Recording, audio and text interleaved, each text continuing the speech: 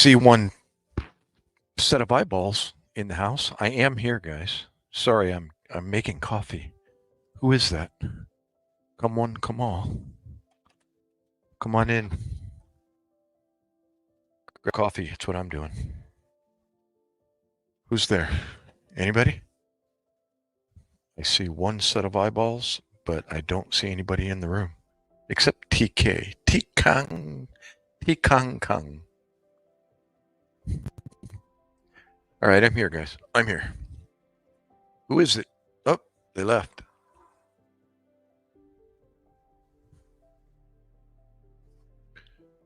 Anybody? Let me check something real quick. Camera 720. You know, I'm choosing 720p high definition. And when I end the live stream and I upload it, it comes out at 380 or 480. That's not even a choice. The choices are, oh, it is 360, 480, and 720, and 1080. And it even says already live in 720p. But when I upload it to YouTube, it doesn't maintain that. So what am I? This is a StreamYard platform. Anybody? Anybody got a suggestion? Ah, who is it? Come in, come in. Stop swiping. Don't swipe. Stop, stop. I'm finishing making coffee. Come with me. Let's make some coffee real quick. Let me finish this. And I'll be permanently sitting down with you all. Anybody?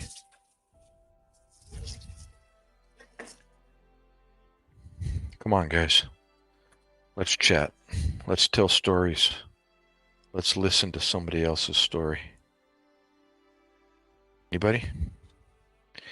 Anybody ever been to the emergency room or know somebody that went to the emergency room or was involved in some kind of accident or illness, injury? They could share with us. We can chat about that too. Anyone? I'm coming. I'm coming. Here I am. I'm walking back as we speak, and still nobody. 4 people watching. Come in, guys. Come on. Come inside.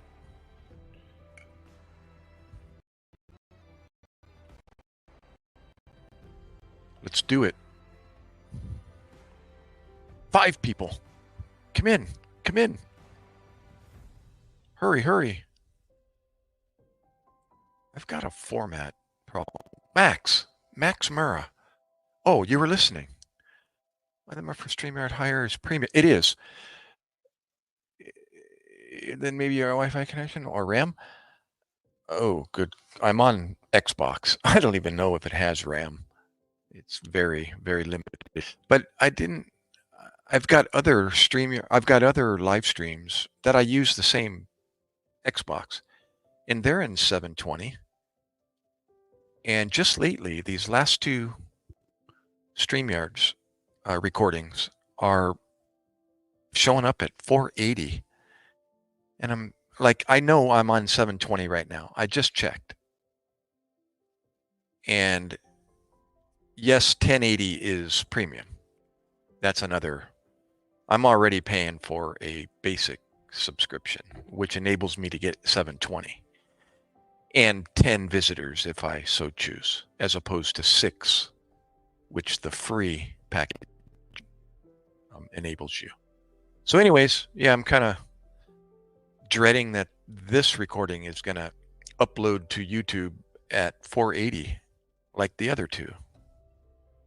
So, oh well.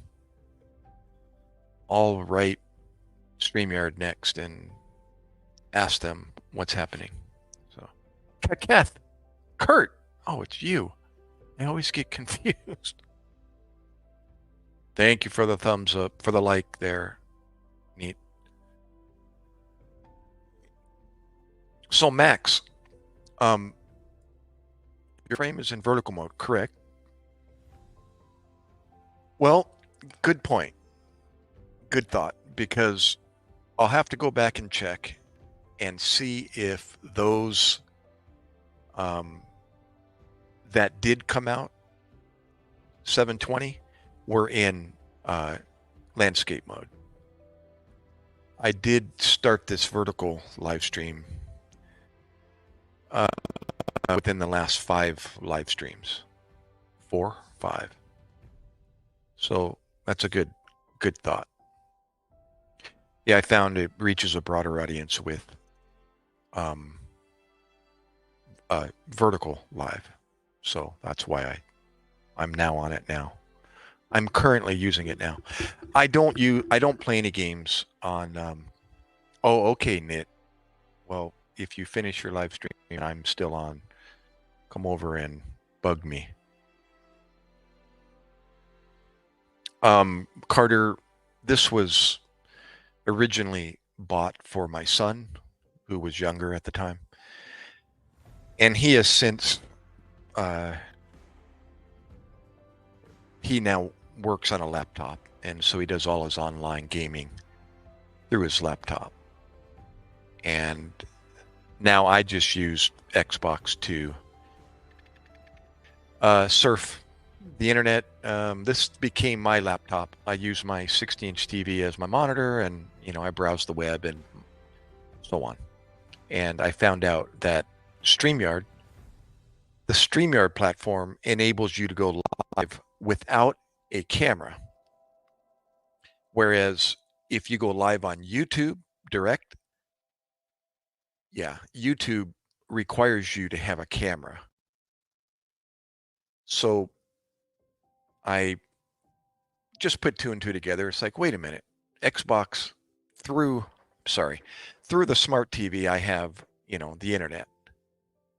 So the Xbox just became my mouse controller, the toggle is my mouse and the buttons are self-explanatory. And the triggers and the buttons. I just figured out, wait a minute, if I can access the internet on my phone, then I can access, it's a smartphone, then that's a smart TV, and the rest is history.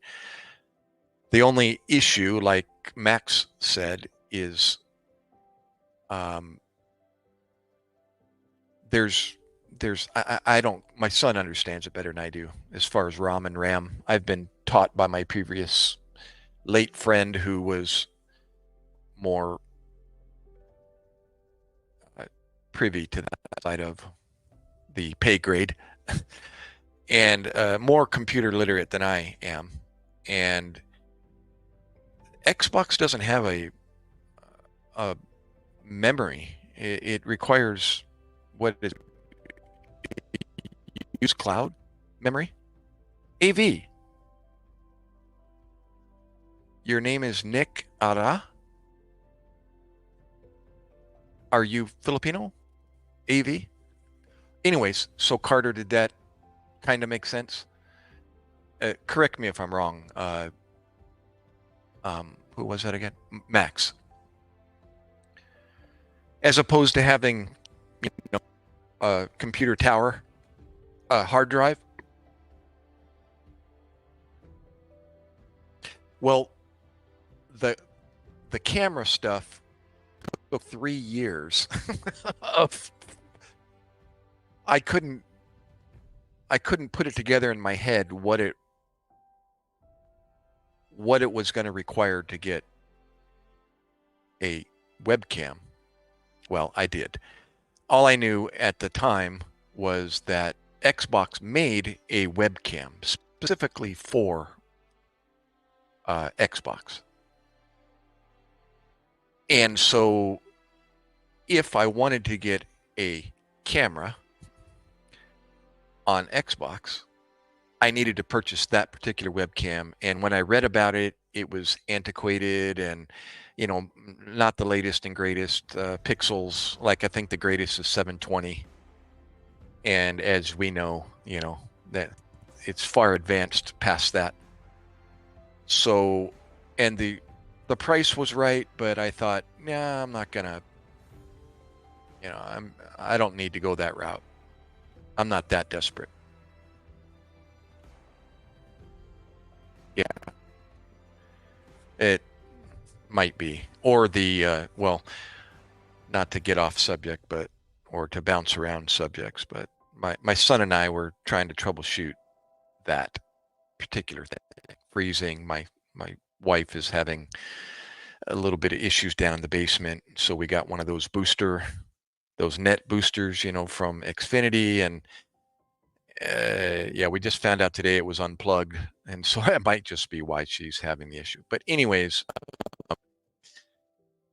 we did a speed test and download upload test, and it's super fast, and so we're still not quite sure. I did recently downgrade the package through Xfinity, meaning I didn't need that much.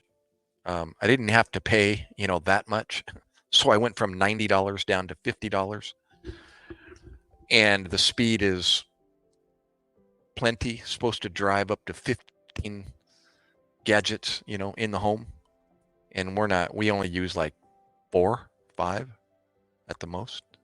Xbox, iPad, laptop, and a desktop down in the basement. Oh, and 2 phones. So how many is that? 6? So anyways, this is the best I can do on the Xbox. Let me go back to the Xbox. So then I Googled, how do you, can I connect a single lens reflex to Xbox? And the answer was yes, but I needed an adapter. And that was kind of confusing me. Didn't quite know, what I was reading and how to apply that, or how to get the right one for the right camera. And I gave up on it. Again, decided, I'm not that desperate. And then I upgraded the camera. I got a digital single lens reflex, and I started surfing again. How do you connect this camera to an Xbox? And it was clear as day 3 years later. And I looked on Amazon, and it's just a stick. It's a UHD. Help me out. Not UHD, but is it UHD adapter? Actually, it's a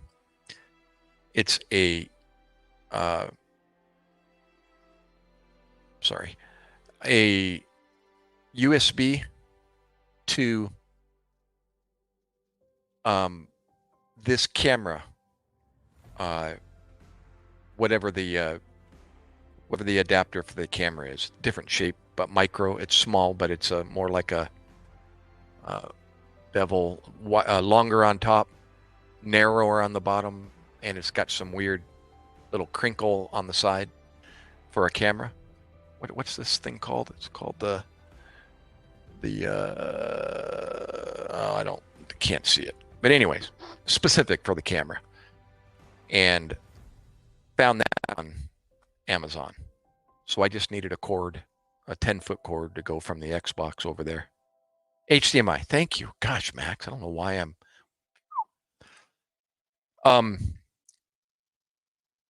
it's an HDMI adapter. Exactly. The HDMI in the back of the Xbox to HDMI to USB adapter. HDMI comes out of the back of the Xbox. USB is the cord. So that's all I needed. That's all it is. HDMI to USB. And I have a little more specs that I had to pay attention to, but anyways, found it on Amazon for whatever it cost, $20-$30, and then the cord.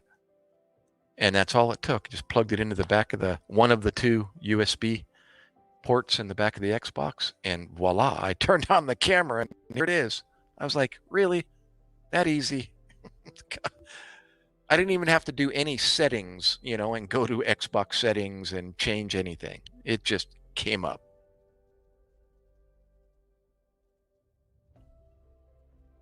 Josh, there he is.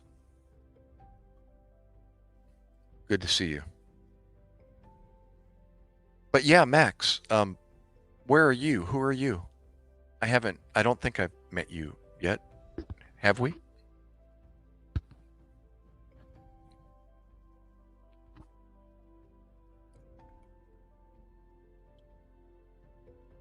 Yeah, um, you're already being helpful, Max. Oops, my screen just went black. My whole TV went black.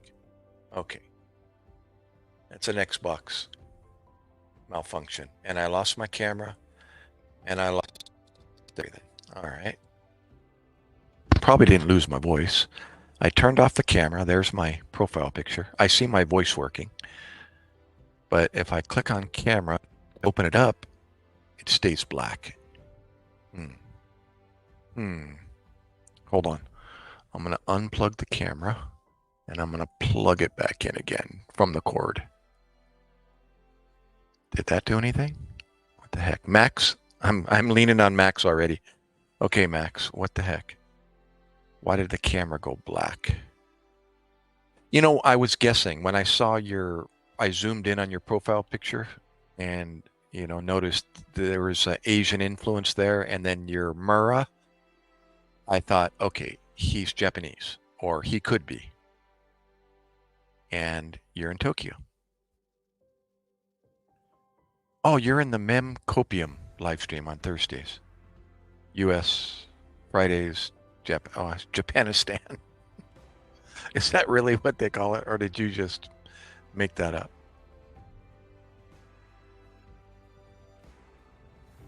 And also been on other streams like MG Laws, Eligo, Law Stream. Oh, okay. Lego or Lego or Va. Well, that's neat to see the different live streams because otherwise they're kind of hard to find. There he is, Don. I've become better, instantly better looking. Uh,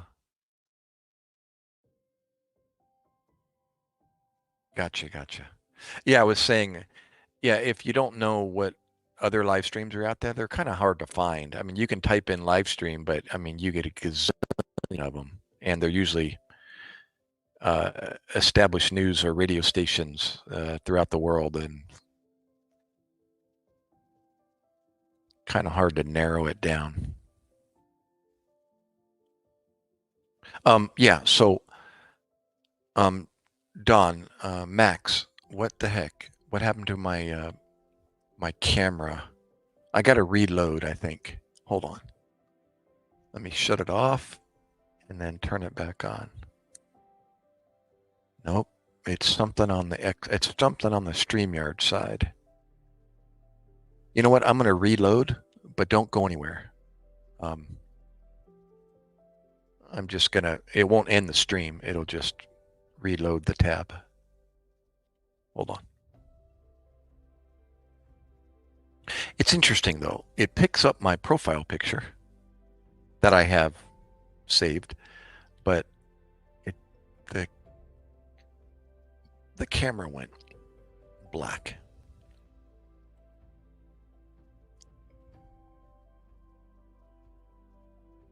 Oh, it's a frozen picture there? I don't even have that. Ah, now see, you're seeing something I don't. I've got my, hey Diana, um, I've got my profile, my Iraq um, photo, my black and white with my helmet and my goggles and my.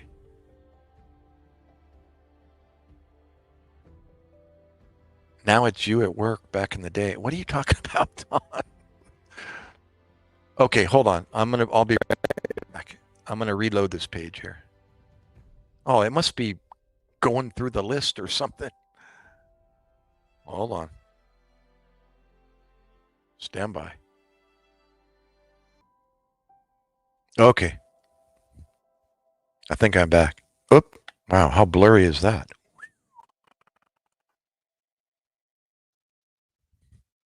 Hold on. There we go. A little bit better in focus. All right. Thanks, Carter. I see myself. All right. Let's try this again here. Okay. Max, you said you did a short video a week ago, or so ago about uh, Levamisole having become a dominant cutting agent, and and he's referring to it. He's using it in the context of a cutting agent, like oh, and nasty vasculitis. I found myself watching videos of they call it skin health, or and it turned out to be I mean, ongoing photos of these skincare providers doing depressing blackheads on people's faces and draining what do you call it, on the skin. And I was like, oh my god, am I really watching this? uh I mean, it is one thing, but to watch it over and over and over. Oh my goodness. Oh, levamisole is a dewormer. Oh wow. It's synergistic effects with Coke, plus most of the street can't tell. Most on street can't tell. It's a cutting agent, so they assume their Coke is purer than actually is. Oh, for cutting cocaine. Gotcha, gotcha, gotcha. I was making a decision, or I had made the decision to um, keep my wife, happy life, happy by moving back to New Jersey, where her family is. So I started doing internet, searching for job, church, real estate, etc. Right on the S's. I know what you meant. And so I started getting things put in place, put in order. And I was speaking to a pastor at Lighthouse Baptist Church in Gloucester County, New Jersey. Like, and it just so happened to be the same name as the church that I was attending in San Diego. And I'm reading your post there, Max, or I'll post it for above me so everyone can read it there. And anyways, so pastor's like, he gets all animated on the other end of the phone. He says, "Hey Gary, funny that you mention this program that I was let's see, how many years had I been in it? About around 4 years. Called Reform is Unanimous. I've mentioned this quite a bit in my previous live streams. It's a Christ-centered program for sinners. Do you know any? Yeah. In other words, it's for everyone, but it was originally developed for quote addicts unquote. What society uh, automatically uh, assumes somebody is addicted to when they hear the word addict, alcohol or drugs, where an addiction can be to anything other than Christ.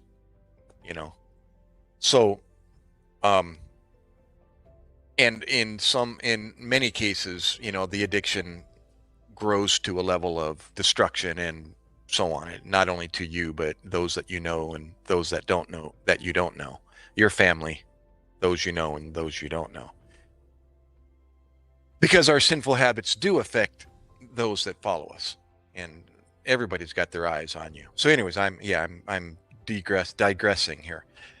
So he says, our program, yes, we do have Reform is Unanimous out here at our church, but the director, the guy that is directing the program, just so happens to be stepping down at the moment, and we're looking for another replacement. And I'm thinking, oh, that sounds great, but I didn't expect him to say, I'd like you to come out. That's what he said. He didn't ask. He just says, how about if you come out here and help um, fill that role? And I'm like, whoa, wait a minute. I'm just an attendee, for the last 4 years. I just come on Friday nights at 7 p.m. and enjoy the program. And he's like, I understand. And he says, but you're not going to be alone. Um, that's what I do. That's why I'm a pastor. He says, when the people of my church are my sheep, and I help guide them. If you need to go to school, I'll help you. I'll send you to school. If you need training, I'll train you. Whatever, that's what I'm here for. And I thought, whoa, okay. So he wants me to come on board as staff at his church. And the more he talked, the more he made me more feel comfortable. And then, so I came out to New Jersey. I made the decision and I moved. And we started going up 50 miles on Sundays to attend church up there, to get to know the church and him, and then eventually to attend the Reformers Unanimous program at his church on Friday nights. It's once a week and on Sunday mornings. And so I started doing that, and I was the assistant director. There was somebody that was selected to be the director, but he wanted me to eventually fill that guy's shoes. And the director was Randy, this guy, Randy. I keep saying Randy, it doesn't sound right, but we're going to call him Randy for now. And Randy, I met Randy, and he told me, yeah, I'm kind of temporarily assuming the director, slot. But he said, in all honesty, I'd rather be like doing the co-director, the assistant director role, and I'll help you, and you can take my place, and I'll do the paperwork and the assistant director role. And I was like, oh, okay, I'll try. So anyways, make a long story shorter, I used to pick up Randy. He was a veteran, Navy veteran, as well as myself, and he was currently residing at a shelter in Philadelphia, at a VA shelter. And it was a gated lot on the corner. You've probably heard about the worst part of Philadelphia on the news. What's that street called? Yeah, something street down there. Well, it was right smack in the middle of that. And it was barbed wire, security gate, security guard, the whole thing. And I would go in there, pick him up, and then we'd go back over the Ben Franklin Bridge over to New Jersey, and then attend the program that Friday night. And so Randy and I got to know each other, and he told me what brought him to the program, what stronghold, as we called it, brought him to the program, and it was cocaine, and so on and so forth. And then what, about a year later, a little over a year later, is when I got the phone call from the pastor, and he's like, yeah, Randy, the last I had heard, he had taken a vacation to Arkansas and back. And then when he got back, he decided to do a line or two of cocaine, and it was laced with fentanyl, and stopped breathing and never woke up. So, yeah, that was the end of Mr. Randy. It's like I'm convinced now that's not his name, but for now.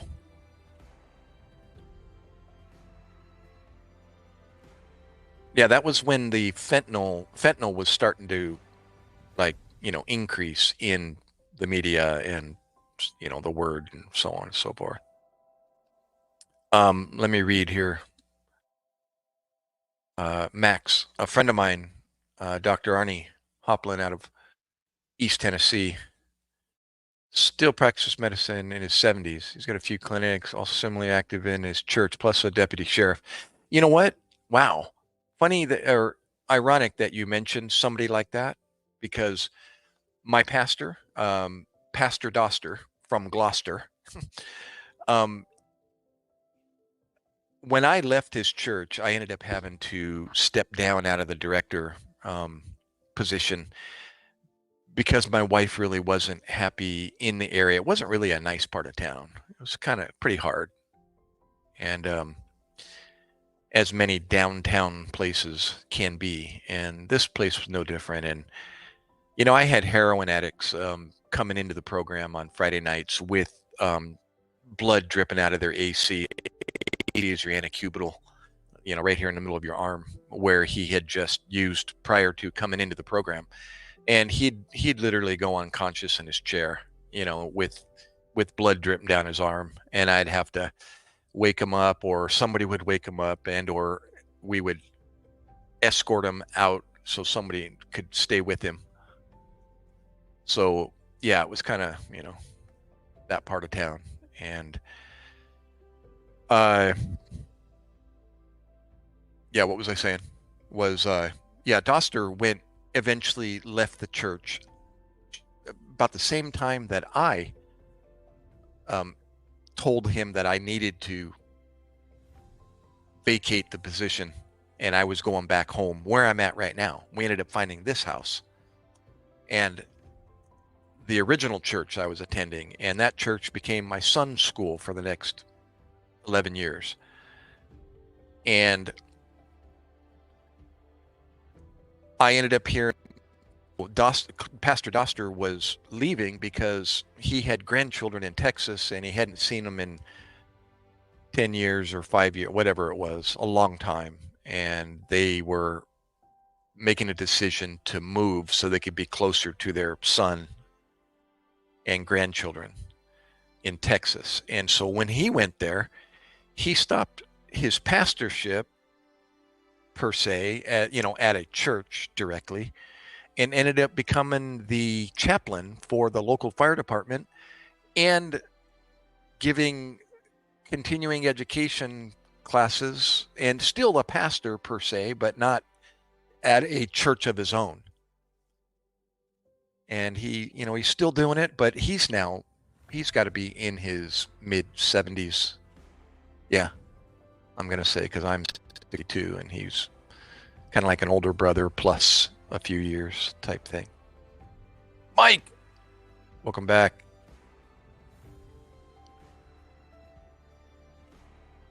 And girl in the mirror, I didn't see you come in. Oh, there you are. Thanks for coming again and again and again and again. Girl's in the Philippines. Don's in the USA. Max Murrah is in Japan.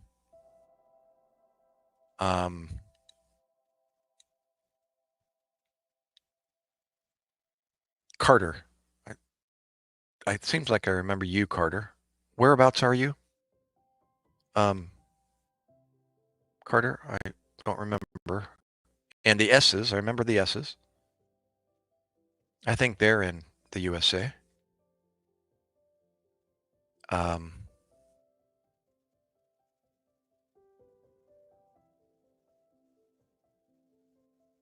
Russia came in the house the other night.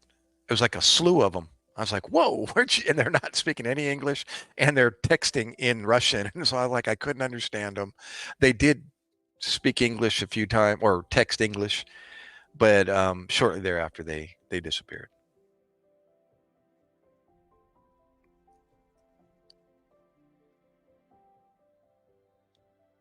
Oh, what did you say? I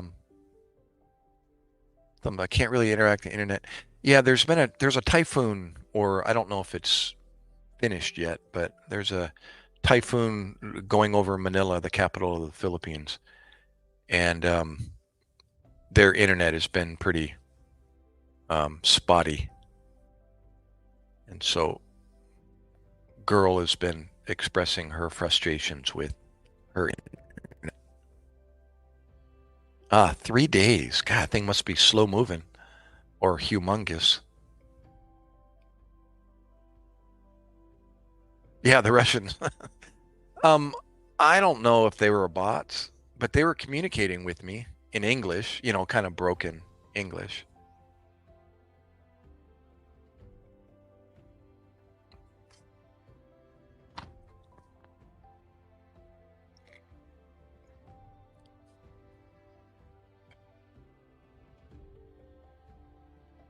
So let me hear your experiences with anything medicine, people.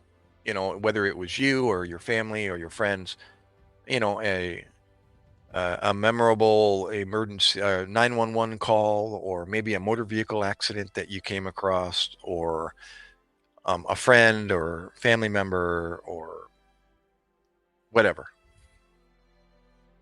A movie you saw, a reality program show with a call, one of those 911 programs.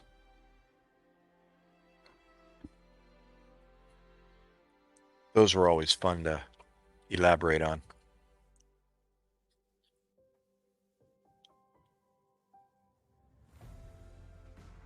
Oh, I didn't even realize you tried to spell it. Let me scroll back a little bit. I am, Don. I'm in New Jersey, South Jersey. It's not, South Jersey is technically even further south of me, but I'm in the southern part of New Jersey. Atlantic City, 10 miles outside of Atlantic City. The Trump Plaza, the Trump casinos, they're on the boardwalk. And Mike, I'm doing better than I deserve every day. Wait a minute, let me kind of slide around my camera a bit more here. I'm scrolling back here. I'll catch up in a second. So you did spell Gloucester correctly.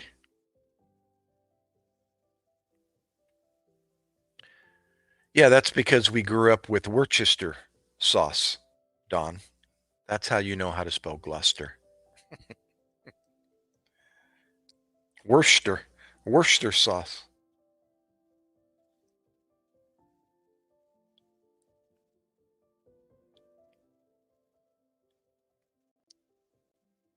I'll tell you this much, Mike says.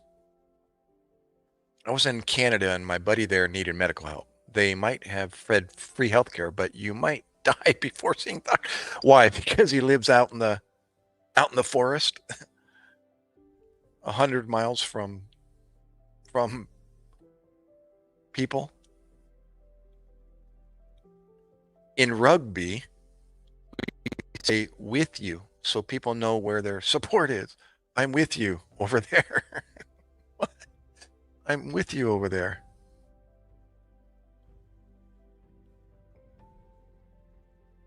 So people know where their support is.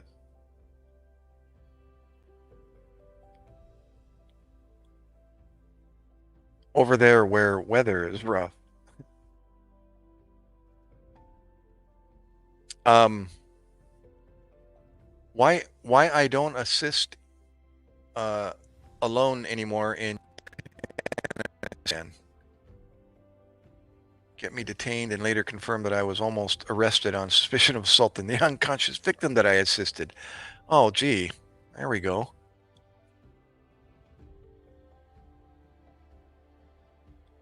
So you can read. Yeah, I remember your Shakespearean background over there.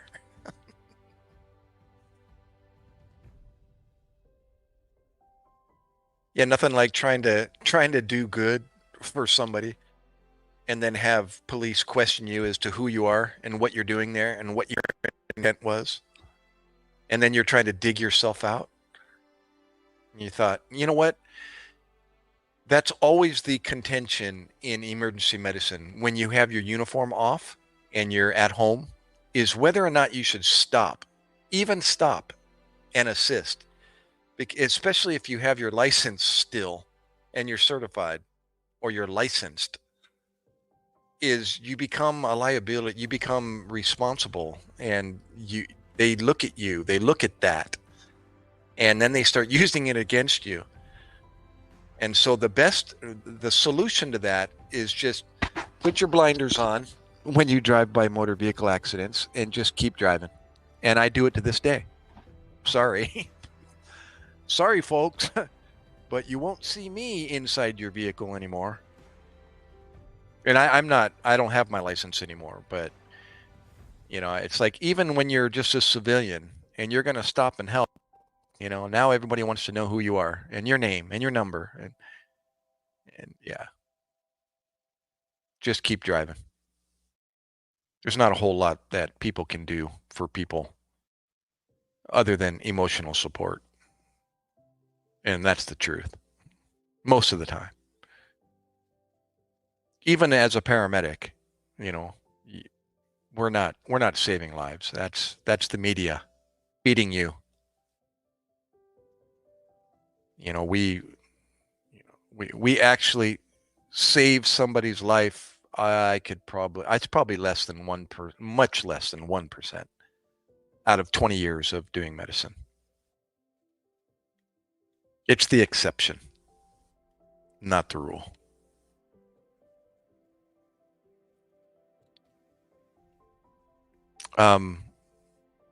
Several years ago, walking home late at night, I saw a Japanese guy ahead of me stumble and fall headfirst into a stairwell, and moved him into a prone position. Couple comes later, cops separate us. I got held a long time on scene. Finally, thanked and go home. And 2 weeks later, lunch, friend, meets coworker. He and I stare. Dude, cops kept asking us, "You sure he didn't push?" Oh no. Really? You sure you didn't push him? Oh my gosh.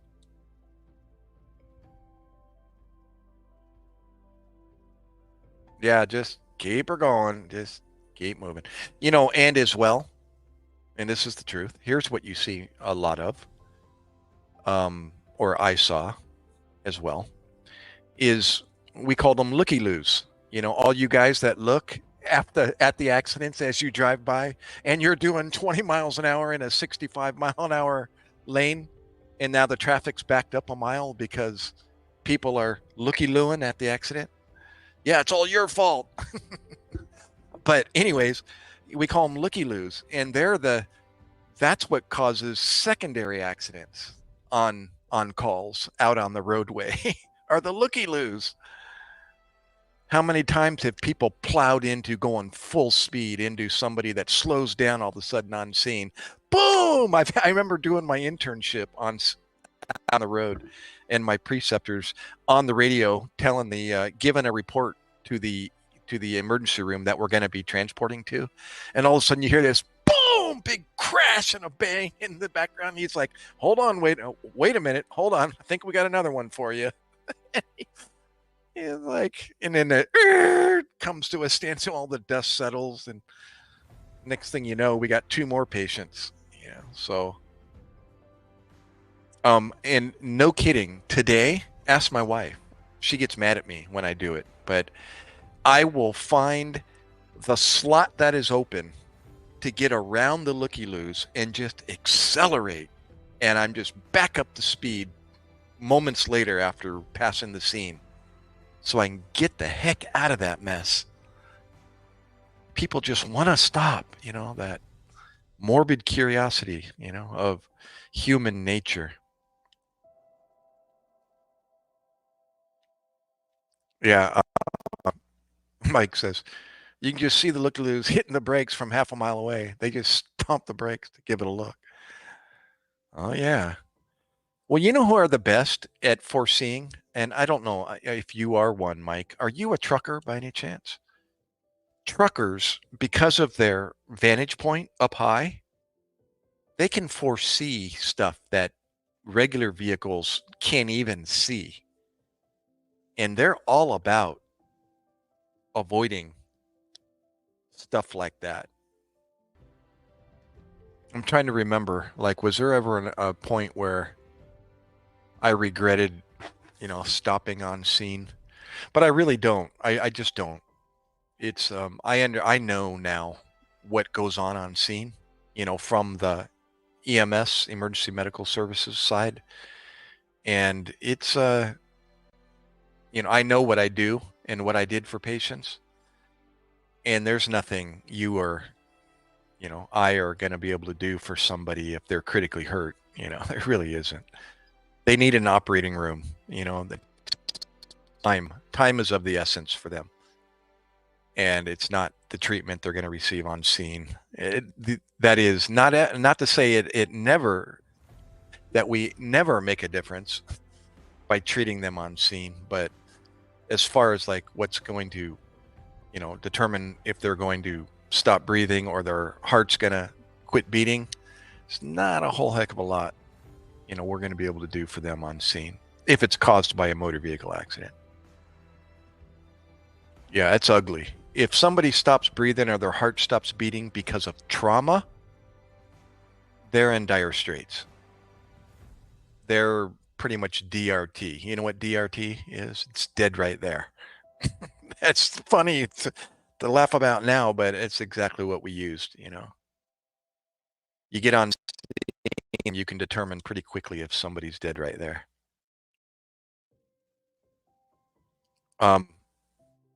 Yeah, good question, Mike. We were talking about it, of course, when I was live streaming after that. And it brought up it brought out all the can of worms, from conspiracies and hearsay and fake news and good information and so on. So we all talked about it. And when I heard about it, I got sick in my stomach. I really did, because I've told my family, I told them after he was in office the first time, that was my biggest fear, was that there was going to be he was going to be another John F. Kennedy candidate, for an assassination. And then it took all up until just, last week for it to happen. And I was like, almost, well, if he wouldn't have survived, it would have been, I don't know what, but it would have been devastating to see. It would have, speaking of being caught on camera, boy, that would have been it would have been something they wouldn't have been able to censor.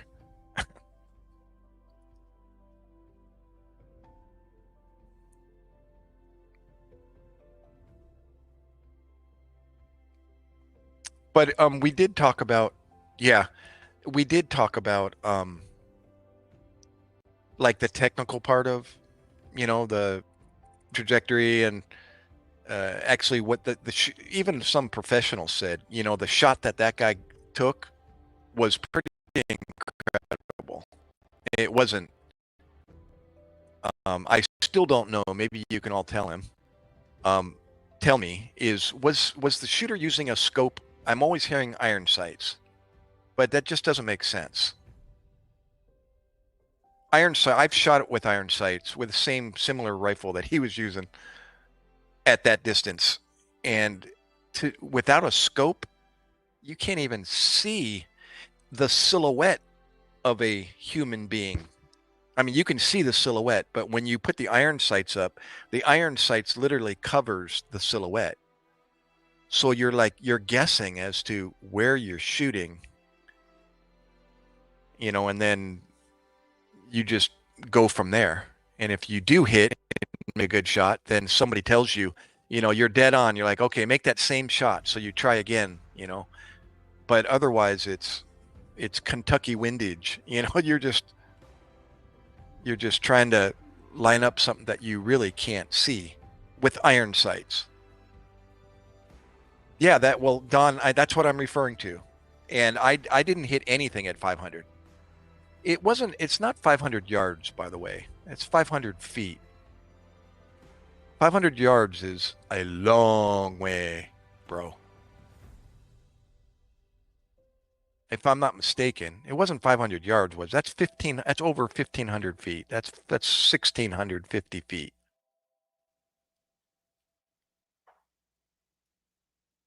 Yeah, iron sights at 140 yards, 130, whatever, is, I mean, Don and I know that, I don't think it's 500 yards.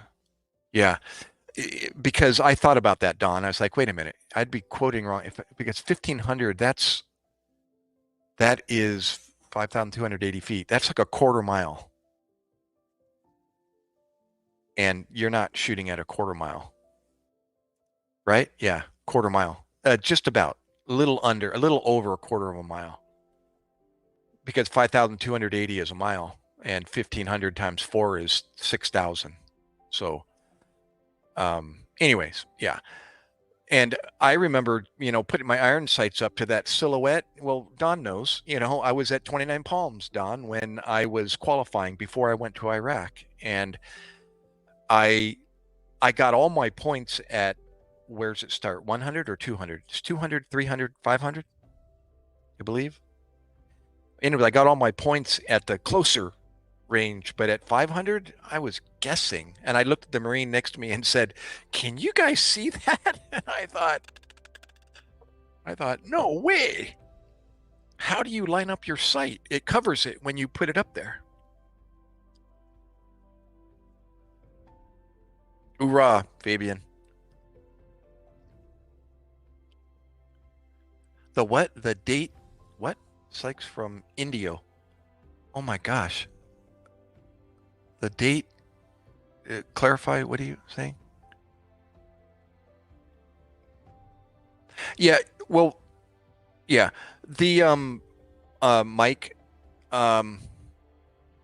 there's that one photo of the guy in the audience who's videoing him laying down on the rooftop, and he's got his head down, and you can see his long hair or his hair. Actually, I thought it was a girl when I first saw that photo, or that screenshot or whatever it was. And I was looking at it going, I can't tell if he's got a scope or not. And I wanted to re-look at that, and I couldn't find it. And I keep wondering, because, and then I had my son. We did it together in the dining room. I assumed the position of Trump, and here, I'll use this here since it's in the picture. And I put a pencil eraser, right at the tip of my earlobe. Let me take my headset off. At the tip of my earlobe here. And I said, now keep it there. And my son held it there and didn't move. And then I turned back like this to face the crowd before he turned his head. And I said, isn't that going behind his head? Everybody's saying that if he wouldn't have turned, he would have been toast. And I was doing it by myself on the couch, and I thought, wait a minute, if I turn my head and I face the crowd, I think it's going behind my head, isn't it? And I had my son hold the pencil right here, and then I turned my head, and my son lined up where it was going to be, and it's like right through the back of his head. And I went, so it did save his life by turning his head. Yeah, it would have took out his whole back of his head. It would have, yeah, been there, seen that. I can tell you about a radical GSW due to the self-inflicted GSW to the head, a call in Oregon. I actually have it on a video, but I'll tell you about it. You thought it was a girl too. If I was wearing a t-shirt from YouTuber, I had to release a statement saying he had nothing to do with him. Oh, really? Oh, autocorrect, F me. A milkshake date flavored were big for us. You mean in Indio? I didn't get to venture outside of the base when I was there. We were getting prepared to go to Iraq, and we were busy starting the Anthrax series on Marines and ourselves, and working out, just doing the minimum PT requirements and just kind of staying busy and doing stuff. And we had 2 months, just under 2 months And then we deployed to, I had one weekend with my wife. We had a Saturday, Sunday, or a Sunday, and I convinced a fellow corpsman to, they literally pulled names out of a hat to see who could go out in town and, have liberty. And and my name wasn't chosen. And I had already made plans to meet my wife and have her drive from Tehachapi, which is like a 4-hour drive from, or to 29 Palms. And then to see that, I thought everyone was going to have liberty, and turned out only half of us got it. So I pleaded with a fellow corpsman and said, dude, my wife's already driving out here. And he said, well, my wife's not anywhere near me. She's in Arizona. So, yeah, I'll give you my liberty. And I went, really? Yes. So he gave me his time, and we ended up creating my son on that liberty that I took and met my wife. She got pregnant, and he's 19 years old today. Yep. True story. Yeah. I found out, I saw the ultrasound in Iraq on the laptop when I was there, that she was pregnant. And so that's what they call war babies, Don. And you probably already know this, but, I always hear things growing up. We all do, or we see it on TV, but it's just part of the history, that we've learned, or the book that we saw in school. But I never really had personal experience of what that was about. Well, two things happened during that time of my life. Was I had a war baby, and that's when the soldiers get their loved ones pregnant because they're leaving and they might not come home. So if you're going to have children, we better do it now. And I mean, as sad as that is, that's exactly why you get a lot of pregnancies before war. So, and I was doing it myself and not even realizing that's what I was doing. And then the other part that I learned was the whole cogwheel operation of the war machine. And I've heard that expression, the war machine. And I was part of that, and I got to see it. I was involved in it, and I started hearing and seeing when I was over there. I saw the big picture, and then I realized, I'm walking, talking in it. And it was pretty cool to put that together with what I had seen, or what I had heard, or what I had learned in school. And now I'm in it. And to see to realize how 175,000 troops at the time, in the theater, 175,000, get over the other side of the world, the logistics that are involved, the food, the medical care, the cities, the transportation, everything, all in motion to support 175,000 human beings. It's pretty incredible. There, wow, Mike, wow. Look at people. I got Mike, dude, you're almost getting me emotional.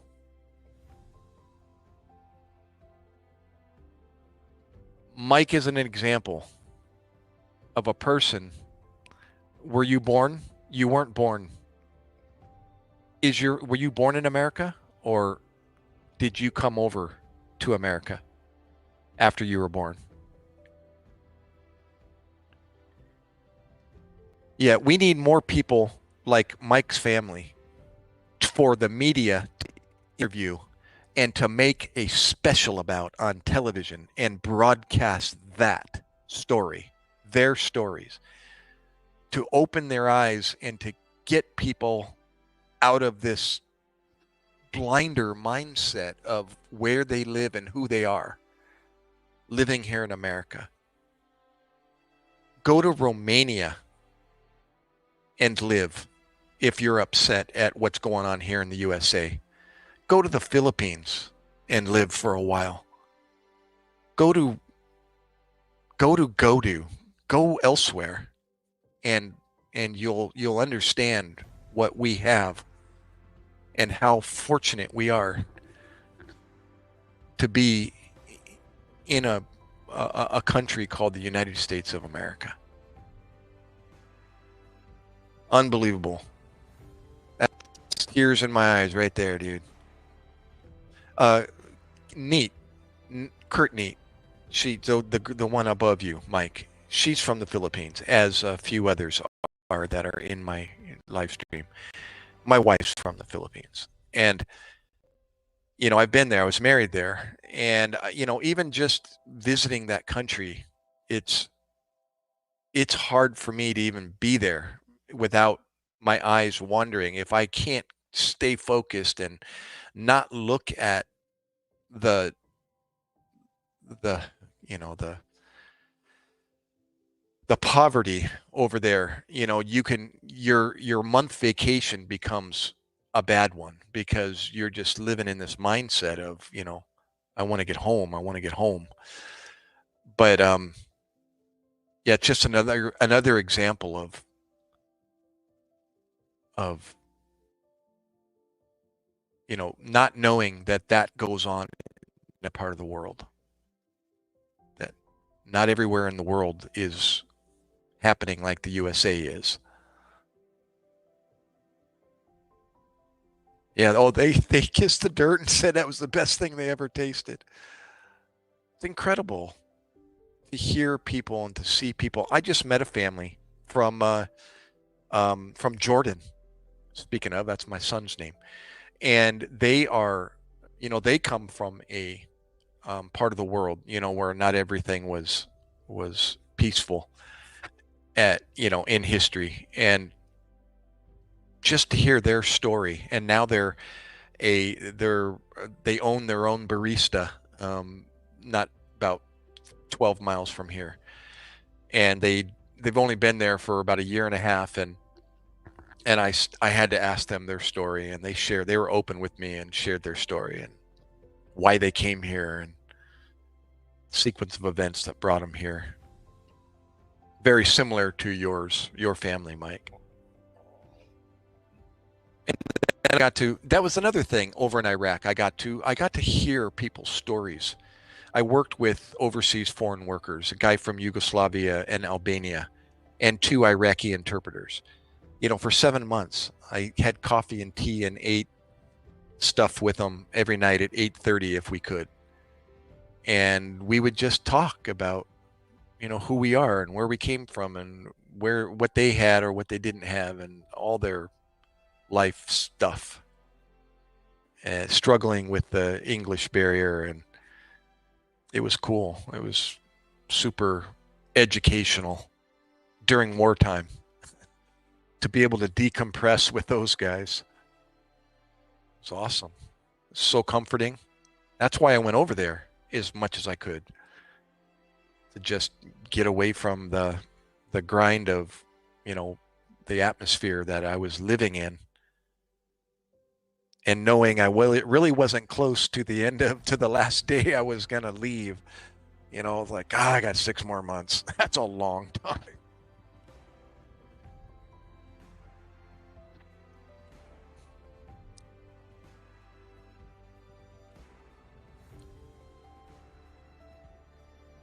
Yeah, you kind of, we lived on I've mentioned this before. Few of you have heard this before, but I lived on the a small spot on the map called FOB, Heat, Forward Operating Base. Heat, H-I-T. It's pronounced H-E-E-T in English. FOB Heat. And the city of Heat is like 8 miles from this spot on the map, next to the Euphrates River. And that was our home. It was 1/8 of a mile round. If you walked around the barbed wire, very inadequate barbed wire, but barbed wire nonetheless, the Marines figured out if you walked around it 8 times, walked around it once, it was 1/8 of a mile. So if you did 8 trips, it was 1 mile, and that was their gauge to how far they were running. So they could run 1 mile if they ran around the cage 8 times. So that was our home, and it was considered not to be safe anywhere outside the wire. So, you didn't really have the luxury to just go outside the wire and go play. You just stayed on this spot with these 3 buildings shaped like a U. And that was my home for 7 months. Yeah, it sucked. You learn how to be alone and occupy your time with boredom and interrupt the boredom with real simple stuff like whittling and smoking cigarettes. And I didn't even smoke, but I tried to when I was over there. Got nauseous, and it was something to do that I hadn't done yet. It's like, oh, let's smoke some cigarettes. Let's put some fire on the end of this stick.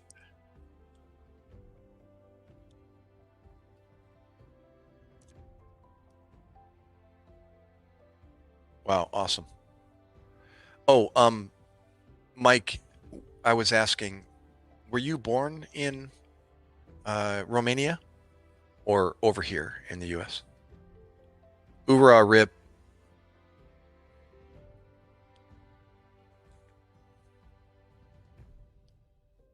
Oh, my leg.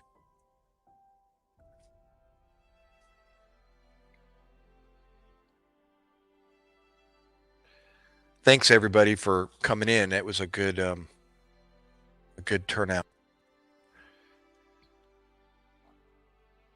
Some oldies and goodie return visitors and some new people.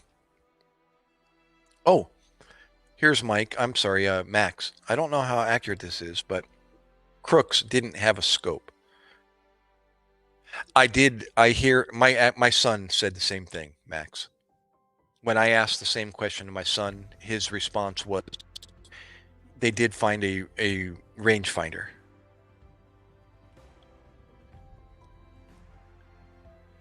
Yeah, but even then, if he that was a awfully good shot. I mean, really good. Not to hit a head. That's 8 inches. And that's just crazy. A torso is like 16 inches or 20 inches or whatever. I don't know, shoulders maybe a little bigger, but just the head alone, that's a lucky shot.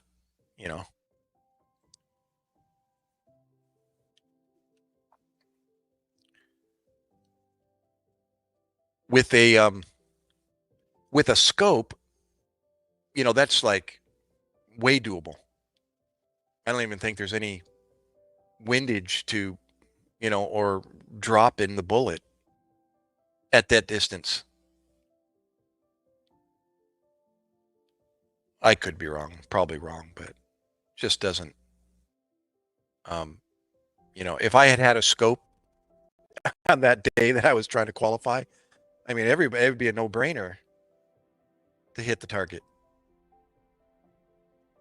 It's like you could aim at the head and be guaranteed you're going to hit somewhere in the torso, if there is drop of any kind.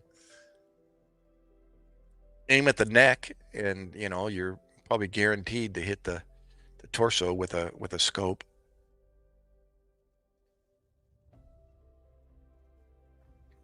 Oh, Don, you can't unless you're up here on the panel. Unless you're up here with me, your video or your camera is up here with me on stage. Other words, the private chat isn't available. You can. How much deflection from the teleprompter? Lucky as hell. Yeah. Use my email. It's in my description to my channel description. If you click on the description of my channel, you can use my email. I don't have Facebook Messenger, and I got rid of my social media, so I'm back to email. Yeah, I actually am going to just kind of do this solo for tonight, and maybe there'll be another live stream where I can like fill the panel up with 10 people and get everybody up here like a cacophony of visitors, and we can chit chat with the people in the audience as well as with each other.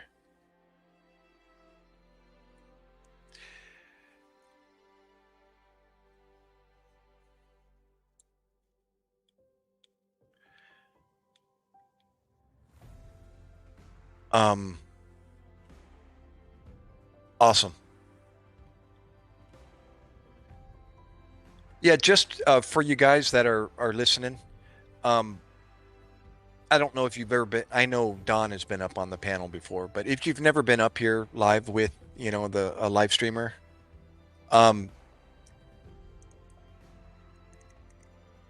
it's pretty self-explanatory. I'll post a link. It's a StreamYard link that I have available, and then I'll post it, and it's clickable. But the only way it's clickable is if you are a moderator. So I have to make you a moderator. That's why Don's name is blue or highlighted. I don't know what color it is on your screen, but it's blue on mine, and the rest you in black and white. Because Don is an old acquaintance from way back, and yeah, on that note of being shirtless, that's exactly what I'm kind of getting at is when people come up on stage, where you will show up, you'll show up down below me. There's a space here on my TV screen. It's all white. The very left side is my camera over there on the left. That's what you're seeing right now on the screen. And then as people come up here, they like start lining up at the bottom. They call it backstage. They're not up on stage yet. They're backstage. Don's familiar with backstage, upstage, on stage, because he's an actor. And anyways, but here in the live stream community, the backstage, you're not appearing yet up here with me. You're down below, and you'll actually see it on either on your phone or your laptop, whatever you're using. You'll come up, and all of a sudden you'll be transported to this screen that I'm seeing here in my house on my television. Let me show you. Matter of fact, yeah, waiting off stage. Sorry if you're live. I can actually show you. Let me. I've got right now for some reason my screen is larger than my TV, and that's not normal. Yeah, you will get a blue wrench eventually if you come up on stage. Let me show you this. I can share to you what I'm seeing. This is my TV. Ready? Right. Oh, wait, there it is. Yeah, I got to click on it. Okay. This is my, ready? There it is, right there. See it? Right above me. That's my TV screen. There you are all on the right. And see these squares down below? The small squares? The left one is me, and the next one next to it is the share screen that I'm sharing right now. So as people pop up on stage, that bottom will start lining up with people. And then what I do is I click on it, and it will put it up on stage next to my vertical live. And we start filling up that upper space with visitors. Well, on that note of being shirtless that Don was saying, if you come backstage and you don't have your camera open, I'm going to ask you to open your camera because I have to see who you are. Because yeah, people come up here and they are butt naked and they're doing things that you can read between the lines, and obviously we don't want that. So keep your camera open when you come up on stage, and then if you want to hide behind your profile picture like this, then whatever you want to do, but your voice will still be audible. You're just hiding behind your profile. Yeah, get it? And that'll be under your control. It'll be under my control too, but you can control whether your camera's open or your camera's closed, and whether you want to leave the stage. And if you leave the stage, then I'm going to have to put you back up there.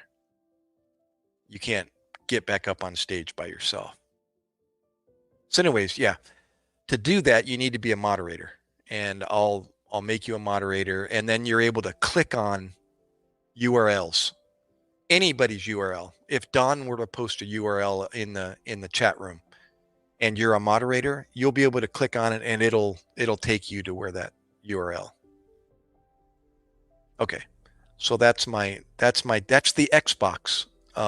You see, it looks like a Windows. It is. It's Windows. It's actually what's it called? What's the browser called? Microsoft Edge. That's the Microsoft Edge browser. And you see all the tabs open at the top there? Well, on Xbox, it only allows me to have one tab open at a time. Another drawback compared to being on a laptop, where you can open up as many windows as you want, and you can minimize them and decrease them and resize them and put them all next to each other. And I can't do that on Xbox. It's kind of antiquated, but that's all I have at the moment. So anyways, now I'm going to stop sharing, which is right here. So I stop sharing and the whole Xbox goes black. I say I stop sharing and poof, I disappear. Oh my goodness. Do I still have audio? Test, test, test. Yes, test, test, test. Okay. I don't know if I had one guy who here, yeah. What happened, and I was already forewarned about it, was it was my error. It was just my speaking of attention to detail, I didn't pay attention to detail. And there was somebody in the chat room, and they're appearing just like you are, your name and your profile picture next to it.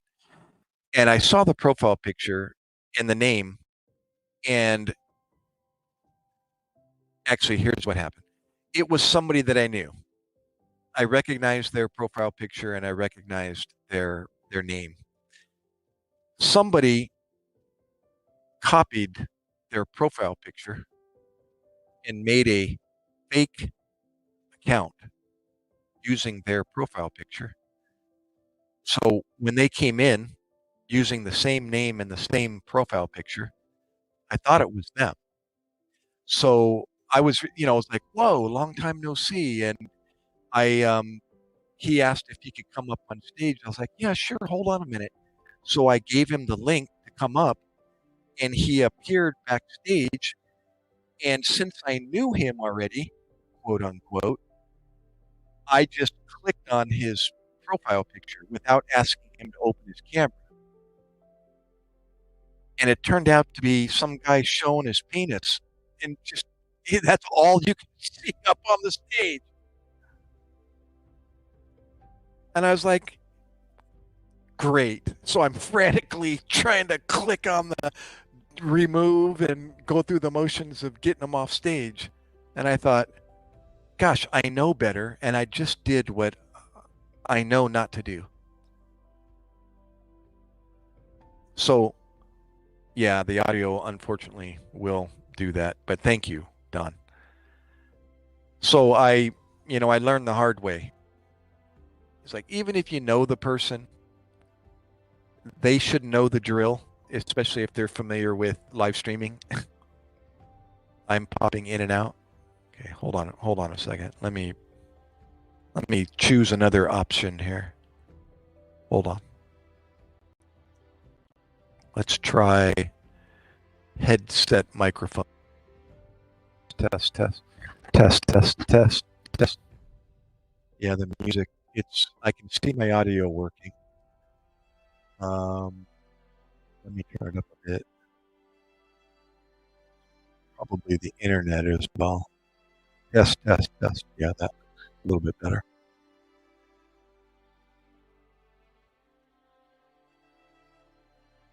Known as Captain Fun.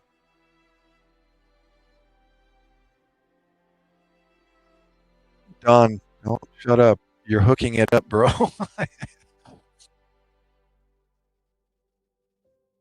So you mean like too much energy onto it?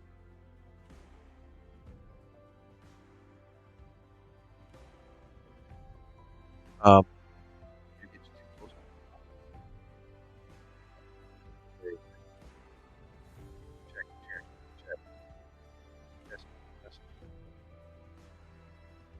I get this to make noise.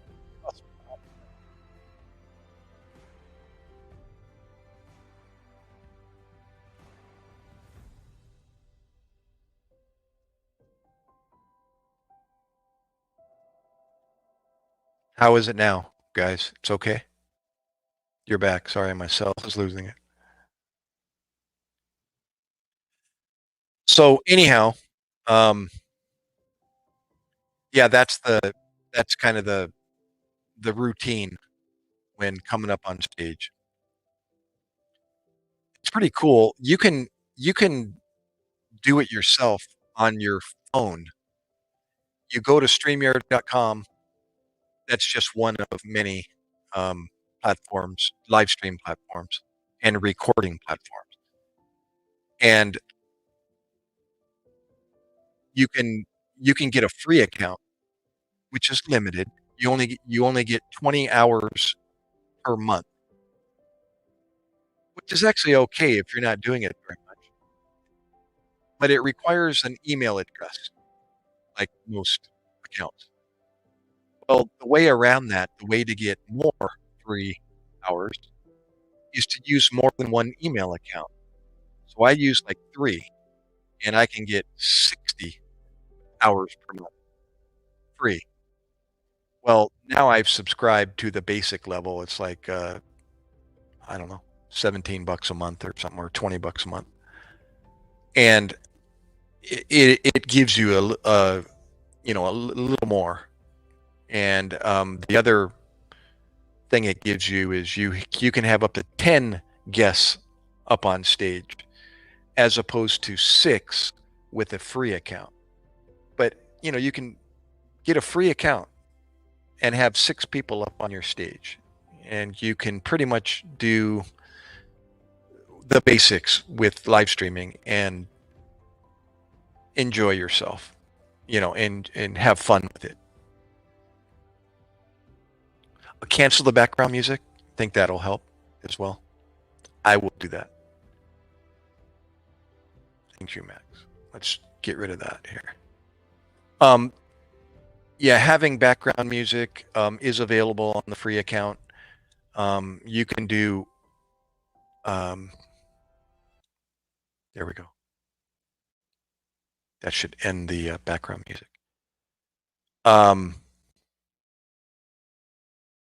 You can put videos in the background. You can do. I don't think you get the ability to do virtual backgrounds. You don't need to have a physical green screen, because now the technology is that they give you a virtual um, green screen or a virtual background, and so you can upload your own backgrounds, like my own photos of me out fishing. Here's one of me on a lake. I wish you could see the 16:9 version of that. Um, but it's a gorgeous, beautiful photo that I took. Me out fishing. There I am over there with the same hat on and my gator, and then a sunset. Or you can use their generic screens, the brick background, the living room background, the green screen background where it's all green. And you see my headset kind of melds into the green there. Another of the same lake that I was fishing on during the fog. Some log. Wait, let me get out of the way there. The log in the lake there behind me. And then an emergency ambulance background. I use that one. I alternate that one with my my actual living room background that my true living room that I was showing earlier. So those are the different things that are available with a paid plan.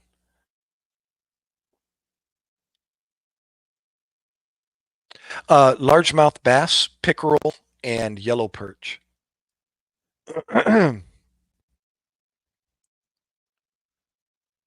Not using background music and even lowering cam resolution helped. Well, then I might just take that advice, and instead of using backgrounds, I'll just get rid of them and just use my camera. And I can blur my background. That's an example. That's my actual living room blurred, but none is that one. And the resolution, that might help too. Max, remember we were talking earlier? You were helping me with 760 compared to 480 as opposed to 480. Maybe I can do that.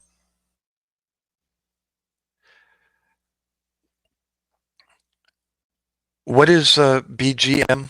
Sorry.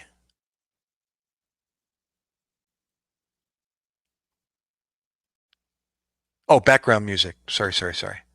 Is nice though. So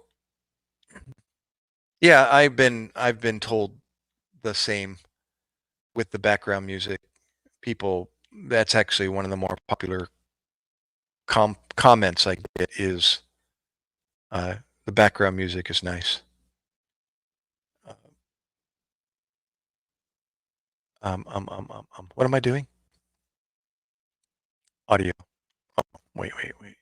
Test. I am reaching for the wrong option here. Oh, and then you can also post videos. Let me see if I think I erased my video.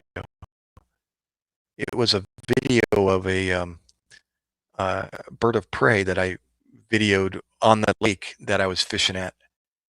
And for some reason I deleted it. But it's a video clip background where you can have a video, in the background. You can also share screen with your free plan where you can actually, the tabs that you have open, on that, on your laptop or on my TV screen that I showed you earlier, you can share any of those tabs. Just like I shared my TV screen. Well, you can share tabs and you can play videos or YouTube videos. But if you do that, you're going to run into copyright issues. If you're playing somebody else's video on your live stream, you'll get notified, you got a copyright infringement, and they give you an option to mute it, delete it, or not the word contest it, where they made a mistake and it is your music or your video.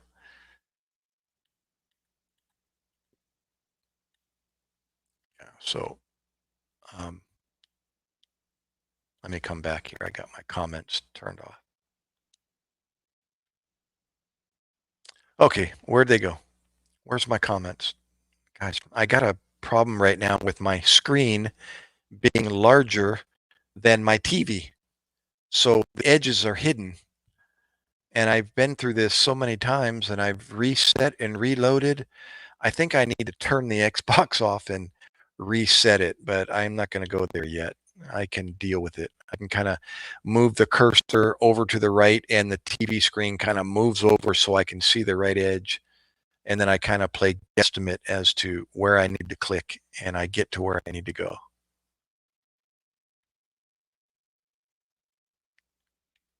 Yeah, you just learned how to use picture-in-picture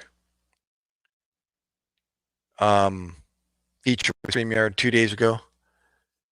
Did easy, but are you with these things retarded? Well, you too, Max. Me too, I should say. We have a homicide and an essay case. Cool. Yep, yep, yep. With the Xbox, if I try to share screen, like another tab, a YouTube tab or other, it it doesn't work 50% of the time. It'll kick me off stage and I'll go black or I'll freeze. And then I got to do what I did earlier. I got to come back and get back on stage and do it again. And it happens so much, I just kind of give up. It's like, never mind. I need to be on a laptop. This doesn't work on Xbox. Oh, I take it you didn't appreciate the mystical joke. Sorry. Oh, Mike, the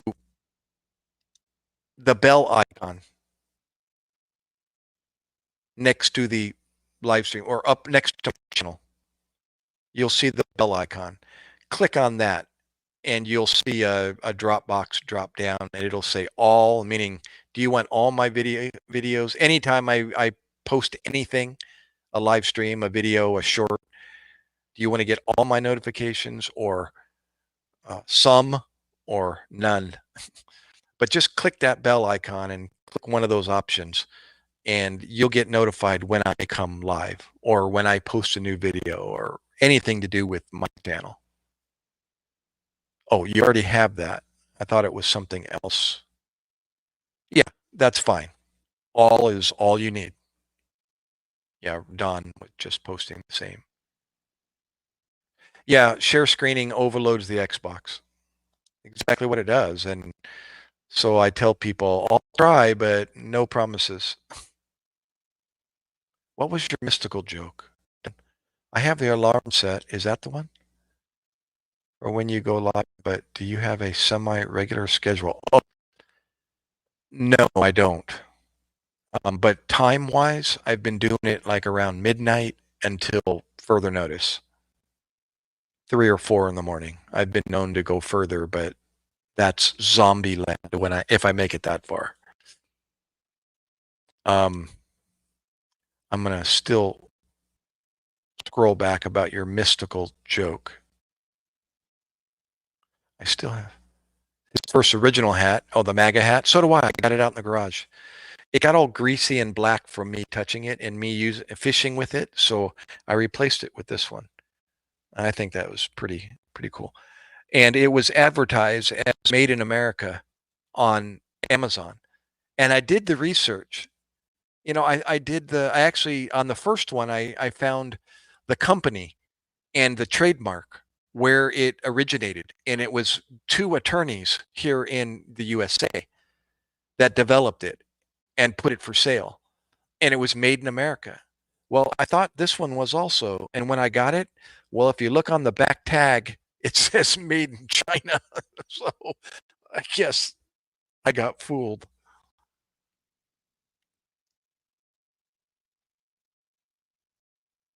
Oh, don't worry, Doc. You still feel all mystical and S without the music.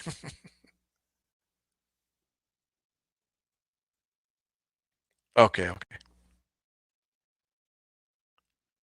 All right. I think I'm caught up on the.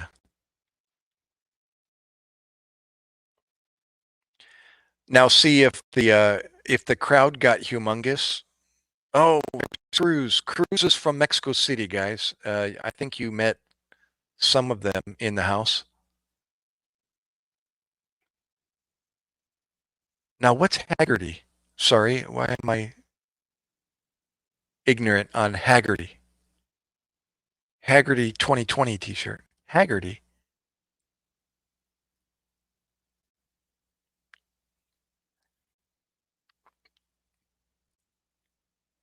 How you doing, Cruz? Welcome back. Awesome. We got a Japanese. We got Japan in the house. Mexico City in the house. Mexico. Um, we got USA, and we got Philippines,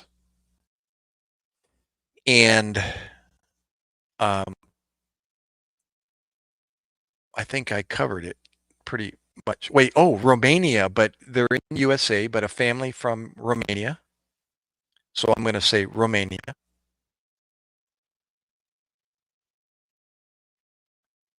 just because it sounds better. Oh, Bill Haggerty, Senator. Sorry. I like how you keep saying Japanistan.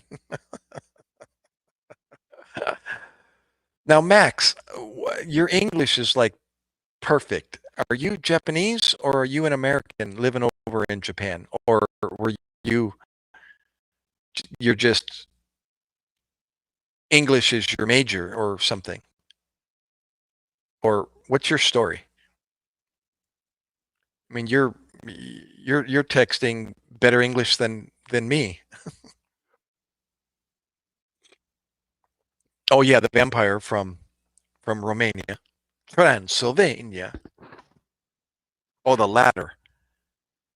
What did I say? What was the last thing I said, Max? Are you from Japan or you're an American living in Japan?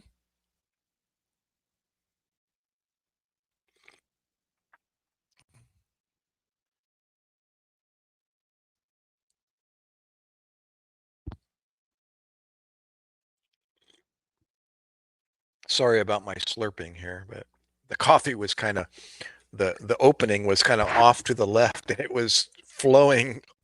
If I didn't slurp, it was going to come out the side of my mouth. I got a friend who, yeah. What's your story, if you can share, Max? How'd you end up in Japan, or are you in Japan? Majors in drug knowledge. No joke, no offense, but you seem to know a lot. Maybe slurps. You know, I miss you, Don. Don is so funny. You know, hey, Don, that was right. Don't you know a lot about the area I grew up in? Didn't you attend in, well, you said Oceanside. Was there any more to your San Diego County? Did you go to high school or any high schools in San Diego, or that was the extent of your Southern California was the Marine Corps? Because he lived just up the Interstate 5 from me, in Oceanside and the San Marcos and the surrounding areas. My brother still lives in Paula, Don. He's still up there with his wife.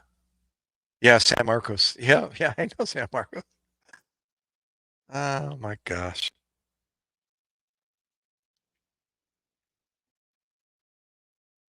Yep. Oh, San Marcos High School. Okay. I thought we had a conversation. There was somebody else that went to Kearney High, down in that's closer to where I went to high school. I was Madison High School down in Claremont. Born and grew up in Canuckistan, in other words, Canada and the U.S. You lived in Tokyo, third time here, first in high school, second after college, working for Toyota and Mitsubishi. Oh, you did? I got again, I'm married to a Filipina. Her uncle was a Texas Toyota mechanic for both of them. And he's now working for a railroad as a mechanic on a railroad.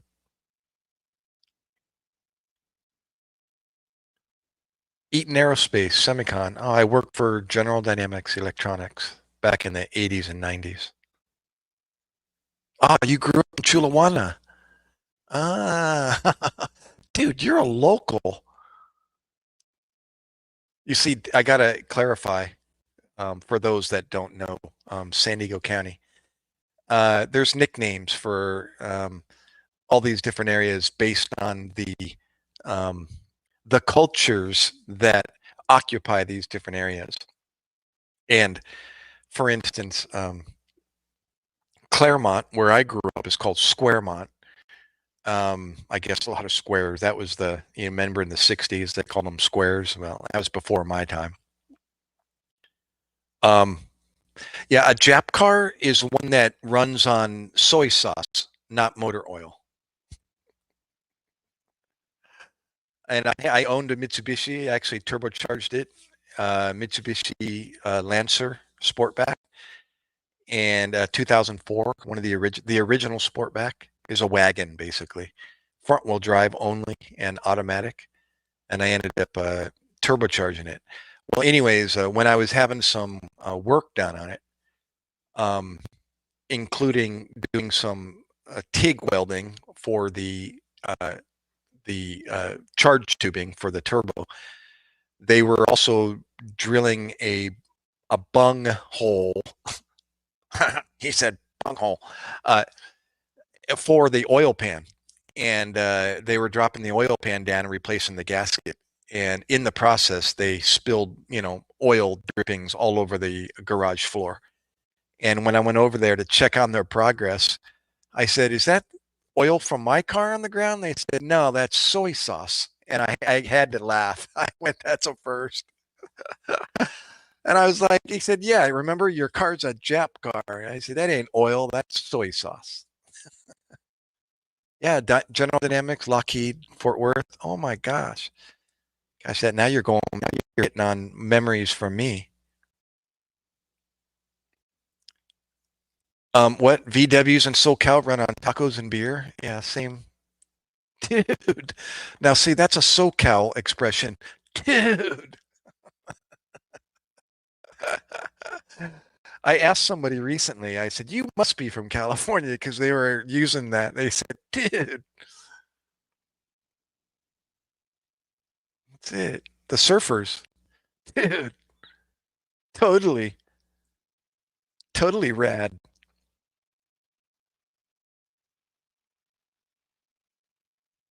Ah, look at there. That's a little more modern info here. Lockheed, Fort Worth, six program, but they still were making F-15 DJ until D&J, right? Until recently here under license. That's super old. Wow. F-15s came out after I was there. They were doing F-16s were the big thing, and I'll tell you, we worked, as you know. I was just a labor, not a laborer, but what do you call them? A parts pusher. I was a dispatcher, a parts dispatcher. So I moved things throughout the machine shop for the machinists, and so I got to travel to and fro from one building to another, including Convair across the lot. So we had cruise missile, Tomahawk cruise missile program, F-16, B-1B, uh, electric boat. That's the submarine, and other contracts. And so I got exposed to that. Just seeing the stuff that we were building, the Sparrow missile, the cruise missile, um, taking those parts to and from uh, uh, welding and underwater X-rays for the welding for those parts. The Sparrow missile in particular, the housing for the Sparrow missile, the welding on that stuff needed to be X-rayed via ultrasound underwater to make sure that there was no bubbles and gaps. So it was pretty cool to be part of that. That was before my military days. I was 19 until I was 29 working there.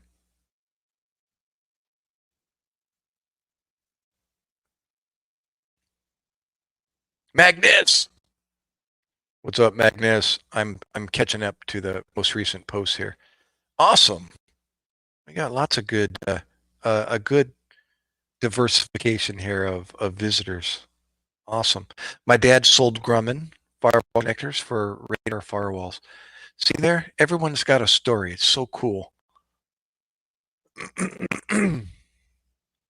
Hey, watch the F word there. I'm surprised that allowed you to say that, Don, because I've got words, that are to be like blocked, and I know the F word is one of them. Yeah, delete that if you would.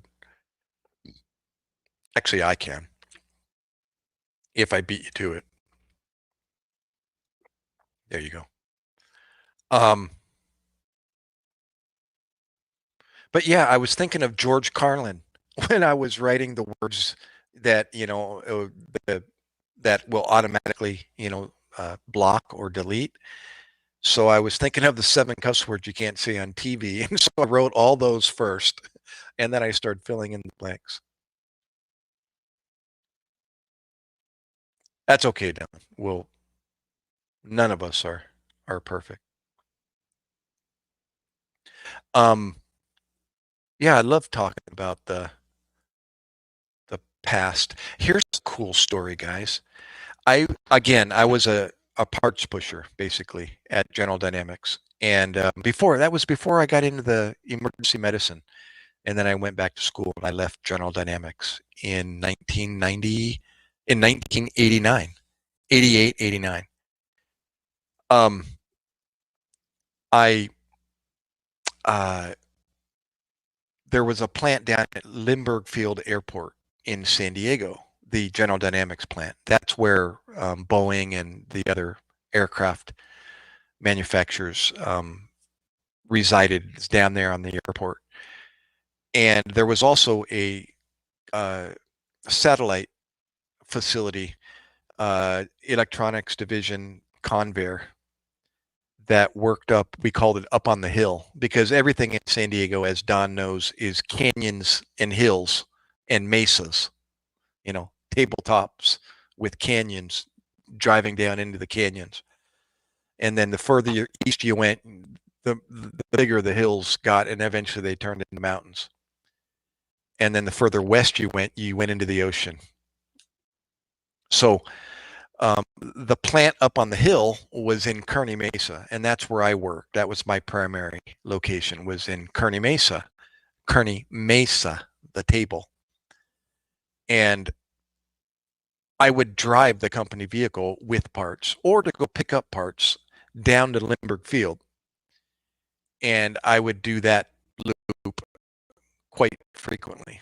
So I got to go to different areas of the plant, and we got to snoop around a lot, sometimes in places I shouldn't be.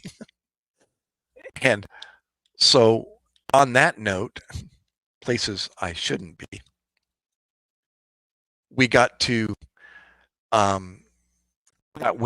got word from somebody else, some other guy that worked down there who did the snooping around already. He's like, MacKay, my last name. He's like, follow me. You got to check this out. And I'm thinking, uh-oh, where are we going? And meanwhile, it's like, the routine is I go down there, I drop off my parts, my request for parts. That's RFP, request for parts. I would drop off my RFP into the stockroom, and they would usually take, sometimes up to an hour to fill that.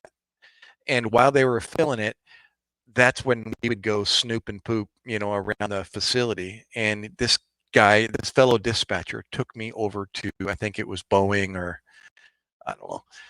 And you're on the ground walking out in the parking lot and the buildings are above you, the multi-story warehouses and stuff of Boeing and the rest of them.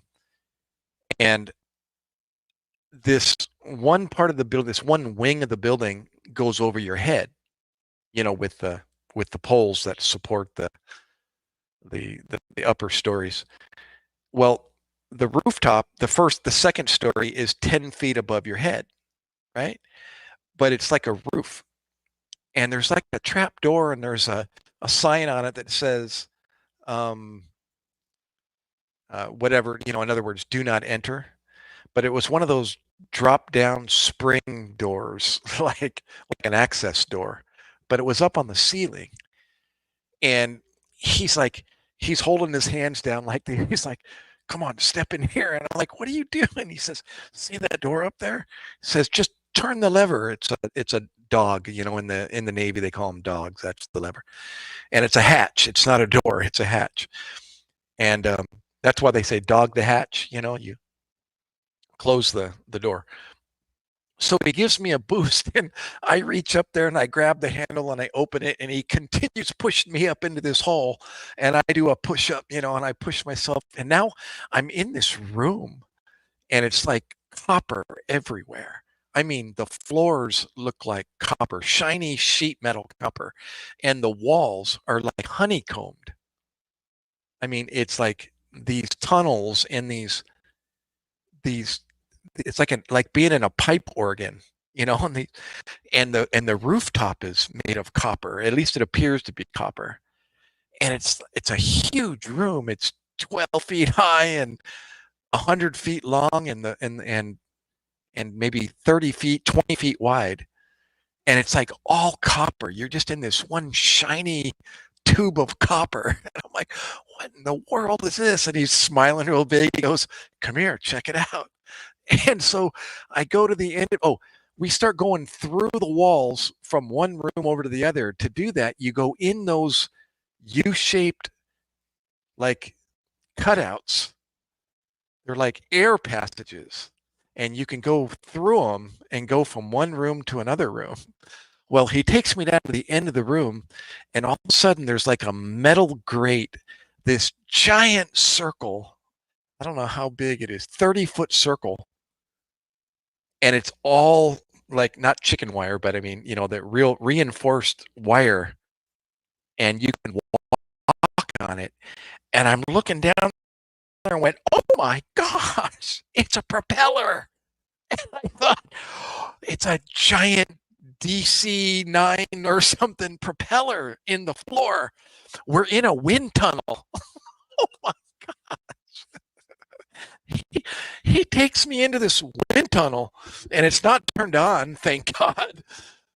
But we're like snooping around this wind tunnel in this giant room.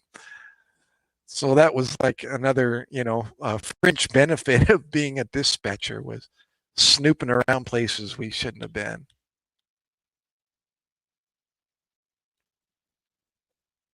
Oh, boom trenchers. What in the heck do you know about boom trenchers? Oh my gosh. Don, dude, you're not going to believe this. Boom Trenchard is on the airport, correct? Let me get this straight. Do you remember the I'm not going to say the word, bars that are down there? The one in purple, all in the purple neon lights. What was the name of that place? Pure Platinum. You remember Pure Platinum in Oceanside? Don, I'm going to bring back memories now. Of course you know Pure Platinum in Oceanside. Well, there was a Pure Platinum down at the airport as well, and Boom Trenchers was right there, correct? Yeah. Well, do you know I met my first wife? I'm sorry. I took my wife out after work to Boom Trenchers. After I got off work, I picked her up down at Lindbergh Field. She worked at the plant down at Lindbergh Field. I worked up in Kearney Mesa. And when I was taking parts, just like I was doing when I was introduced to that wind tunnel, is when I met my first wife from Bangkok, Thailand. And she was a laborer doing soldering for F-16 circuit boards and harnesses, shrink sleeving and so on for cables for the F-16 test stations. Speaking of Fort Worth, Max, for the Fort Worth facility, the F-16 Fort Worth facility. Say that 10 times. And that's where I met my first wife. I had 2 children with her. Oh, no, dude, you're younger than my daughter.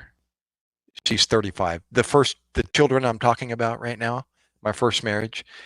My daughter's 35 and my son's 39. He'll be 40 this year. She'll be 36. Wow. You know, Boom Trenchers it changed names and it became, it's a Mexican theme. Boom Trenchers was owned by the same owner that owned 94th Aero Squadron in Kearney Mesa. I used to work at 94th Aero Squadron, and um, his name was the owner used to come into the restaurant at times. What was his name? Don. I used to see his name on my paycheck. Anyways, that guy owned Boom Trenchers down at the airport. Well, Mike, you know what? Welcome, welcome to, um, welcome to growing up. Honestly, it's the one of the best things that will happen to you as you're finding out, becoming a daddy, and how it changes your whole mind and outlook on your life and your family. It really does. It's just a profound chapter in somebody's life when they become a husband and a daddy.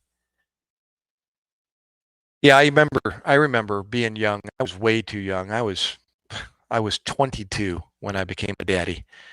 Oops. Yeah. And scariest one of the scariest chapters of my life. But I started growing. I started maturing in a way that I didn't even know and didn't even see, and others were seeing it, and others started respecting me even more.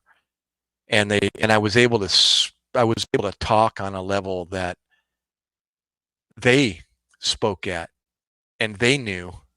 And being 22, I was there, and I was starting to be able to relate, with these mother and father age people.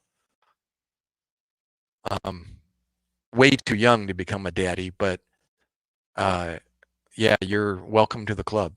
It's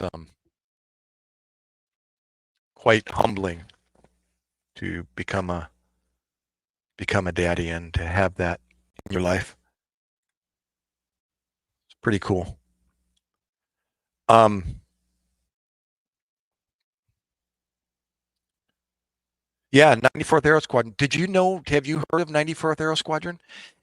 Speaking of, I know we're all over the place with this subject, but it's a World War One themed atmosphere. Everything's World War One. The menu items, steak Rickenbacker, good old the Red Baron, uh, and his nemesis, uh, steak Rickenbacker. The other names. Another menu item. They had a veal. Anyways, all the rooms for the restaurant were Alpha Bravo Charlie Delta Easy and Foxtrot. I remember to this day. I mean, how can you forget? Um, so it was easy to remember which room you were working or the rooms that you were working. Alpha Bravo Baker, Alpha Baker Charlie Delta Easy and Foxtrot. Now they use other Echo, Bravo as opposed to Baker. Delta and Foxtrot are the same.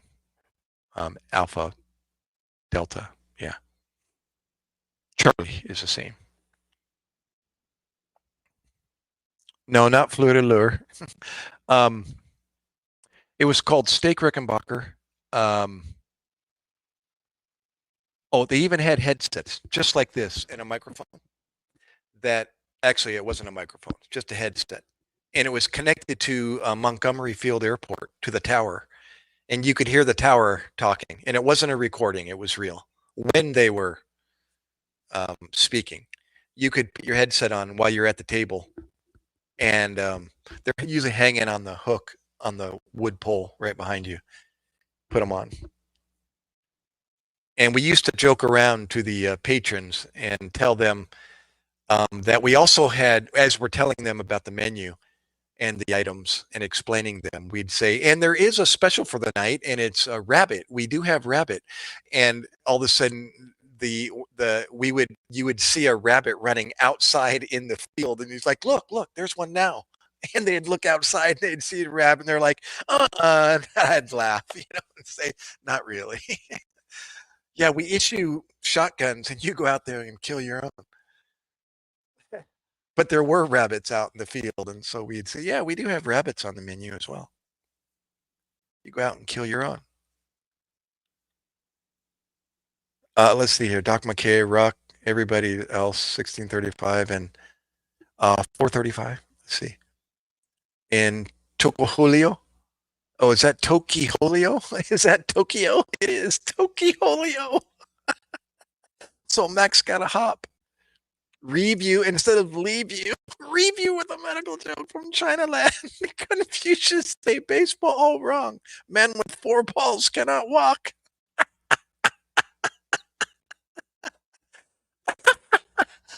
Oh my God, I love it. Did you read that, Rock? That's good. Look at the way he says it. Everybody's else. 1635 in Tokolio. So Max got a hop. Review with a medical joke from Chinaland. Confucius say baseball all wrong. Men with 4 balls cannot walk.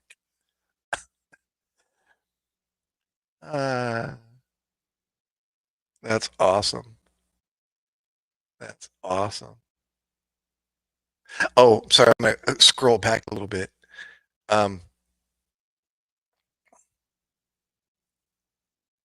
Let's see here. I have, that's my battery. And those of you that know my camera, I don't have an external charge source, so I rely on rotating batteries. I believe my audio is still intact. I'm going to shut off the camera. Test, test, test. Yes, my audio's still there. I'm going to walk over to the battery charger, grab the good battery. The light is off, so it's completely charged. I get about an hour and 56 minutes out of each battery. So that battery's charging. I got the new one. And I'm going to walk back over, slip in this battery, and I'm back. Should be good to go. Let's click on the camera button. Aha, it's a little bit out of focus. Let's focus a bit. There, wait, not quite. There, is that better? Is that about as good as it's going to get? I had it on manual focus, and that seemed to be, but autofocus, I think that'll work. Do I still have audio? Yes, I did. I already checked that earlier. Test. Yes, good to go. Okay. Here, Ruck said they are what we in the States call keepsakes or trophies from great moments at Mike. My son is 4. I feel old. I saw that. My dad took me. I saw that. Boom Trenchers. You know what, Don? I'm going to remember the owner of Boom Trenchers. We used to say his name on a regular basis, and I forget. I know, isn't that good? About Max's comment. I love it. Got to post that up there again.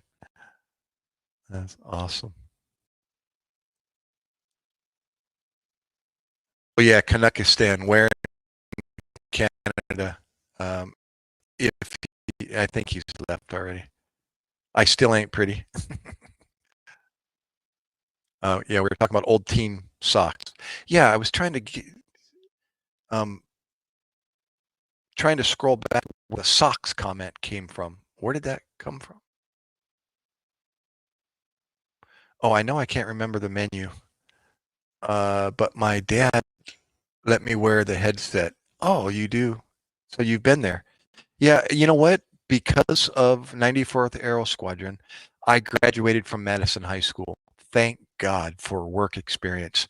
They had an elective, and I planned my graduation credits a little bit wrong. Actually, I planned it correctly. I was going to graduate with exactly 40 credits. That's what was required then to graduate. And I thought I was being smooth by figuring out exactly how many credits I needed. And I figured it out, and I was going to graduate. That is, if I hadn't have been kicked out of my band class. I was a drummer, a percussionist, and in it for 3 years. I even lettered in band, and I got kicked out of his class. He wouldn't put up with me anymore. And I finally got the pink slip and went to my counselor's office, really clueless as to why I was going there. And I was told, yeah, it looks like Mr. Hickman wants you out of his class. And I thought, holy crap, he really did it. He said he was going to do it, but I never took him seriously. And he dropped me from his class. And I was 1 credit short of graduating high school. And then the counselor said, don't fret yet. Don't fret. Let's see what we can get you into. And he's looking at the board and looking at all the classes, and they're all full. And I'm thinking, holy moly, what am I going to do? What am I going to tell my mom, my dad? And then he goes, you happen to be working, young man? And I said, yes, I am. I work at 94th Aero Squadron as a busboy. He says, you work more than 20 hours a week? I said, as a matter of fact, I do. It's part-time. He says, well, as long as you can maintain 20 hours per week till the end of the year and bring in your copy of your time card and fill out the sheet that's required for the work experience, that's your ticket to graduate. I was like, yes. So I graduated high school. Yeah. Because of 94th Aero Squadron. Thank God. Oh my Lord. It was it gave me 1 credit, and I was 1 credit short. It's your boy King Jay. What's up, Jay? Come on in, stay a while. There's Ron, our duck. I called you Ron and Duck. There's Don Ruck, and Mike is here. Mike is. I'm sorry, Mike. You're in. Where are you again? Are you the one in Virginia? Mike, I'm trying to remember. Maybe I'm totally wrong. Don is in America. I'm in New Jersey.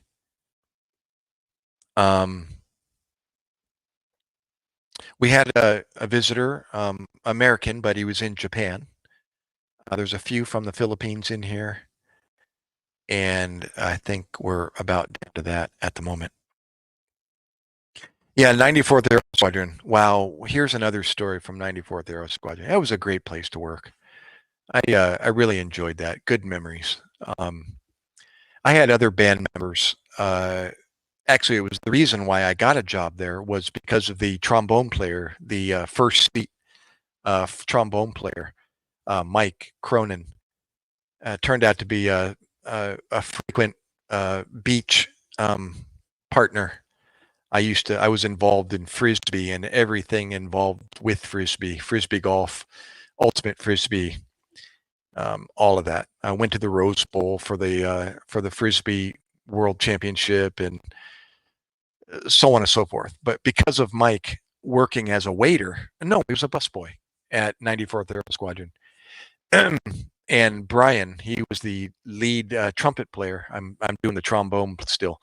The trumpet player in the band. He worked there as a waiter.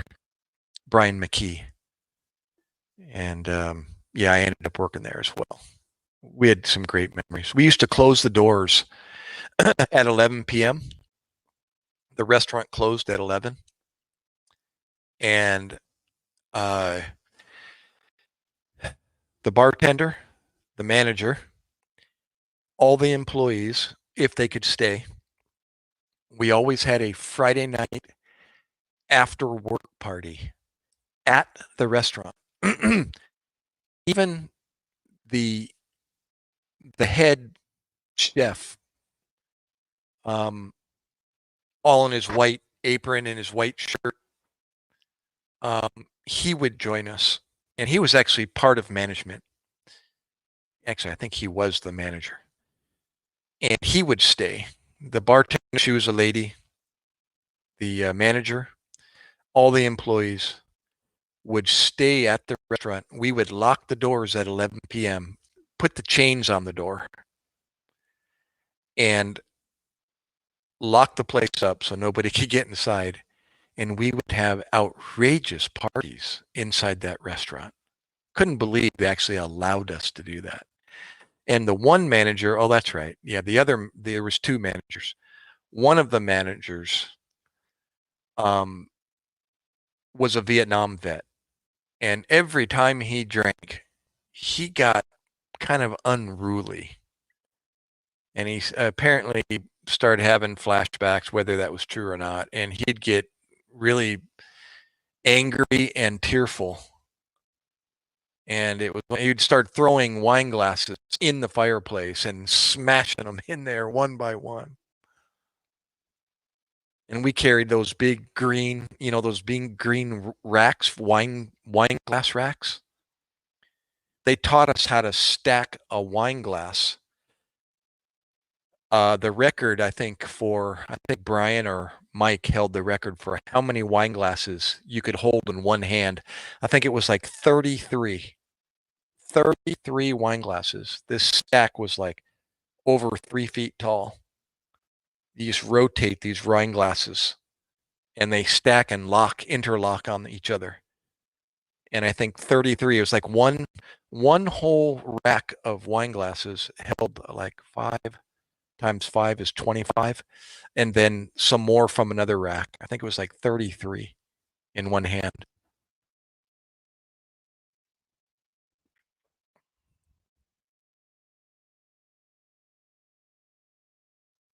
Oh yeah, and stuff that gets out of control. Well, now I don't drink anymore and never really did. It was just something to do, to be part of the clique or the peer pressure. But during that time in high school, and here we were underage.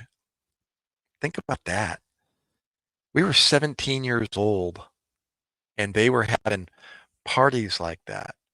The big thing in the restaurant at the time were kamikazes.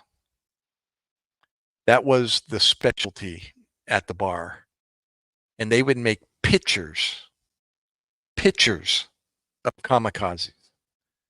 Roses, lime juice, vodka, and oh my gosh. And I'd be drinking them, and Mike would be drinking them, and Brian would be drinking them, and everybody was drinking them. We were toast. Yeah, the wine glass. It was, and you know how many wine glasses? I mean, if they crashed and broke, the managers were always telling us, "That's coming out of your paycheck." I don't know if it ever did, but in other words, don't do that very often. But when we did, it was pretty impressive to watch these guys. It's like, I don't know if it was 33, but that's the number that comes to mind.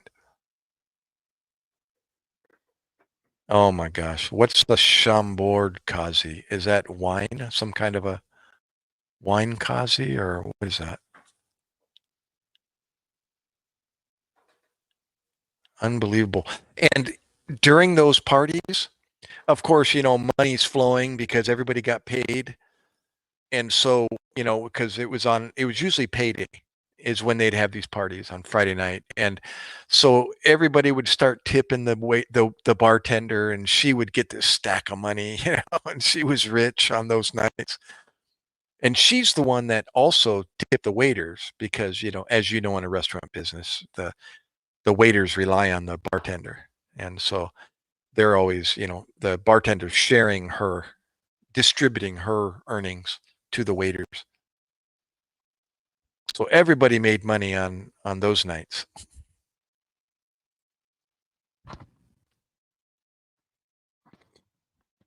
Yeah, what is Chambord? Sounds like a wine. Or what is it? Some kind of alcohol? I don't know.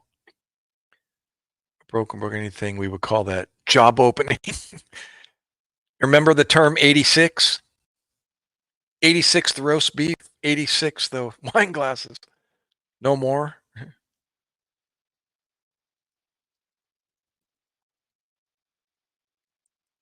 Yeah. Yeah, those were crazy days. And you know Brian, that I mentioned, the one of the waiters, he was the Chambord is apparatus. It's purple, meant to be sipped after a meal. Oh, I don't even know that word. Apparatif? Is that like a liqueur of some sort? Ah, okay, okay. It sounds like creme de menthe or something. Is it a for the palate? Yeah, yeah. The stuff that's meant to be sipped, kind of like Hennessy's. Hennessy is a Southeast Asian tradition during weddings to toast the bride and the groom, or actually the married couple. They're doing after they're married, the reception, to toast the newlyweds with Hennessy's. Oh my gosh, a aperitif. Ah, okay, okay. The aperitif. Aperitif. Aperitif. Yeah, aperitif. Just like the most Latin vowels words are pronounced, even Philippines, they a, e, I, o, u. So if I pronounced it that way, it would be, yeah, aperitif.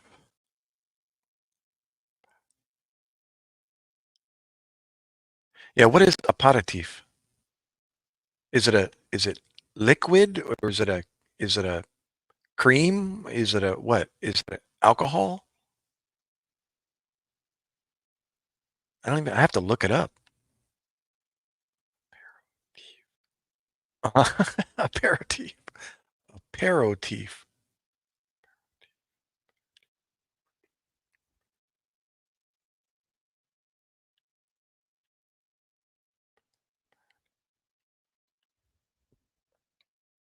Something else I can't do with this Xbox is like surf, and go look on another tab while leaving this one open. If I do that, it more than likely will drop the tab and then I have to come back and get back on and all the above. So I let others like you do the work for me. Use my resources. You can always copy and paste it in the chat room, the definition of it. Yeah, a purple drink. But I still want to know, is it like a wine or is it a cream or what? Where'd everybody go? There's Kurt Neat, still there. Are you busy, Kurt Neat? Are you live streaming or um, are you busy? Are you at work? It's 4 o'clock in the hapon, the afternoon over in the Philippines, or 3:55, 3:54.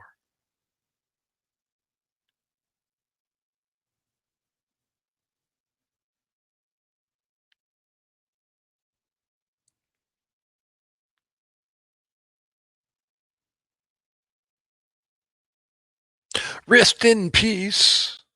I have returned. Hey, you want to know how to say that in Tagalog, the Philippine language? Uh, rest in peace. I have returned. Here's how you can say it. If you can memorize this, you'll really impress the Filipino ladies that are in here. Um,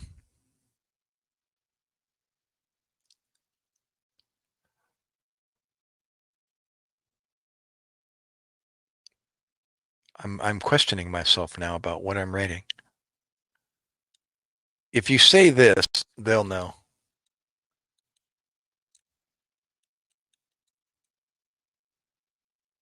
Yeah, that's how you say I'm back or I have returned.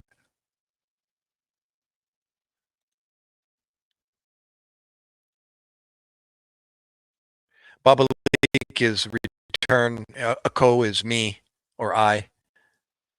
Babalik na ako. There's more to that babalik, and I forgot what it was, but babalik na ako. I only learned that being in live stream. I learned how to say I'm leaving or I will return and I have returned.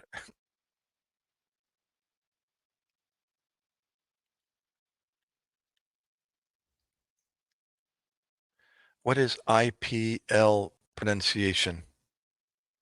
Never mind. What? IPL? Eeple? What the heck?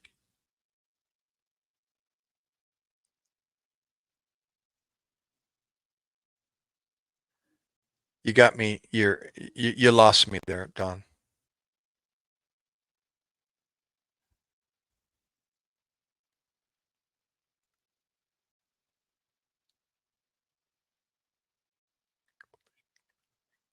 Nakabalik. I think it's Nakabalik.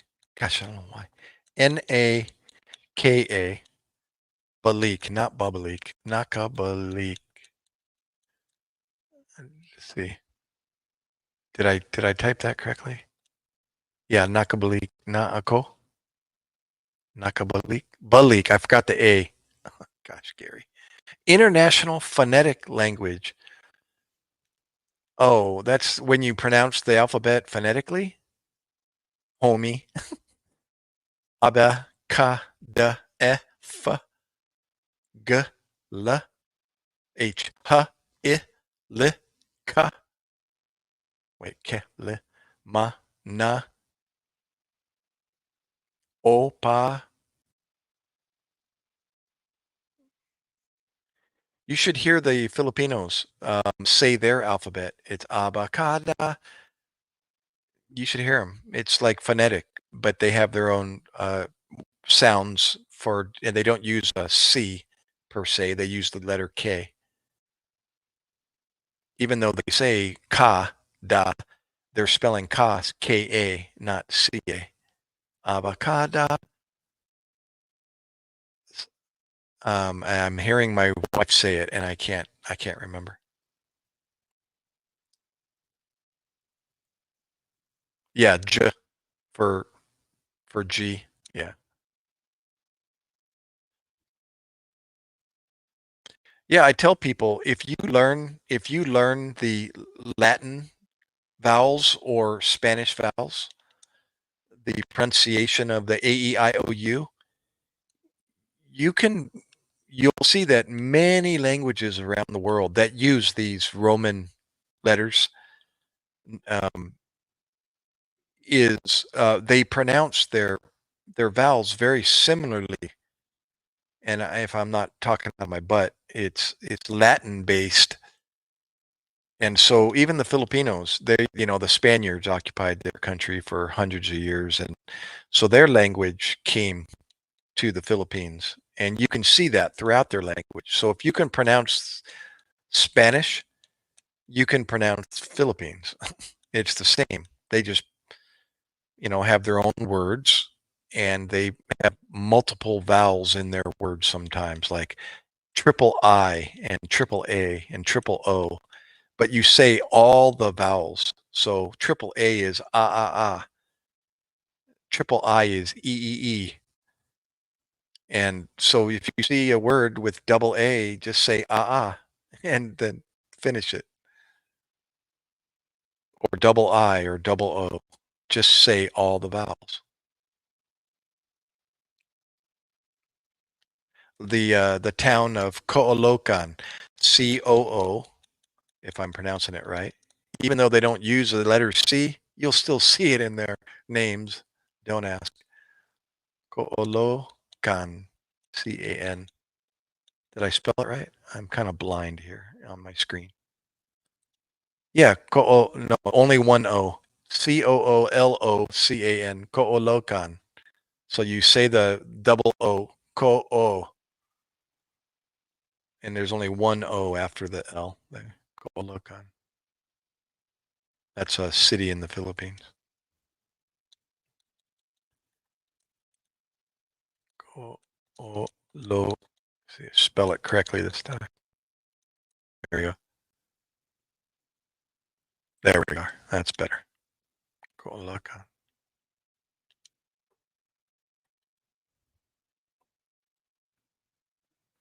Um, this is how we learn accents and dialects. Yeah. Oh, it is how us actors learn foreign dialects and accents and such. That's true. It's yeah, if you can learn phonetics and the Spanish vowels, I always refer to them as Spanish vowels, but I guess it's more Latin. Then you can pronounce many languages. Even the Albanian worker that I worked with in Iraq, he's emptying our trash or the toilets, the porta johns. Um, we had English class every night. I would be the teacher, and he'd bring his piece of paper and pencil, and he called me Getty and Mr. Getty, and he would sit down and I would teach him English, and he would make me look at him so he could see my lips, so he could hear what I was the English word I was saying, and then he would write what he was hearing in his language, his words and vowels. And when I looked at what he was writing, I saw exactly what you're saying. He was writing phonetically, and the E sound was the letter I, the long E, the E. He would write with an I. And I realized, oh my gosh, he's using the same pronunciation of vowels that the Spanish do, and the Philippines, and many countries that use the Roman, you know, letters. Yeah, I mean, who would have known I would have figured that out over in Iraq during wartime? Totally unrelated to war. And he was making $200 equivalent a month over in Albania. He told me he made 800 over in Iraq. It's a no-brainer. Why do you think they go to foreign countries to work? They can't even survive in their own country. He had a wife and two kids in Albania. He's younger than me, I believe. Just a few years, or about the same age. And yeah, he told me he was a truck driver over in Albania, and they paid him $200 a month, U.S. equivalent. And I said, how much do they pay you here? He said 800. KBF, that's the company, the contractor, KBF, over in, I think that's the initials, over in Iraq. They were paying him 4 times what their country paid him. Driving a truck, emptying the trash. They're on fob heat with mortars and rockets launched at us every other day. That's what we figured. 101 mortars, 50 rockets. We kept track on a dry erase board. And at the end it was 101 mortars, 50 rockets, one VBIED, vehicle borne improvised explosive device, and then just random small arms here and there. But yeah, 101 rockets equated to, we were there for 7 months, so that's 210 days. That's almost one every other day. Yeah. Ooh. You know what? I was always been curious about acting. I tried it out when I was in seventh, eighth grade. Matter of fact, the drama teachers, Mrs. What's her name? Super good and super nice. I mean, I wish I had her as a teacher for a short bit, and then I ended up it was an elective and I didn't need it. So I ended up taking a wood shop or something or metal shop but after I had a band before drama and her name was Mrs. Darn it. What's her name? A little short. I almost want to say she was Italian. A short, stocky, long black hair. And she was the drama teacher. Mrs. Gosh, I want to say it. uh, I'll think of it.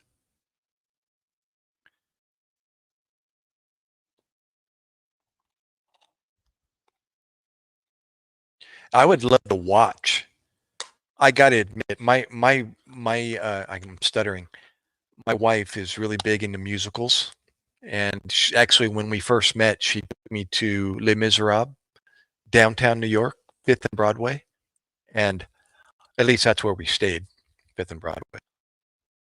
And we saw Les Miserables, and she kind of got me going down that route, and it's really cool. I love to hear not only the music because it's an orchestra or a symphony, and or uh, the actual acting, and when it's well done and people can actually create a a living television screen is so cool. Um, Here you got a friend, married a man from Kenya. She's frustrated. She's content that he is content as a dishwasher here in the States.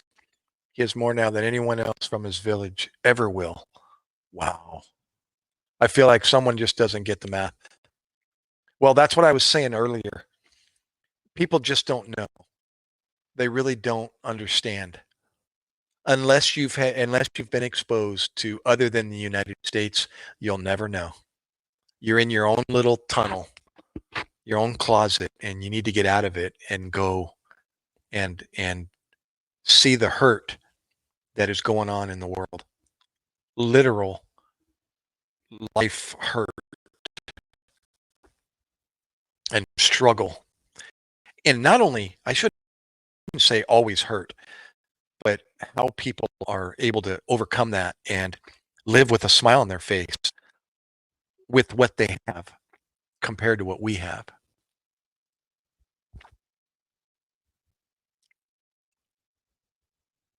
Oh, wow.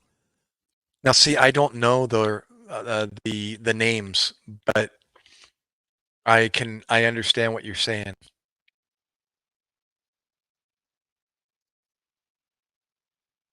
Wow, yeah. If you believe in him, that's a good. I'm so glad you brought that up, Bruce, because we always get in the subject of God's word somehow. But that verse, it's got to. You have to read all that verse, and people have come up with cliches from that verse, where they say things like, "It's all good.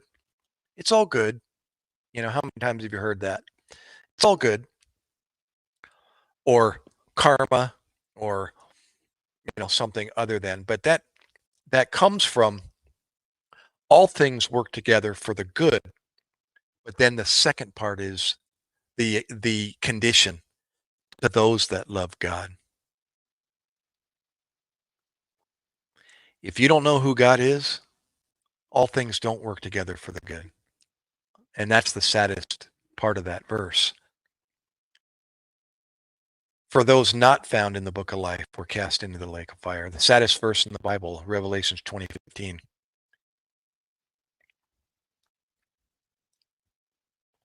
But the ultimate good from that verse is no matter what happens to you in this lifetime, if you believe that's the condition, God promises you a chance to live again, but this time for an eternity with him. And that's the win-win condition, the win-win proposition. You win now while you're still here on earth, and you win after you take your last breath to those that love God.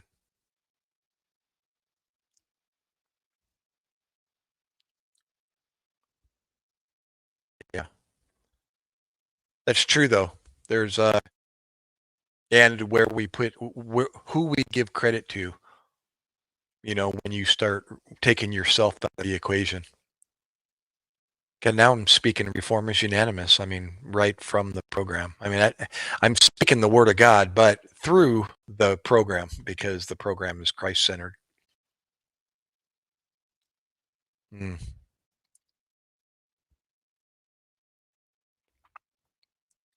I said this before, Cruz. Even better yet, go over to your neighbor and share them the good news. Tell them about it. Explain it to them. Give them a chance to to understand the truth. Wow. Right? What a moment that was when my dad said to me, to his own son, nobody ever explained it to me that way, Gary. As tears were flowing out of his face and snot out of his nose. Him and I both. Nobody ever explained it to me that way, Gary. And all I could say was, isn't it incredible, Dad?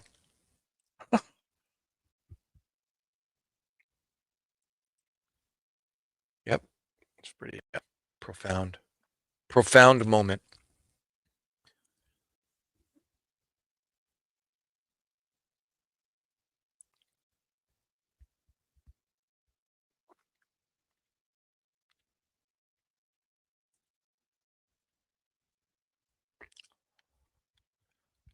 Well, again, the truth isn't a religion.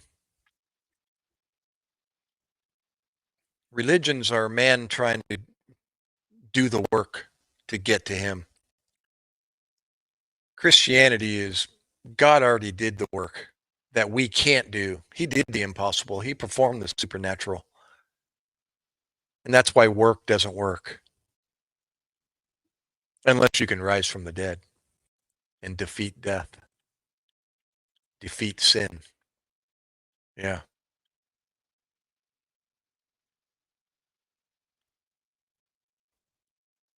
Yep.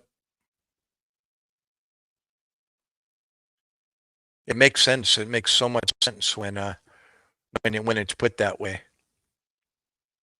People are trying to do they've been trying to do they've been trying to do something to get to God from the very beginning. God.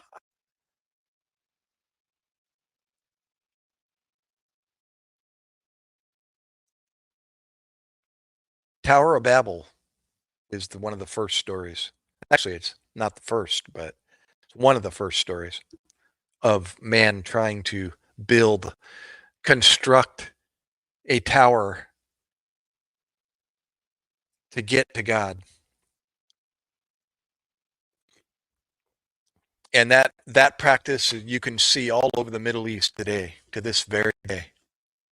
They're called minarets over there in the Middle East, with prayers chanting from them 5 times a day. Still trying to get there.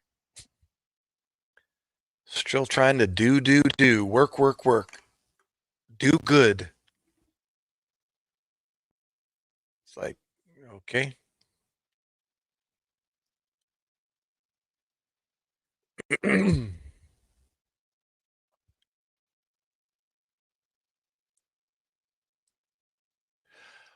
Wow. You're the second person to want to get together and go fishing. The one guy, Jamie, there he is. What's up, brother? Wait. Jamie. I keep saying you were a guy before. Or no, you are a guy. That's right. I kept thinking Jamie was a name of a girl and you're a guy. Don, brother, thanks for the laughter. You're awesome. I love your your humor. It's so good. It was awesome.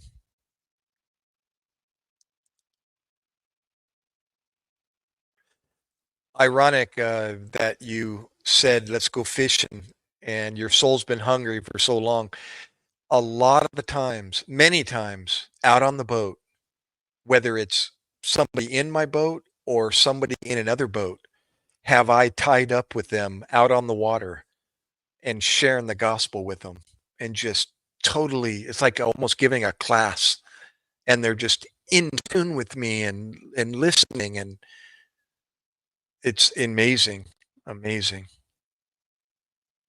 I did that with a kid out on the water who was in a boat of his own, and I ended up side by side with him sharing. And then there was another guy fishing on a bridge. He was riding his bike. Turned out to be kind of a down and out. I think he was homeless, but a young kid. He was pretty thin. Looked like he hadn't been eating very well. And I ended up taking him on board my tandem, sit on top kayak, him sitting up front, and we ended up talking and fishing at the same time. And he was just saying the same thing. Nobody ever shared it to me that way. Dude, it's that simple. It really is. You just need someone to explain it to you. You can see it and it makes sense. It's awesome. Oh no, Cruz. God bless God. He's the he's the reason I even know anything about him. It's his word. I'm shaking my head when I say that because thank God you know, here, let me share something. It's Jason. That's my eldest son's name. Great name, Jason. Sorry, I'm chewing on a icebreaker, and I shouldn't be chewing gum or while I'm trying to talk. But um, what was I going to say? I was talking about giving. Yeah, well, we all have our story, Cruz, and you're not alone. Listen, been there in some way or another. You know, we don't need to compare. You know, which is worse. It's all destructive. You know, my sinful habits are just as destructive to me and my family and my friends and even those that I don't know. I mentioned earlier that, you know, one of the principles of the 10 principles in the program is our sinful habits do hurt those that follow us. And it's like, huh? Yeah. You know, what what we end up getting involved in, whatever it is, you fill in the blank. Whatever it is, whatever your stronghold is not only hurting yourself, but it's hurting your family, it's hurting your friends, and it's even hurting people that you don't even know. And it's like, huh, how's that work? Well, other people have eyes too, and they got ears. And even people you pass, you know, when you're intoxicated, let's just use that for an example. You know, they see you, you know, and so you are affecting those people that saw you, that don't even know you. The example of that is how many people participate with me, Jason and Cruz, and well, Don had to go, but just participate on your own in the audience. How many people do you think are going to be at your funeral? And I'm going to say, I'm going to give you A, B, C, and D. How many people think 100 or more are going to be at their funeral? And I'm going to participate as well. I don't think I'll get over 100. Anybody? Anybody think 100 or more is going to be at their funeral?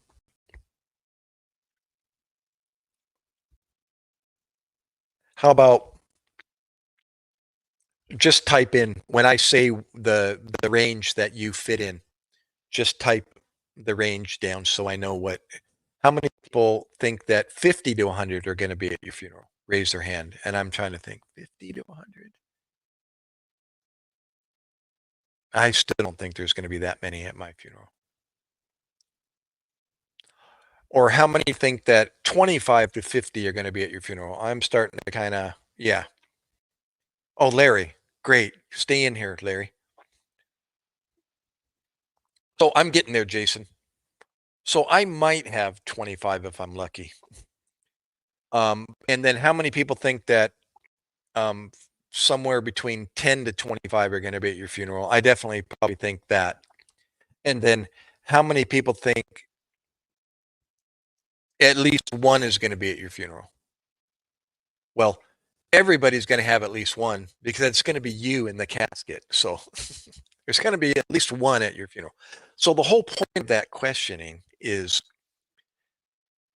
there's people that are going to be at your funeral that either are going to know you, that are your immediate family, that are not your immediate family, your cousins and so on, and your friends.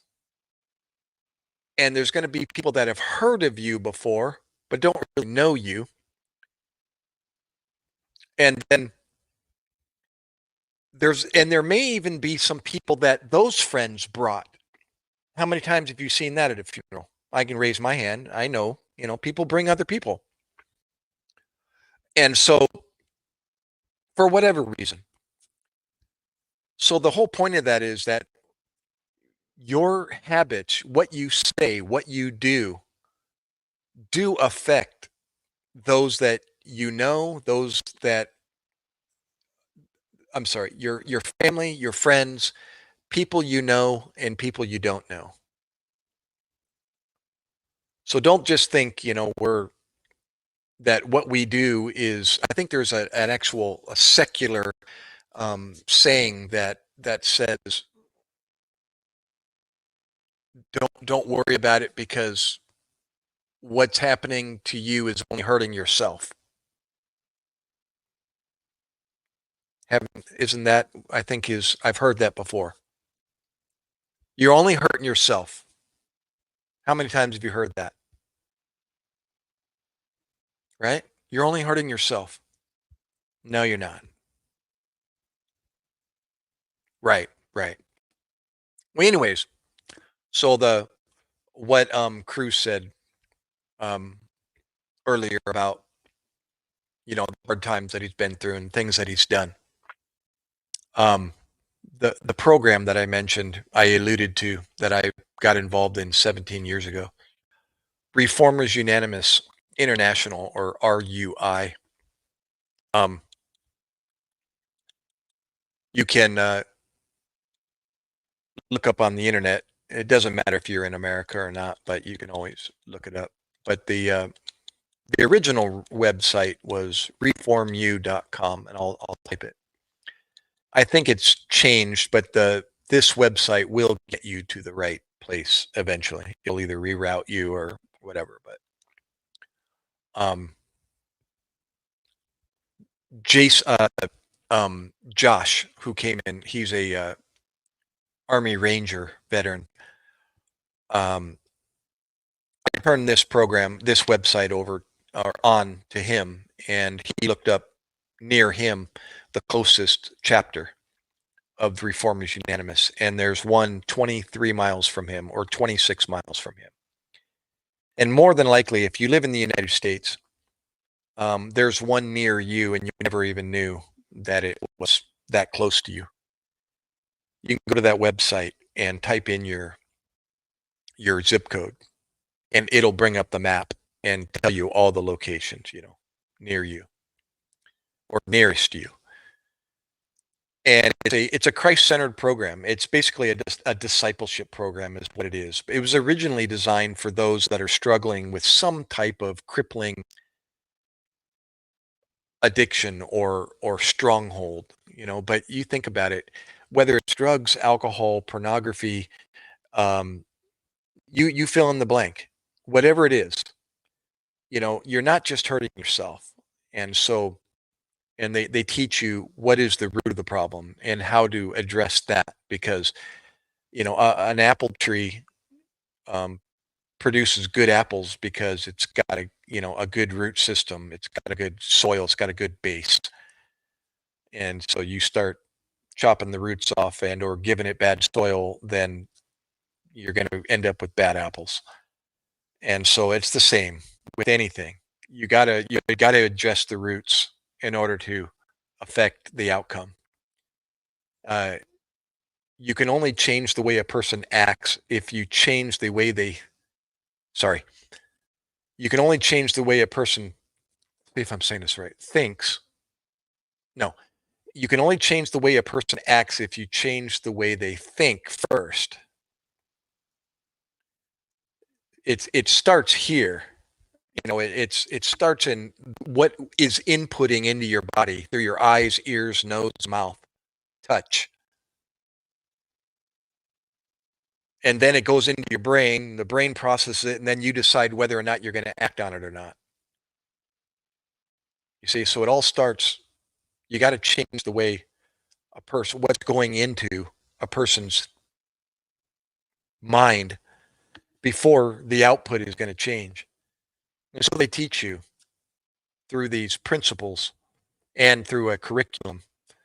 It takes about 6 to 9 months to complete it on your own time. There's no right way to do it and wrong way. It's pretty self-explanatory. It's a non-profit organization, so there's no, all the money that's put into it is through the participants and or donations and so on. And you have to buy your own curriculum. So the very first piece of the curriculum is given to you, and then the next one costs $5 or something, and they always say, well, if you have $5, or what is it now, $8 to buy a carton of cigarettes, then why not spend $5 to buy a piece of curriculum instead of $8 on a carton of cigarettes, something like that. And and then if you really don't have any money to buy those things, somebody in the crowd is going to come forward and buy it for you. So don't worry about that. Just find out the closest chapter near you and start attending it on a Friday night, 7 p.m. And I did that here in South Jersey 17 years ago, and it's been part of my life ever since.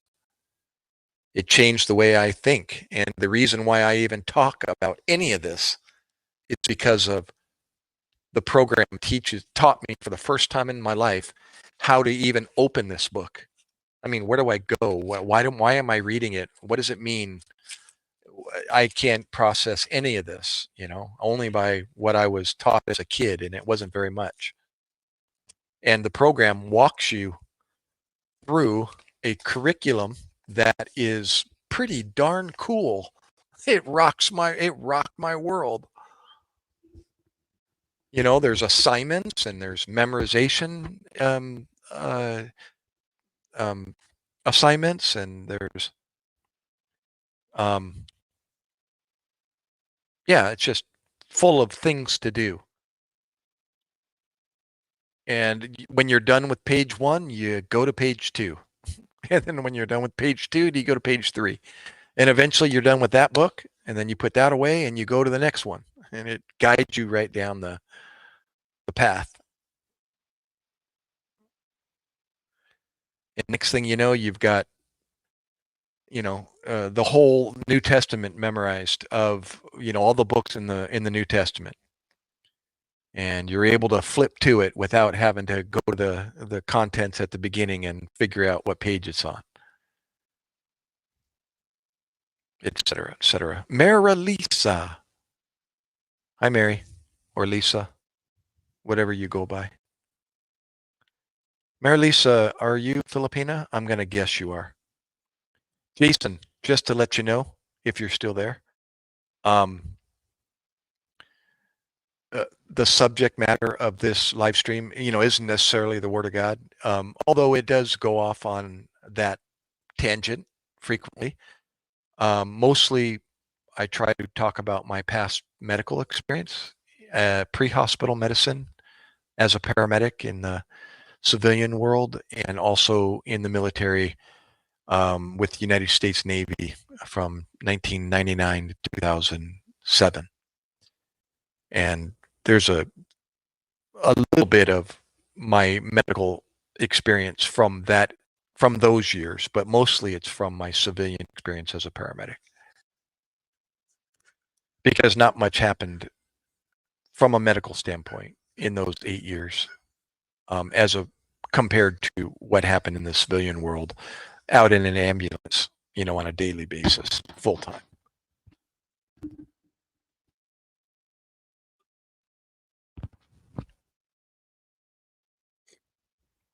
Well, Mary Lisa, forgive me if you've been here before and I just don't remember. But kumusta ka na? Who speaks Spanish out there? Anybody, or at least know how to say hello or how are you in Spanish? Raise your hand. Who knows Spanish? I've got something to share with you if you're a Spanish speaker or you know a little bit of Spanish like I do. Poquito español. Muy poquito español. Oh, that's where I saw you. Oh, well, thank you. Um, anyhow, uh, Mary Lisa, who just came in, she's from the Philippines, and they have a long Spanish history in their country, and so their language reflects that, and a lot of their culture and other things. And some of their words, like their greetings, are very similar. It's basically the same word in Spanish. They just pronounce it a little differently and they spell it with their own. It's almost like phonetically, like the Don was saying earlier. If you know, they listen to the word "Cómo estás" in Spanish, how are you, and "Cómo está." Well, they don't use the C per se in their alphabet, so they say K, Kamusta. It's almost like they heard it as K-A-M, Kamus U-S-T-A, Kamusta.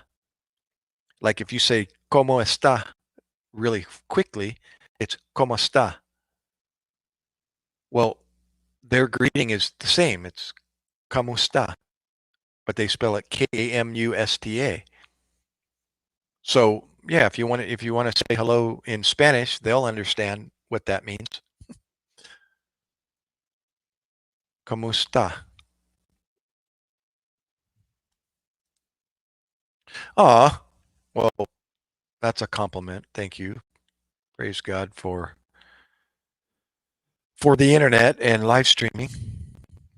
Uh, are you Bisaya? Bisaya ka, Mary Lisa? A Basic is from Davao. Where are you? He's living in uh, BGC.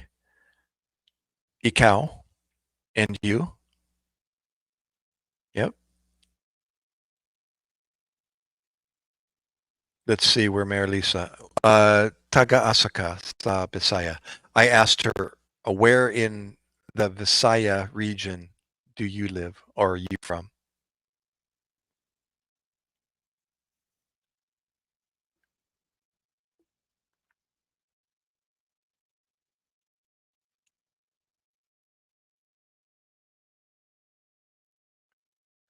Let's see if she answers.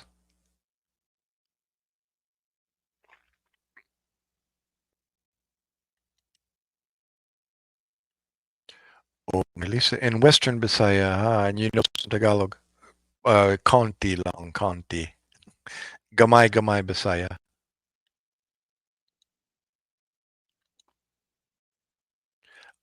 Western Bisaya. So where are you? Are you in um, uh, uh, Palawan or where? Are you in Iloilo? Oh my gulay. Antique. Oh my gosh. Antique. Guess what? Guess what, Mary Lisa? I was going to ask you, the Inca sa Iloilo.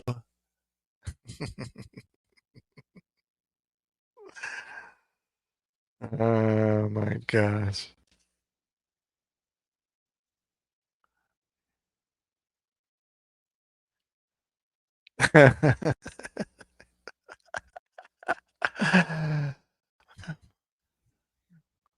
How about makahambal ka ang Ilonggo?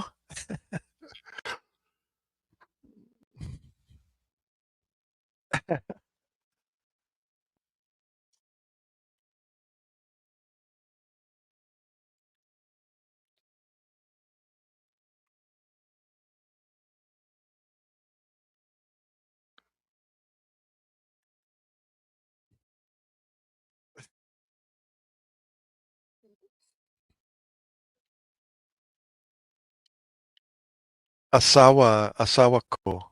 Um, di in Haro, Iloilo. Aray, Hiligaynon.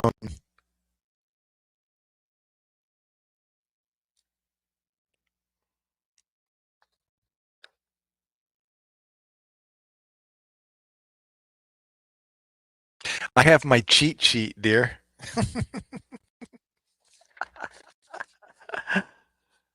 Uh,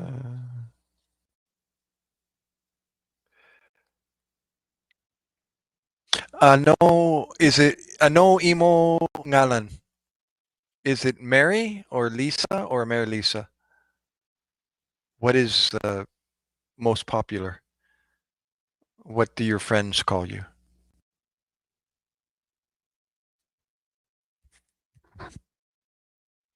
Anong ngalan mo? Manduriao. Oh my gulay. Do you know the restaurant, the Mango Tree?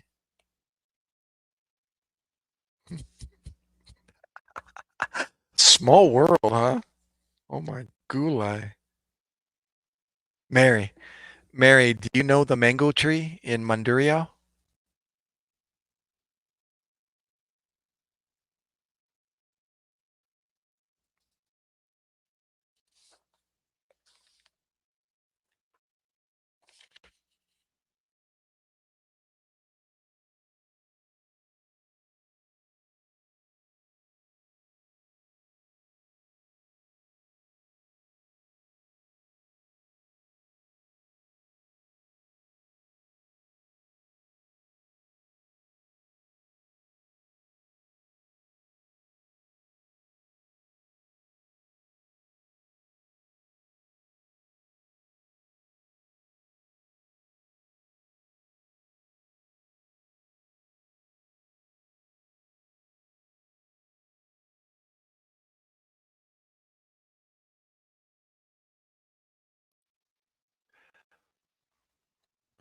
I'm back. I'm sorry. My screen went blank. Okay. So you know the Mango Tree restaurant in Manduriao. Oh, Koreka John. Um, my wife family owns the Mango Tree.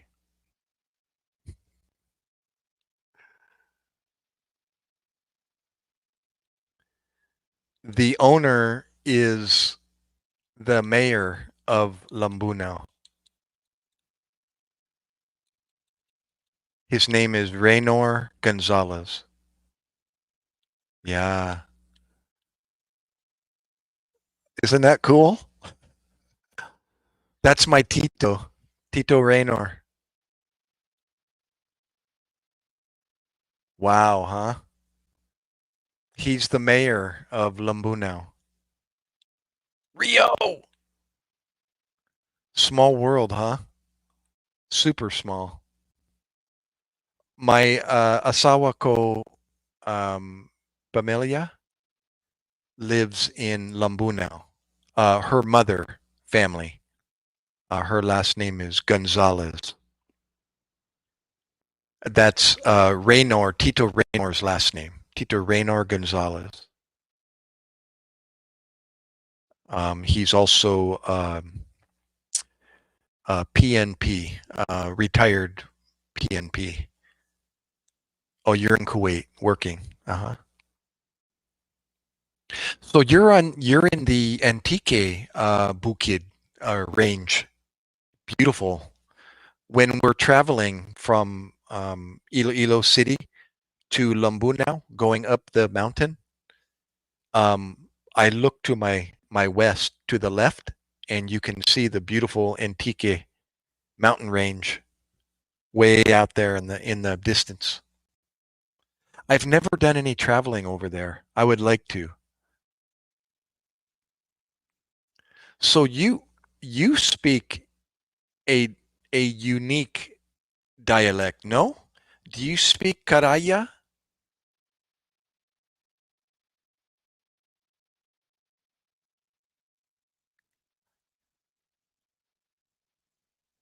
What dialect do they speak in?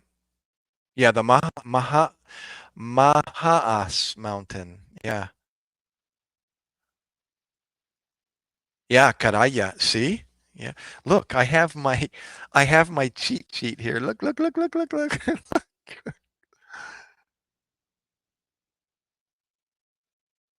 Isn't that funny? You see? Oh, Madyahas. Mayahas? Is that it?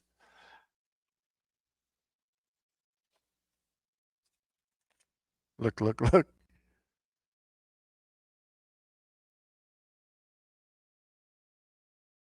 It's not complete, but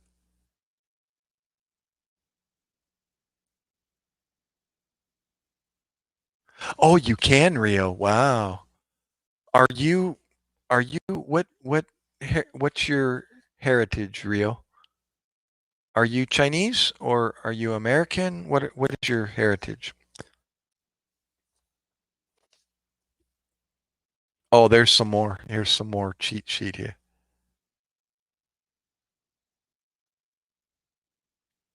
Palihog, American. Cool.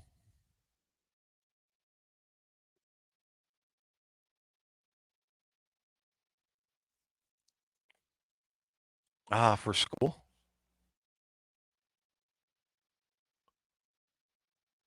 Wow, that's cool. I love uh the what do you call them? The multilingual YouTubers. Um poly what do they call them again? In school. Yeah.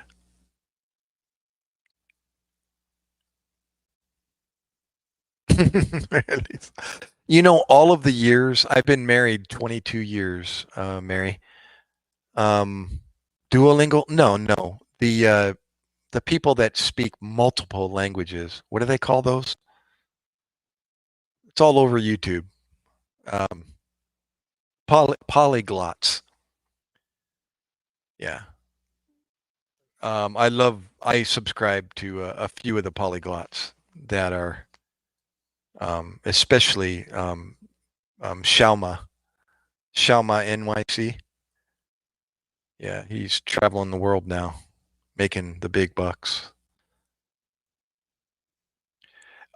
Oh, I was going to say, Mary. Yeah, I think we both knew that. We couldn't think of it. But you have an excuse. You're sleep deprived. Um, Mary, all of the years that I've been married, 22 years, I just I never learned Ilongo. It's just it's all around me.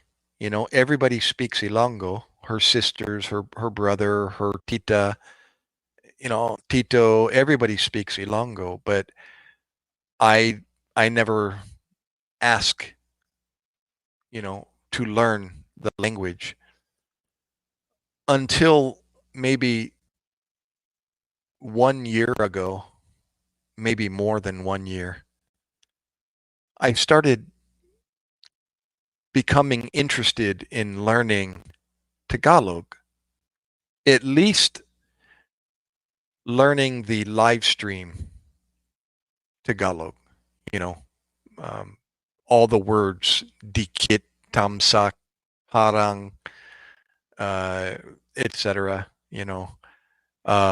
expressions, uh,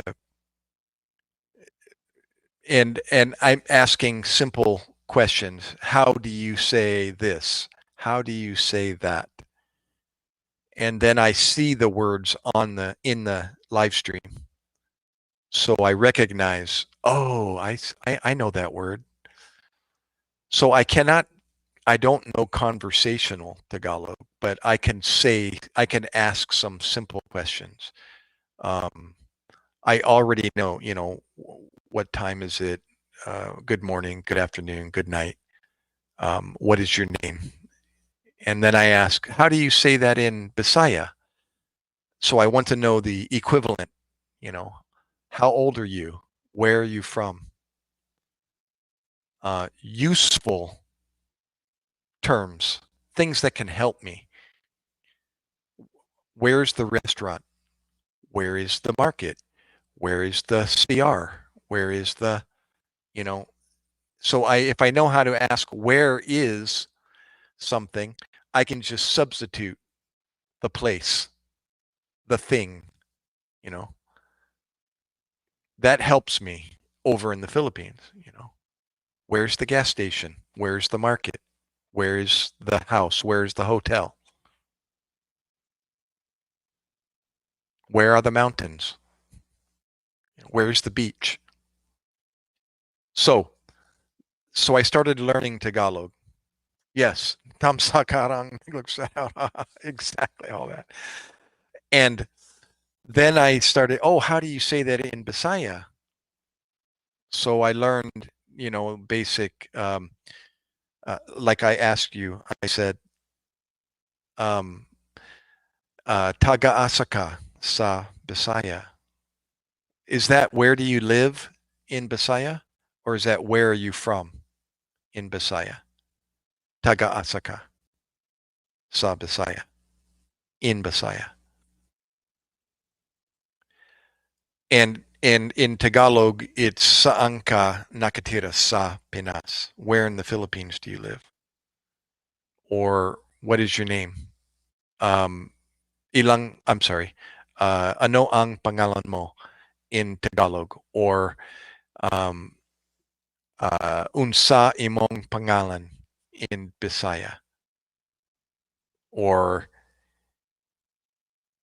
um, ano imo ngalan in Ilonggo? Very similar to Bisaya. Yeah, where do you live? Okay, okay. Taga-asaka means where do you live?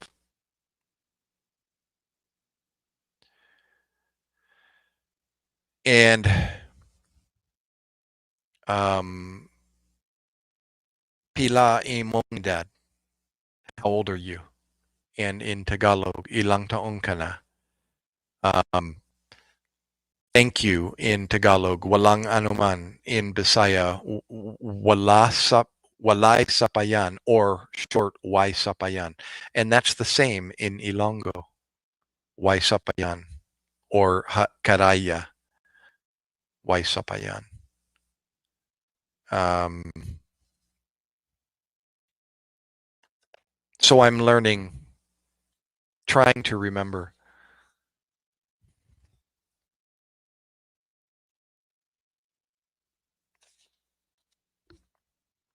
So because I was learning because I'm learning Tagalog in Bisaya, I still was not concentrating on Ilonggo. I don't know why.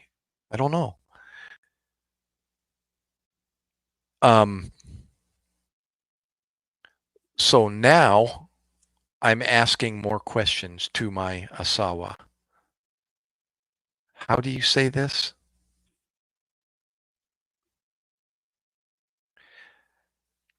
And maybe I'm not learning because my asawako, she's she gets angry at me when I try to learn Ilonggo. If I don't remember, she gets angry at me. And so I'm not having fun. Well, you just said Ilongga is very sweet. I'm now saying my wife gets angry. Uh, but it's the way they sound. It's the way they sound that makes them sound very sweet. But when you hang around them a long time, you can tell. You can tell when they're serious or when they're mad or when they're angry.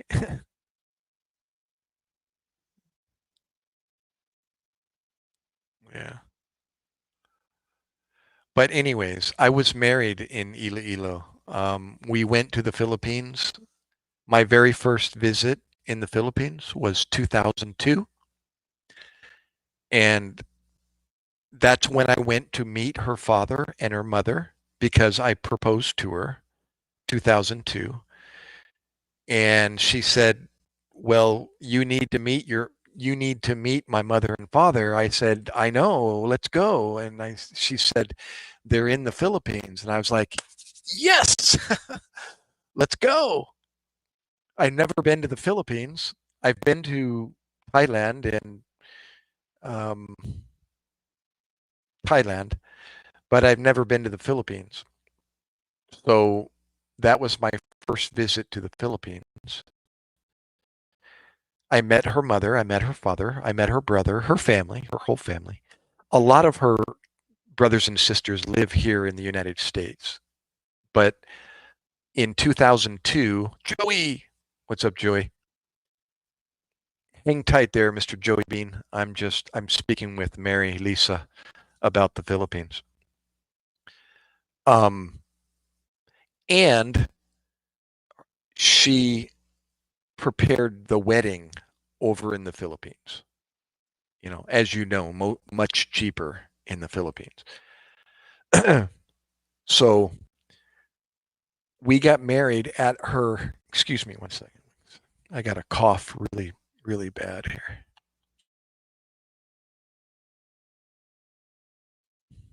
Okay. She graduated from CPU Iloilo. Uh, as a nurse, she got her bachelor's in nursing. So she's an RN, a registered nurse. And so they have a chapel on the university. So she arranged the marriage at her university at CPU.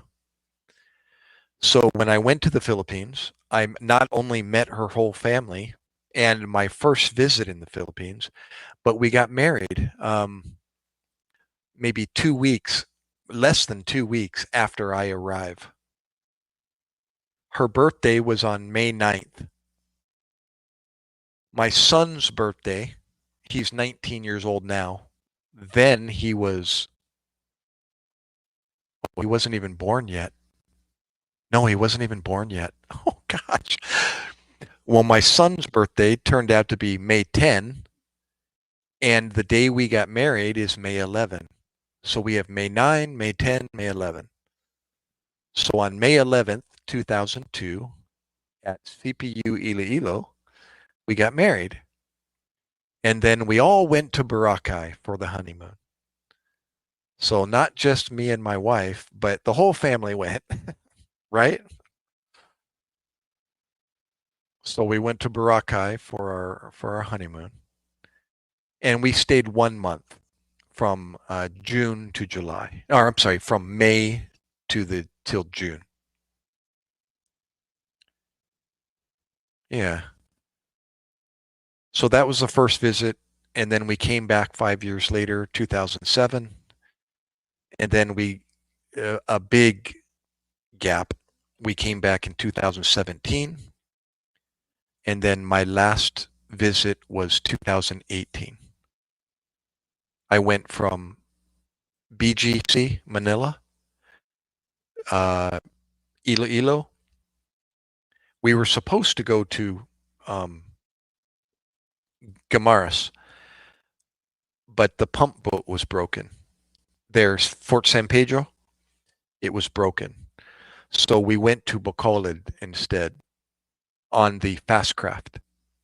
You know where I'm at. Yeah.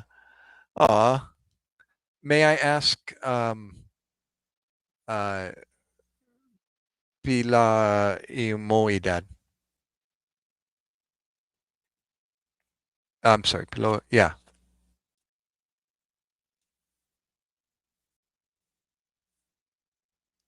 How old are you? Are you in your 30s?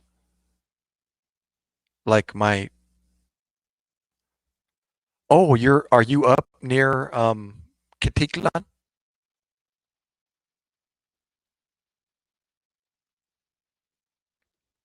I know Katiklan. I drove all the way to Katiklan from, Lambunao. Yeah,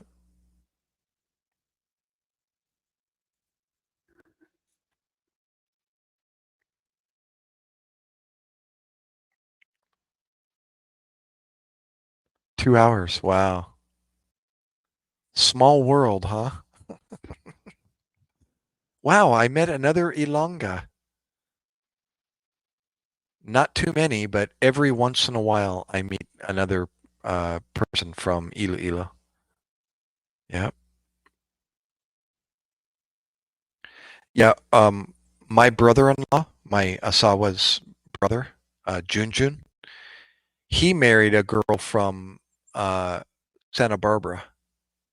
I think, no, sorry, um, before Santa Barbara, uh, near Haro. Haro uh, starts with a P, I think, and then Santa Barbara, and then Capiz, and then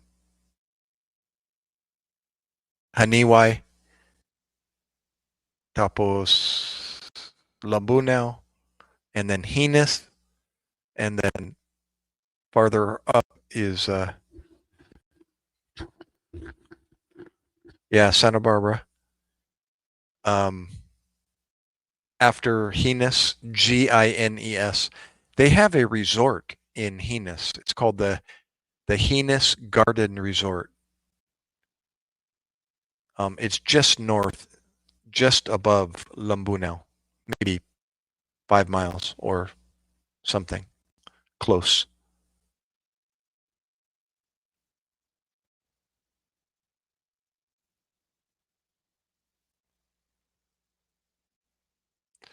Yeah, crazy. So I hear my Asawa and her sister, they were talking today, chit chat about um, going back home in June, maybe next year. I'm not sure what their timeline, but I heard them talking about 1 month vacation in June. Oscar, there you are. You're back. Amy Chu, what's up, bro? Wait, are you a guy? What's Amy? Amy Chu. Oscar.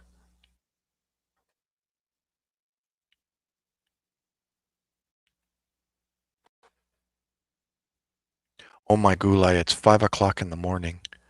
Oh my. I think I need to go tulog. Natatulog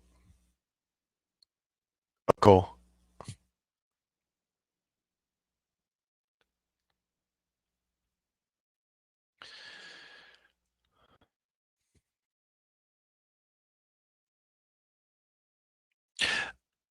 Marilisa, I ask you about how old are you?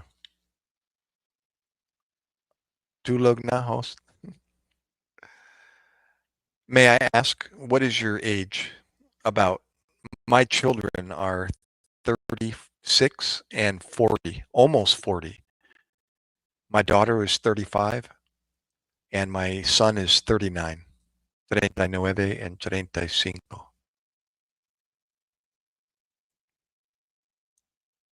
More. Did you say YT for more? Oh my gulai.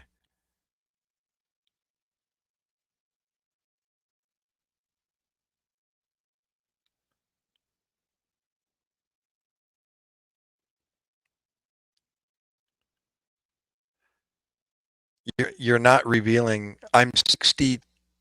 I'll be 62 in August. I turned 61. Um, I'm 61 now. I'm a SC in the Philippines, senior citizen. Yep.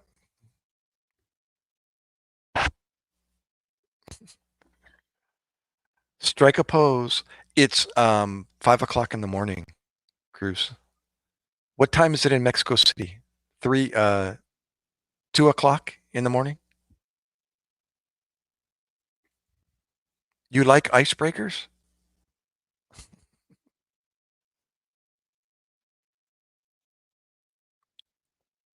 It's all gone. I have no more.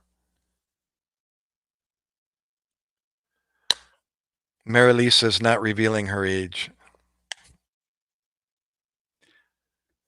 Are you over 40?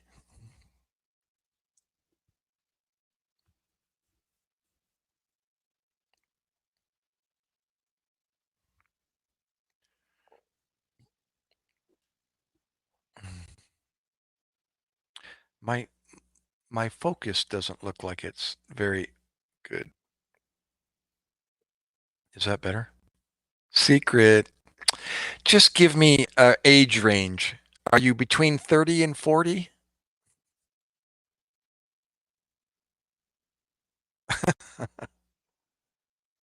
Uh,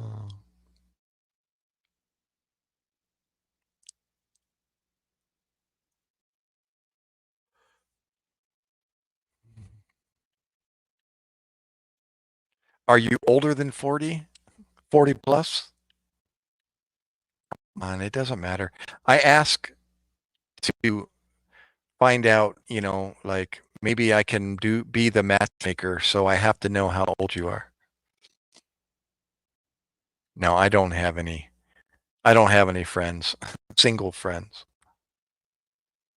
In your 40s. Okay, okay. Well, you're still young, dear. Do you have children? Do you already have some children or no? I have three. Tres anak.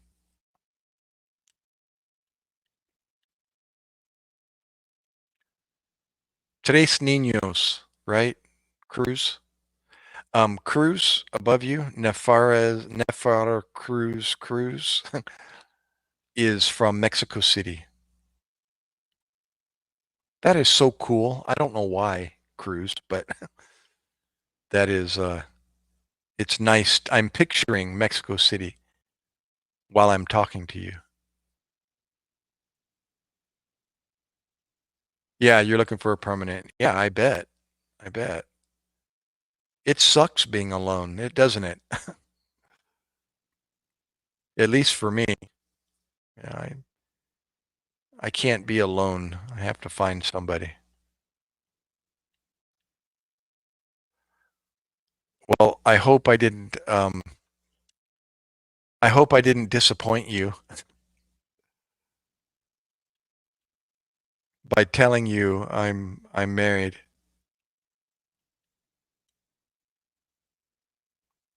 But thank you for coming and spending time in my live stream. That's pretty cool. Oh, they already did. Aw, nice. You know what? My father-in-law, my asawa ko papa, his major was civil engineering, I think. He was a colonel in the PNP. Colonel Bianzan.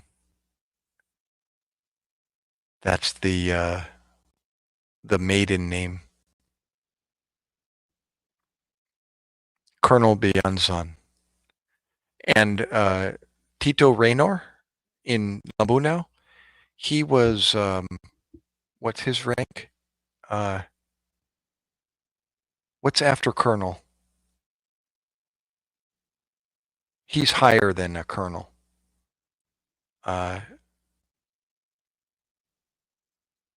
I forgot.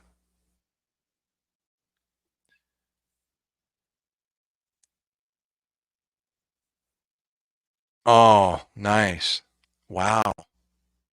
Wow. That's cool. Yeah, now I know why you're working in Kuwait. Yeah. Yep. How long have you been in Kuwait? How many years?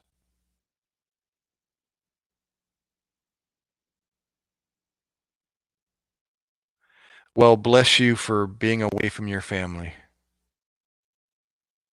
It's not easy, I'm sure.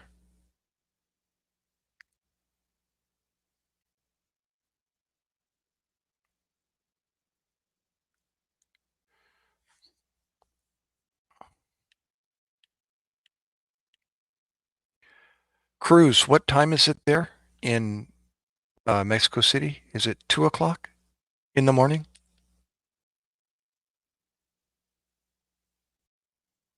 Or maybe 3 o'clock in the morning?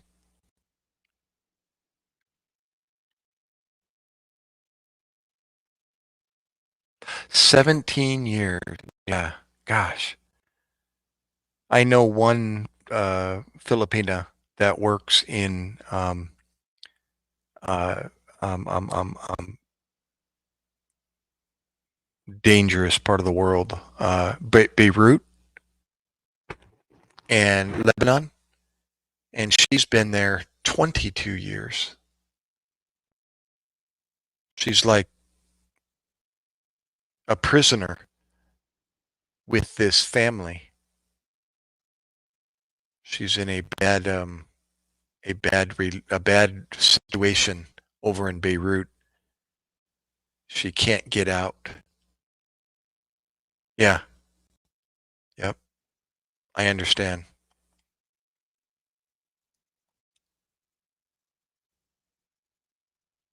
Yeah. You know, your story is not uncommon over in the Philippines. Yeah.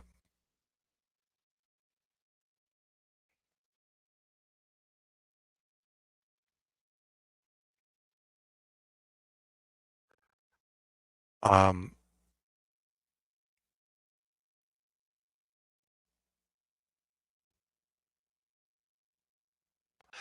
wh- I was asking you, Cruz, what time is it over in back in Mexico City?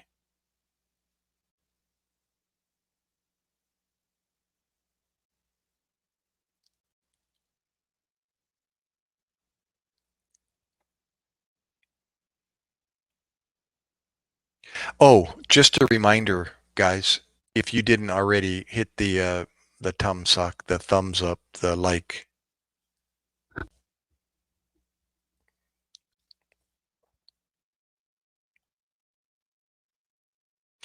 All right, Mayor Lisa.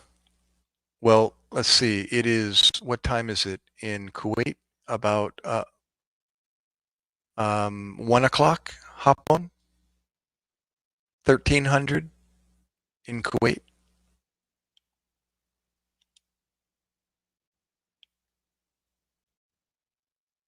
Okay, I will dekit your your channel. Ikaw po, ikaw rin, ikaw din, right? In Ilongo.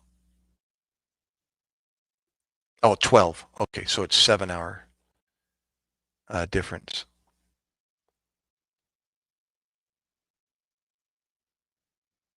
Right, right. Well, have a nice lunch. if you're going to have lunch.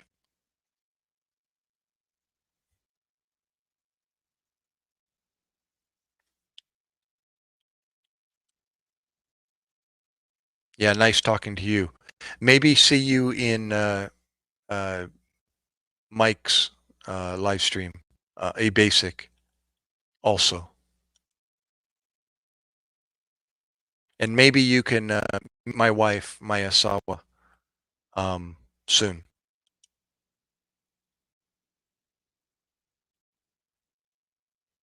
Bye, Mary.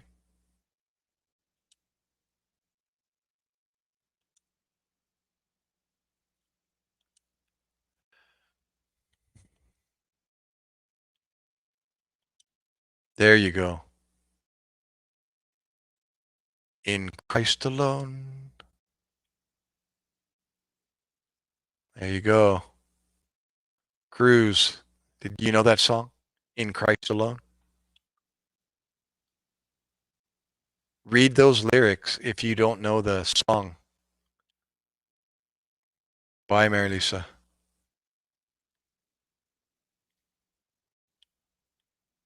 My hope is found.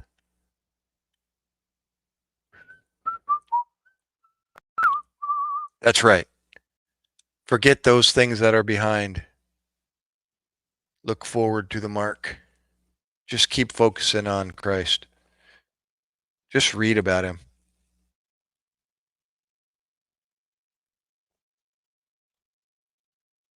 You know, I wonder if they have Reformers Unanimous in Mexico.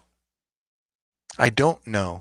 I'm curious if they have any chapters in Mexico. Um, let me let me I'm going to do a quick search, and if I disappear, I'll be right back, okay? Don't go anywhere. Oh, who said that? That's Soul Retriever. Let me read what Soul just wrote here. Oh, you weren't with. Hey, we got 10 people watching. Do we? Wow. Come on in, guys. I don't know if you were involved in our first conversation about. I don't know. Was it last week or after Trump got hurt? I went live and we had a great conversation about his happening. I don't know if you were there, but somebody came in and asked the same question. How do you feel about what happened with the former president? But yeah, we talked about that at length, and we talked about it earlier. But we can mention it. It's my own opinion. Thank God he's still alive. Um, whether it was meant to be or not, he survived, and I'm glad he's okay. And I just watched him today. He was golfing with a pro golfer, and the pro golfer has a YouTube channel, and it he might have done that before it happened. But I was watching him out on a golf course with this pro golfer, and Trump's a darn good golfer. I didn't know that. The guy can hit the ball straight. Anyways, but yeah, I'm just glad he survived, and um, yeah, and I'm gonna, get a chance to uh, vote for him here in November, and I hope I get to see what he can do, in 4 more years. Yeah, I know, Rip. It was amazing. The guy, even though he has his own little idiosyncrasies, with his putting, he doesn't. Although I was saying to my wife, he doesn't really have a great putting game, but then he was sinking birdies. It was pretty cool. Even the pro golfer was just laughing and going, "Oh my gosh." He says, "I don't even have to do anything on that hole. Trump did it all." It was pretty cool. Um, yeah, Biden backed out, and now the vice president, the female, whatever her name is now running in his place. I don't. I just use the Xbox for the live stream and to surf the internet and to watch YouTube. I use the smart TV. It's just to navigate the smart TV is what it is. Xbox is an option instead of using this to navigate my TV. Are you kidding me? This is even though this is much slower than a laptop, it's still a lot faster than this. Mohammed, you're back. What's up, brother? Texas, right? Texas, Mohammed? No, no, my that's good. My son uh started off on this playing Minecraft and uh help me out, the popular um running across the field and building the bridges and all that. What's that called again? Anyways, he now plays over on his laptop. He graduated over to the laptop to the laptop. All right, Rio. Hey, thanks for popping in. Really. Yeah, that's you, Mohammed. Awesome. Oh, you did get off playing Minecraft on Xbox? Uh, no, I'm just using this to navigate um, the live stream, the TV, the cursor, laptop. Yeah. Fortnite. Thank you. Yes, Fortnite. Oh, my son was pretty accomplished. I mean, not to brag, but he was doing really well. He could, he had his better players, but he was pretty accomplished there. And then he got a laptop, and the rest is history. And then he stopped playing Minecraft and I mean Fortnite, and now he's playing these other um, Call of Duty and other military uh, related games with online partners. They're usually together as a duo, and they're going through the mazes of military strategy, trying to stay alive and so on. Your PlayStation, yeah. He just got a PlayStation. What's it called? PlayStation. Uh, uh, tip my tongue. The compact one with the slide in. You know. Uh, yeah, he got it for Christmas. I think his aunts or cousins got it for him. What's it called? Rip, the PlayStation.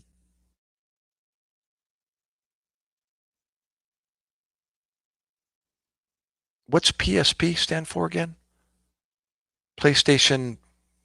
I haven't heard of Vita. I think it's the PSP.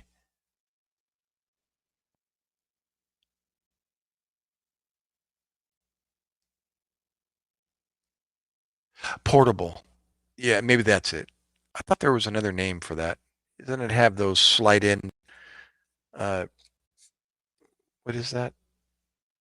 It's got the window, the monitor right there in front of you, and you play it. Is that PlayStation Portable? That's PSP. Okay.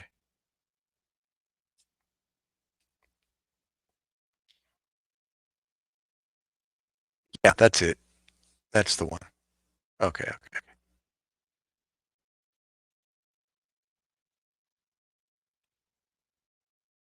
I don't think. I think it's PSP is what it is. Anyways, I haven't, although I think he plays it in his room when he's like going to bed, past to get himself sleepy. But I don't see that very much. He's on his laptop most of the time. And he's wearing out the keys, what is the A and the S and the ASDF.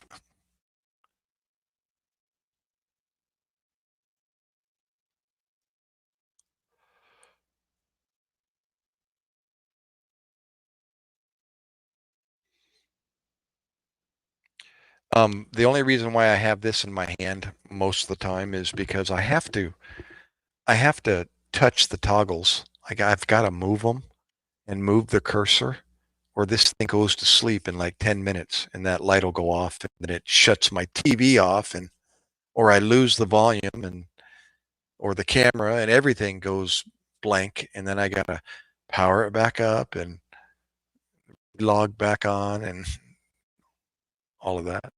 I'm in New Jersey, Mohammed, um, south part of New Jersey, Atlantic County. Speaking of Trump, um, the Trump Plaza and the Trump casinos are down there at the boardwalk. When it goes to sleep, you can make the time longer. Ah, I wonder if I'm not at the max because I'm plugged in. Yeah, if I go in settings, I remember. I just thought I don't remember what the times were. Maybe I'll put it at the max because I'm on external power right here, so it doesn't matter how long. I think it's about 10 minutes. That's my guess because just my own, body clock says about 10 minutes. Um, let's see if in order to go to settings, let me see if I can do this. Um,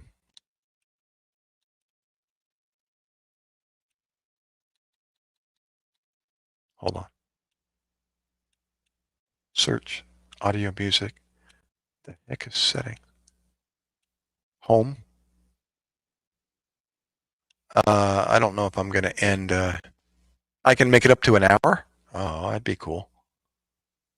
Um, hold on. Uh, so much for going to settings.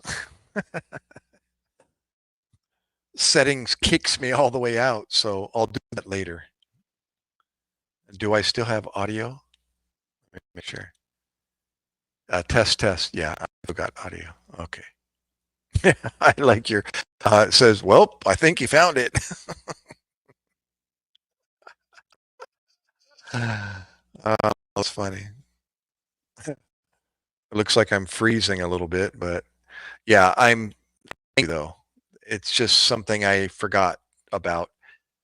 I'm I've been because I'm using this a lot. I've been navigating all of the settings and features and figuring out. I've got it down hooked up to the Alexa, Mrs. A, we'll call her, so that she shuts off my overhead light and the Xbox by giving her command good night. So I'll say Mrs. A. I'm not saying her name on purpose. Good night, and it shuts off my light above me and the Xbox, so I can go to bed, and it shuts everything down. And I've got it on sleep mode, not turn it all the way off, so that it doesn't take so long to power up when I turn it back on. And yeah, the sleep setting, I forgot about that. So yeah, it goes up to an hour. That'd be golden. That'll fix my problem.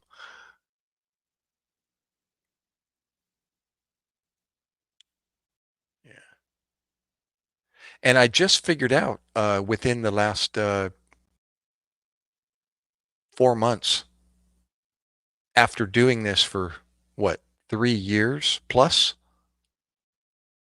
I really didn't have a need for a webcam because I was going live either on a laptop or on the smartphone. But since I don't directly have a laptop that I work on, my son does, or my wife has a desktop downstairs, and she works on that, so that's kind of occupied most of the time. Um, I decided, I really don't need a webcam. There's really no reason for it. And the webcam that, as you know, that comes with a laptop, I mean a Xbox, is kind of antiquated. The quality, the pixels is only 720, and the smartphones just way exceed that anymore. So I thought it's just not going to be practical to buy one of those webcams that are adapt, and to the Xbox specifically. And I thought there's got to be a way to attach an external camera like the one I'm using right now to an Xbox. It's like there must be a way. So I Googled it, and sure enough, they give instructions and they tell you what to do, but it was kind of going over my head, and I was always getting lost as to what it was that I needed to do. So it was like working on a car, you're not quite sure how to do it, even though you're reading the instructions. So you put it down and you try again the next day. Well, I've been putting it down for 3 years and decided, I don't need it. Well, lo and behold, one day, like 4 months ago, I decided to Google it again, and I'm reading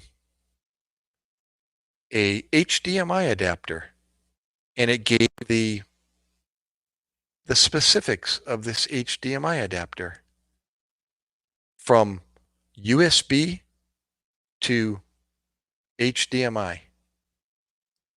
And I thought, well, I don't remember reading that before. I thought it was more complicated than that. So I went to Amazon and I look up HDMI to USB, and there it is, a little toggle. And I thought, really? So the USB is on the back of the Xbox, and the HDMI is the cord. Well, the other end of the HDMI cord is to my camera, and it requires a little micro. It's not USB. It's a specific to this DSLR.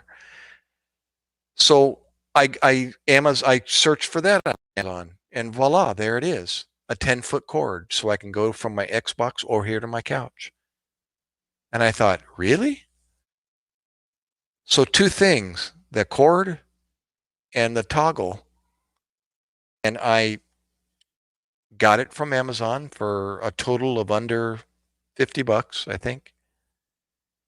And I hooked it up first try to the back of the Xbox, plugged in the cable to the HDMI, and then ran it to my camera. And I turned my camera on, and poof, there I am. I went, what? I didn't have to do anything on Xbox. I didn't have to do any settings, anything, nothing. Just to the USB on the back and turn the camera on. And here I am. I'm using StreamYard for the live stream platform, and or any live stream platform, it will work. YouTube, if I just use YouTube, all I got to do is just go to YouTube, turn on the browser on my Xbox, open up the browser just like a laptop, go to YouTube, hit the plus sign, start a live stream, and the camera, poof, pops up on the screen. So that's all it took. It was easier than, and I took 3 years to get here.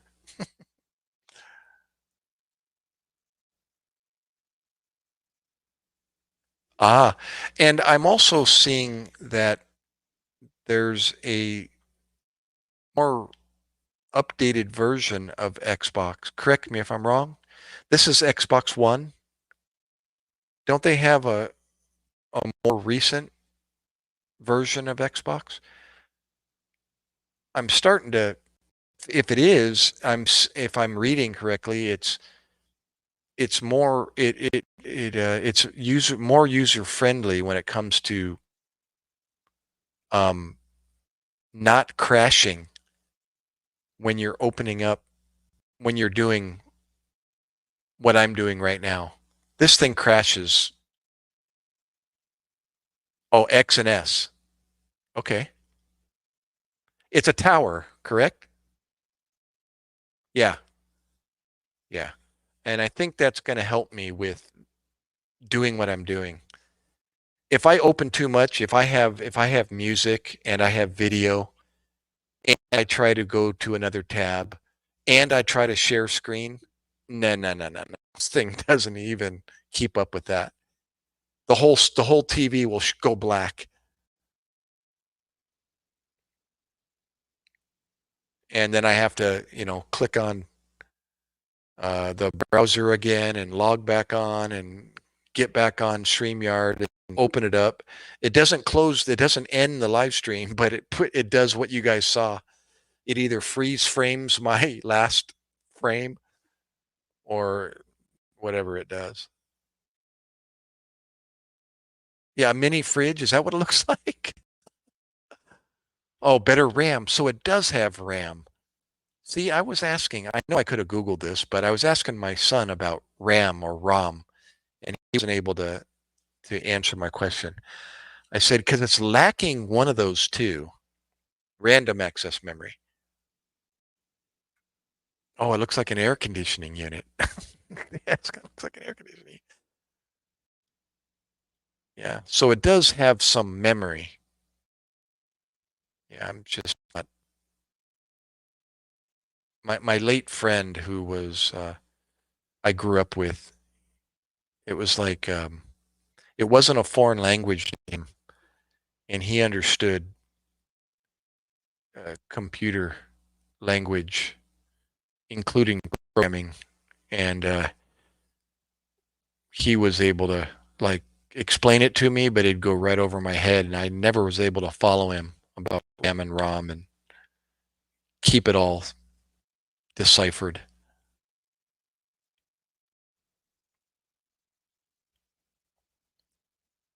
Well, then I might just like look into that here in the future.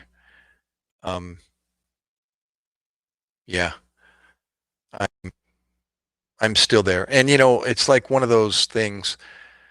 If I take an interest in something, I mean, really take an interest, like the Word of God or anything, rock climbing or whatever it is, and it's really interesting to me, then I've got to put all my time and effort into learning it and like understanding it, like like paramedicine. When I became a paramedic, it was like, whoa, it was like a kid in a candy store. I just wanted to know, ooh, tell me more, about the heart, about the eyeball. And so, but I know that I get interested in things, a lot of things, and I realize, okay, wait a minute, Gary, you're starting to go down that road again.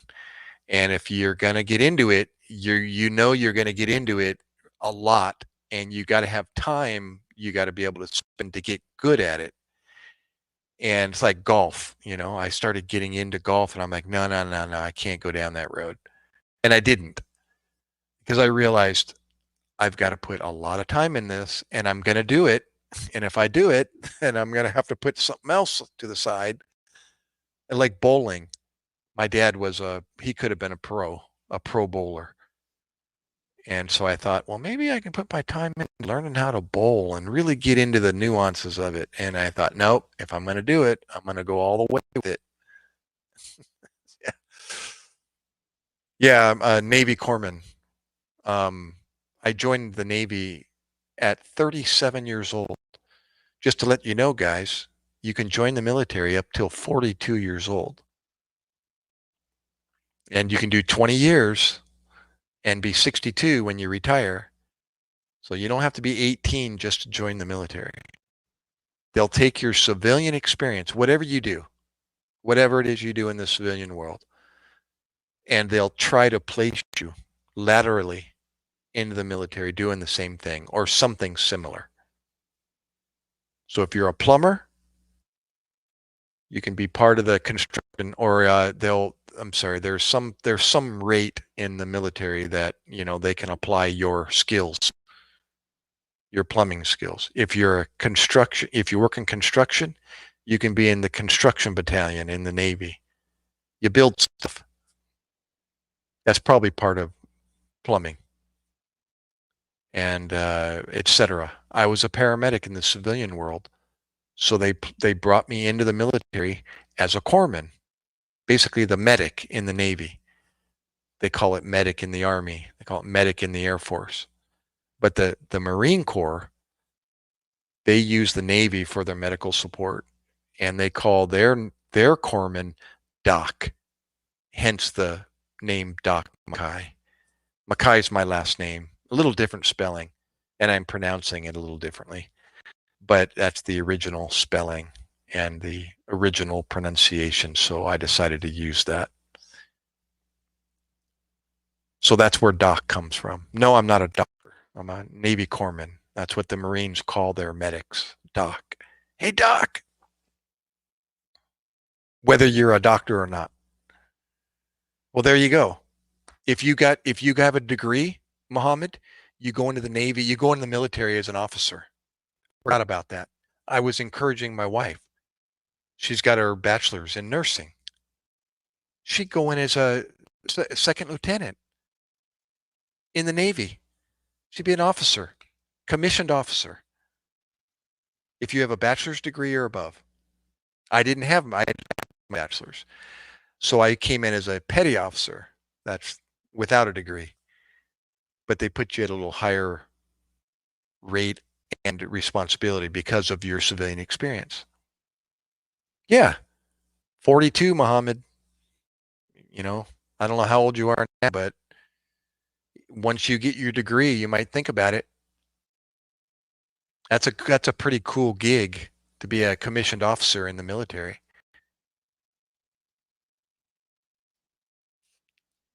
Pay-wise and responsibility-wise, you're more in charge in doing the logistics of the military and running groups instead of being in the group.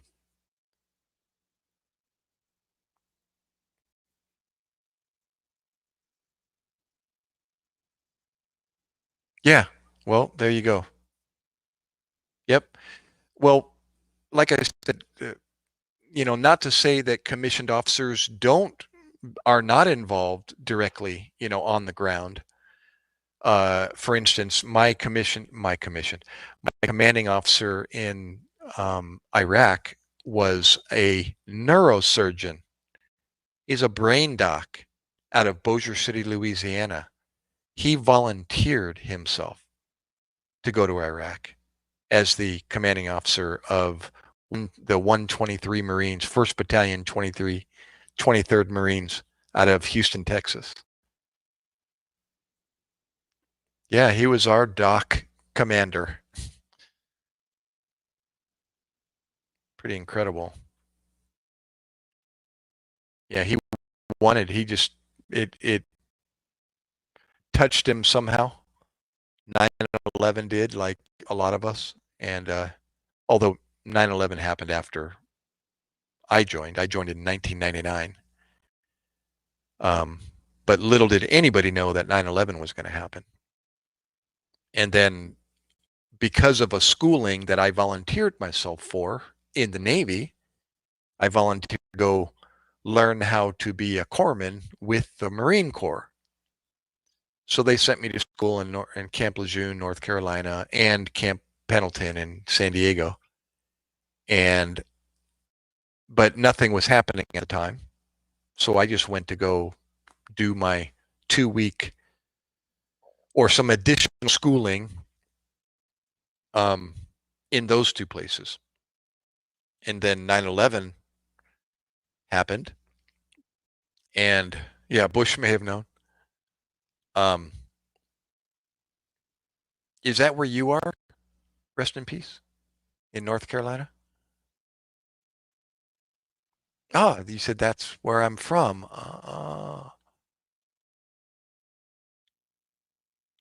No way. Did I say it? Is that what you meant? You're from North Carolina? Oh, that's when you were born. Oh, okay. I was born. Okay, okay. I got you. I'm following you. Gotcha. Houston, Texas. Gotcha. Ah, okay. I'll be dang. So it's rest in peace that's from North Carolina. Well, yep, been there. Actually, been there a couple times. I was just there going down to Florida to visit my daughter. I just drove through. I think I did some fishing in a reservoir or lake there in North Carolina. I made it a point to do some fishing on the way home to break up the drive so I didn't fall asleep. So I fished in Georgia, South Carolina, North Carolina, and I think that was the last place.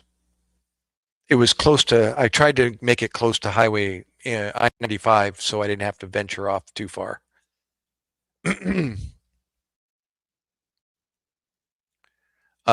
Yeah, so I joined the Navy, and they brought me in as a third class petty officer, which is basically an E. That's the rank is E4. E5 is a sergeant, so it's like being a corporal, I guess. That's what they brought me in as. I already had training, so they didn't have to send me to school, to learn how to be a paramedic.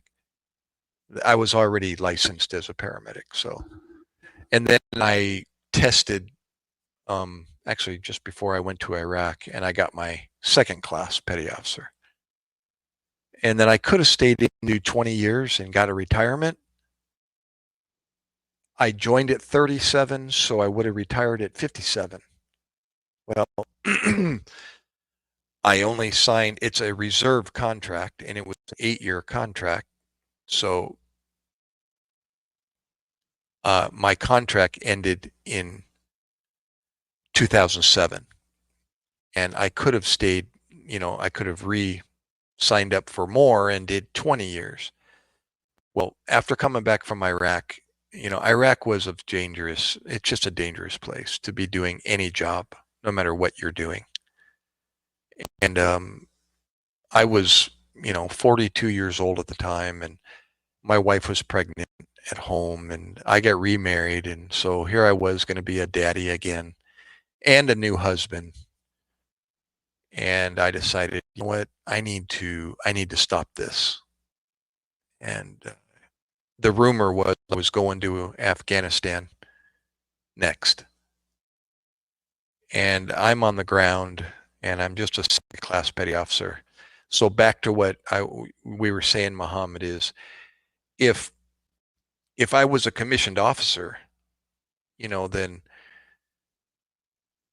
there's a high likelihood that I don't have to be out there in the field with the guys.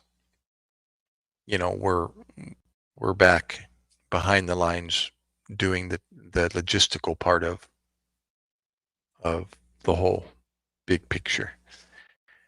Again, there are commissioned officers like that neurosurgeon from Louisiana that was right up there with us. He insisted that he wanted to get some, and do something, be part of it and experience it. And yeah, even though the guys were pretty leery about him doing that, the commanding officer, being up front with the rest of them, but he insisted he did, and they let him, and he survived. But yeah, the rumor was I was going to Afghanistan, and I decided to get out before something else happened, like going to Afghanistan. And I would have been with the Marine Corps on the ground with them, providing medical support. And to say, did I get scared? Are you kidding? Yeah. And the only way I can explain it is whatever it is you guys do, like you're going to school, for example, Muhammad, right? Can you imagine being whatever school it is that you go to, community college or state college, whatever it is, online? Can you imagine being anywhere, whether it's home, at work, at school, and all you're trying to do is you're trying to listen to lectures, you're trying to take notes, you're trying to work, you're trying to eat lunch, you're trying to just do your job and live. You're trying to piss and poop in a bathroom, but instead you're in an outhouse. They did have porta johns there, so thank God for that. And you're just trying to go through the motions of doing your job, whatever it is. Maybe your job is to provide security or to operate an M16 or a 240 Golf or a machine gun or whatever it is. But in order to do your job, you've got to go into harm's way to go do your job. So you're at home and you're on your laptop trying to do your job, and you can't have glass for your windows because the explosion of 60 millimeter and 80 millimeter mortars is gonna blow your windows in like it's tissue paper. And I'm not exaggerating. There's just no need, there's no room for glass anywhere in your facility that you're trying to work in or you're trying to go to school in. So you've got to board up your windows with 3/4 inch plywood. Okay.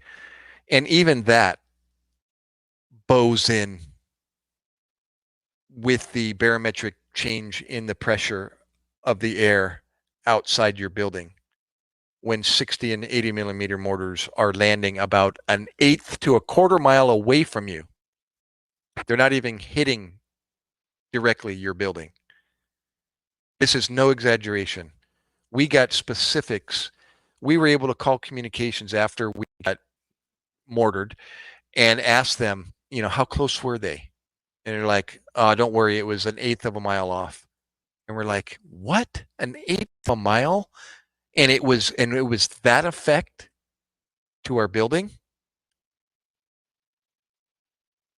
So can you imagine that?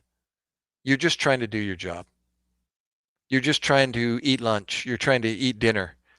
You're trying to go to the bathroom, for God's sakes. And you got that crap going on outside. We're not talking drive-bys. Yeah, I'm getting goosebumps just talking about it because it was horrible. And after a while, I hate to say, you kind of get used to it, but you never get used to that physical effect of it. It puts you on the ground on your face, and you don't even know how you got there. Literally, you have no memory of how you got from a standing position to on the floor, and everybody's on the floor and they're on their stomachs and you're all looking up at each other through the crack in your helmet, looking at each other with bug eyes, like deer in the headlight look. And if you were to ask each other, how did you get there? We're all like looking at each other just going, holy crap. And you really don't have a memory of what just happened. And the whole room is filled with dirt and dust, and it's like the whole, whatever happened, just about caved your building in. And then you find out that they were an eighth of a mile off, and that happened. And you're like, no, no, no, no, this starting to suck. And then you start getting upset. You kind of get a jaded attitude about like they're idiots. Like, what in the F? What are they doing? Why? Why are they doing this? And then you're starting to get upset and you get angry, and it starts to become kind of a regular thing. And it you just want to do your work. You just want to take care of. I'm taking care of somebody, and that happens. Like, what the fuck? I'm not even a profanity user, but just thinking about it makes me think that way. And unfortunately, you kind of come home with that, and that's why that's what you hear about.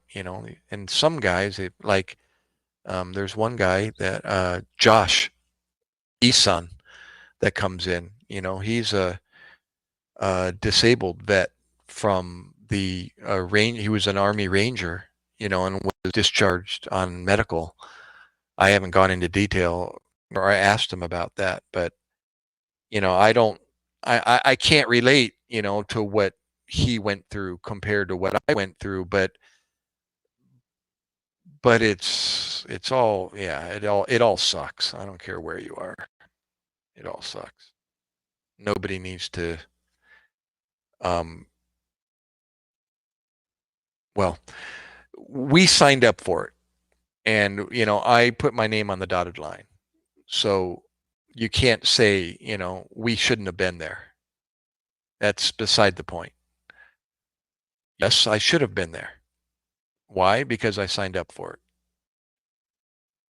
So there's always going to be war, and whether or not we're supposed to be there or not is beside the point. That's what we signed up for. And so the emphasis is we are over there. So there's two things. That is, make sure we're trained enough to do our job, and then some. And the second priority is to get us home. And that's where you guys come in as well. Just support those people that are over there, and shower them with praise and thanks, when they get home, because it sucks being over there. Whether or not we were supposed to be over there or not, that doesn't matter. Yes, we were supposed to be over there. It's I guess, it's like, so why do we have a military then? If everybody's, against war, what the perfect scenario is that peace and love forever on this earth? Ain't gonna happen.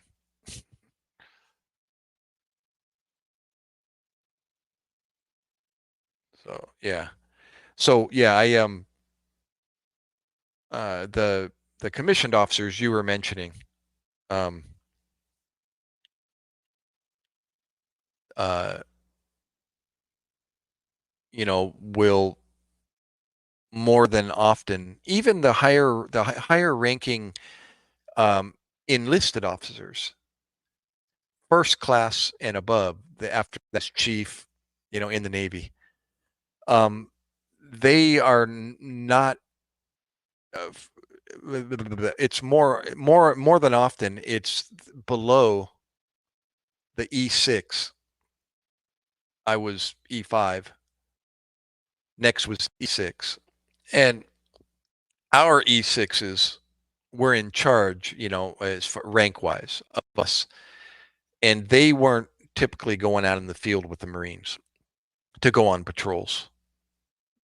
So even enlisted officers, the higher rank you have, the the less likelihood you're directly involved in the skirmish, the conflict. You have other peripheral stuff to take care of to keep the whole thing, working.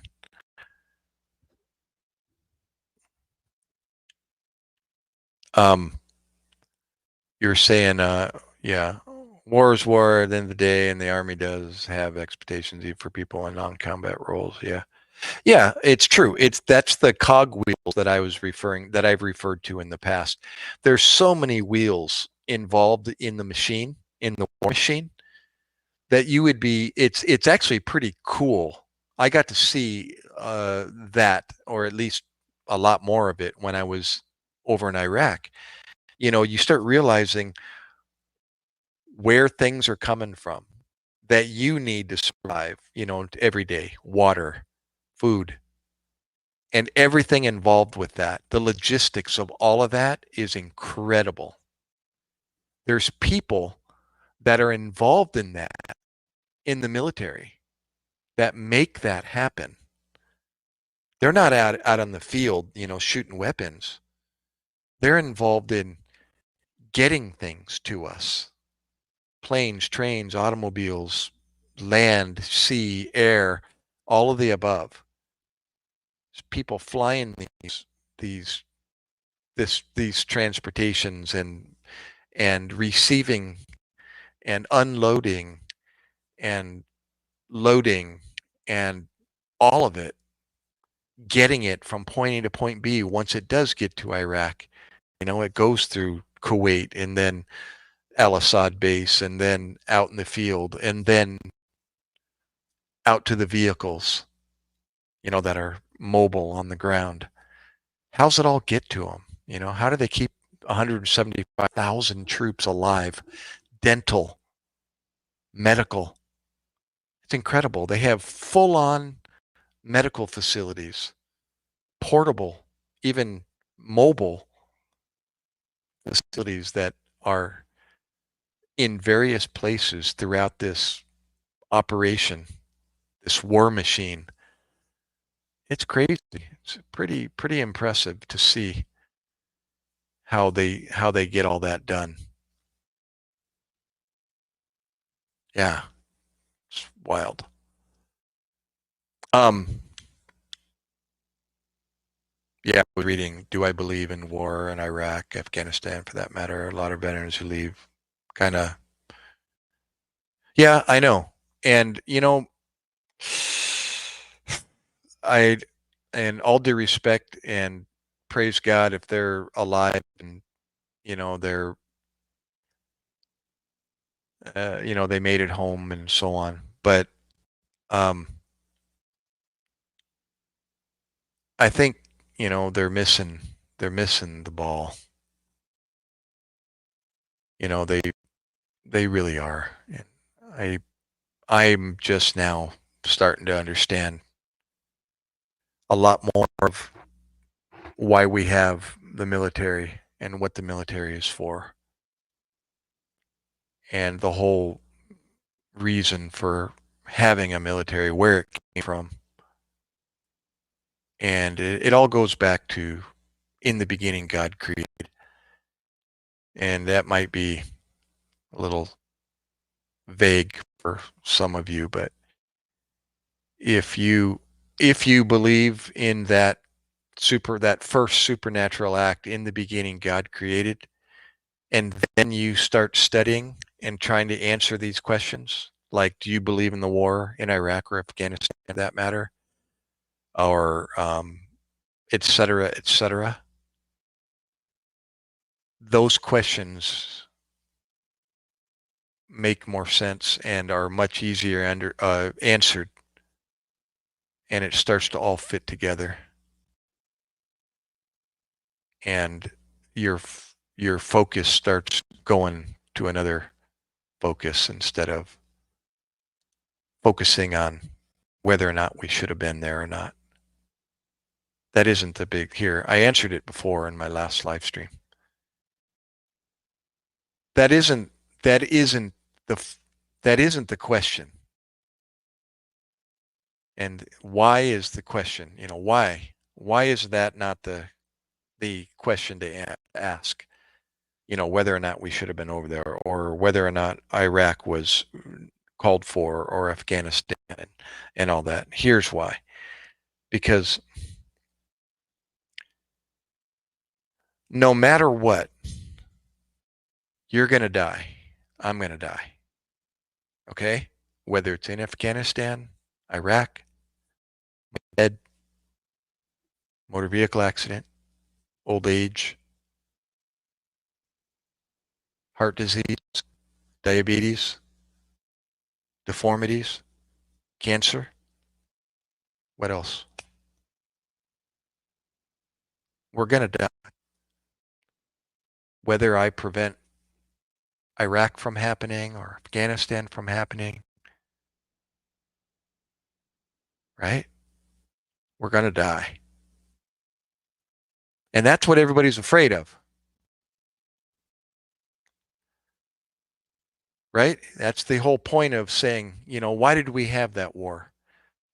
Because people are dying senselessly, right? Well, when is dying make sense? When is it okay to die?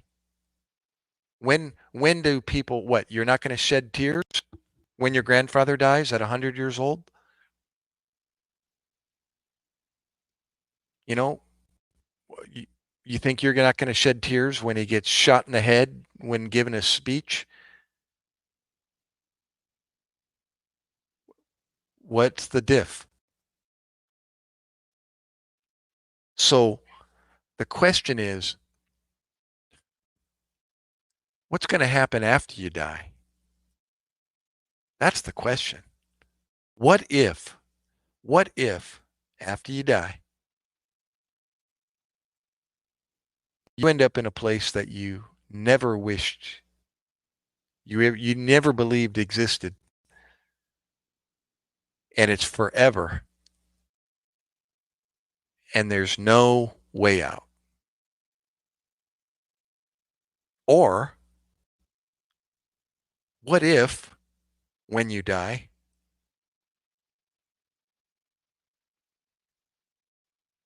you get a chance to do this again? You get a chance to live again. We were created once. We got here once somehow, guys and gals, right? We got here somehow. And it wasn't evolution. That's impossible. Hate to say. Hate to break news to all the brilliant minds out there. But evolution is the greatest hoax, the greatest deception in modern history. Right there. There it is. All right. I'm 100% convinced through putting my trust that in the beginning God created, very first verse of the Bible. When I chose to believe that that was actual, in the beginning God created, that evolution is the greatest hoax, the greatest deception in modern history. All right? When I put my faith in that first sentence and then started asking these questions, did I believe in the war? Should it have happened? Those questions were a lot easier to answer, and it made more sense, and it starts coming together, and it's just a much better model in answering life's questions. Where we came from, what's going to happen when we die, why things happen, so on and so forth. I don't have time to go into, prove it and tell us about what you've read and why you believe that. This has taken 17 years to develop the base that I'm at right now, and it's just overwhelmingly, convincingly, I'm convinced that this is true, that in the beginning God created is the truth. It just makes much more sense. All the sciences that I'm reading about, I'm relearning about, they just make more sense now. Those sciences being geology, biology, genetics, medicine, paleontology, chemistry, biochemistry, physics, astrophysics, and astronomy. Little by little, I'm learning more, and I'm learning little bits of pieces of each of those fields of science. From in the beginning, God created worldview, and it just makes so much more sense. It's just crazy to realize what I've been taught before, and now to learn this worldview and just shake my head thinking, where in the world have we been? What have we been being taught? Why in the world am I just now learning about this 17 years ago at 45 years old? Why did it take this long for somebody to show me? Why didn't my teachers back in high school and elementary school teach me this?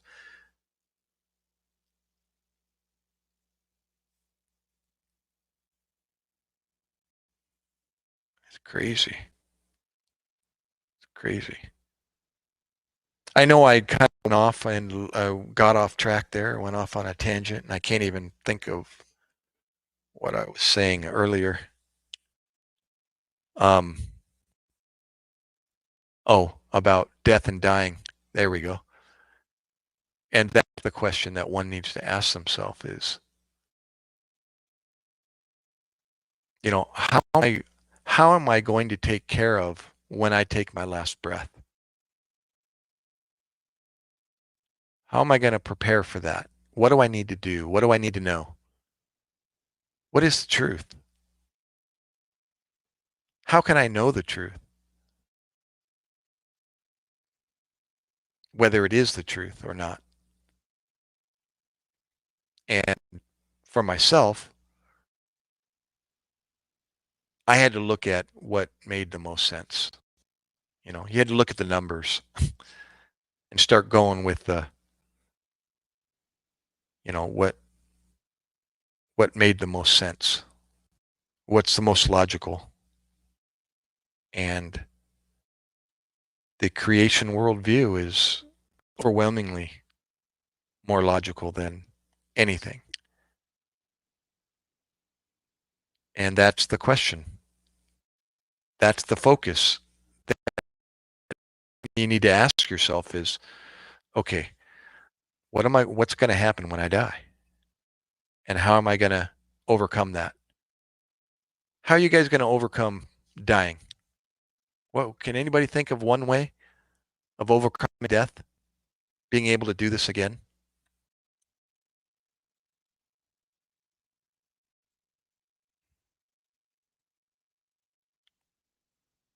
Yeah, but the Quran was written 600 years, supposedly written 600 years after.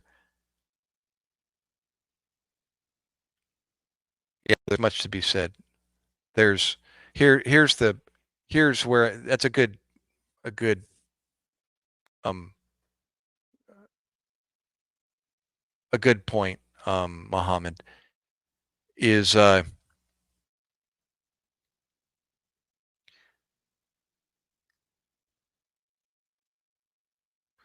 how is someone going to, yeah, and isn't it interesting though that a lot of the Quran um repeats or sounds like, what was written, a history book that was written 600 years or so after.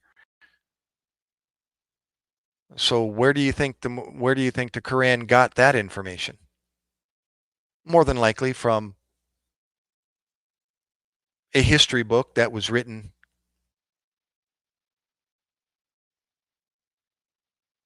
2,000 years before the Quran was.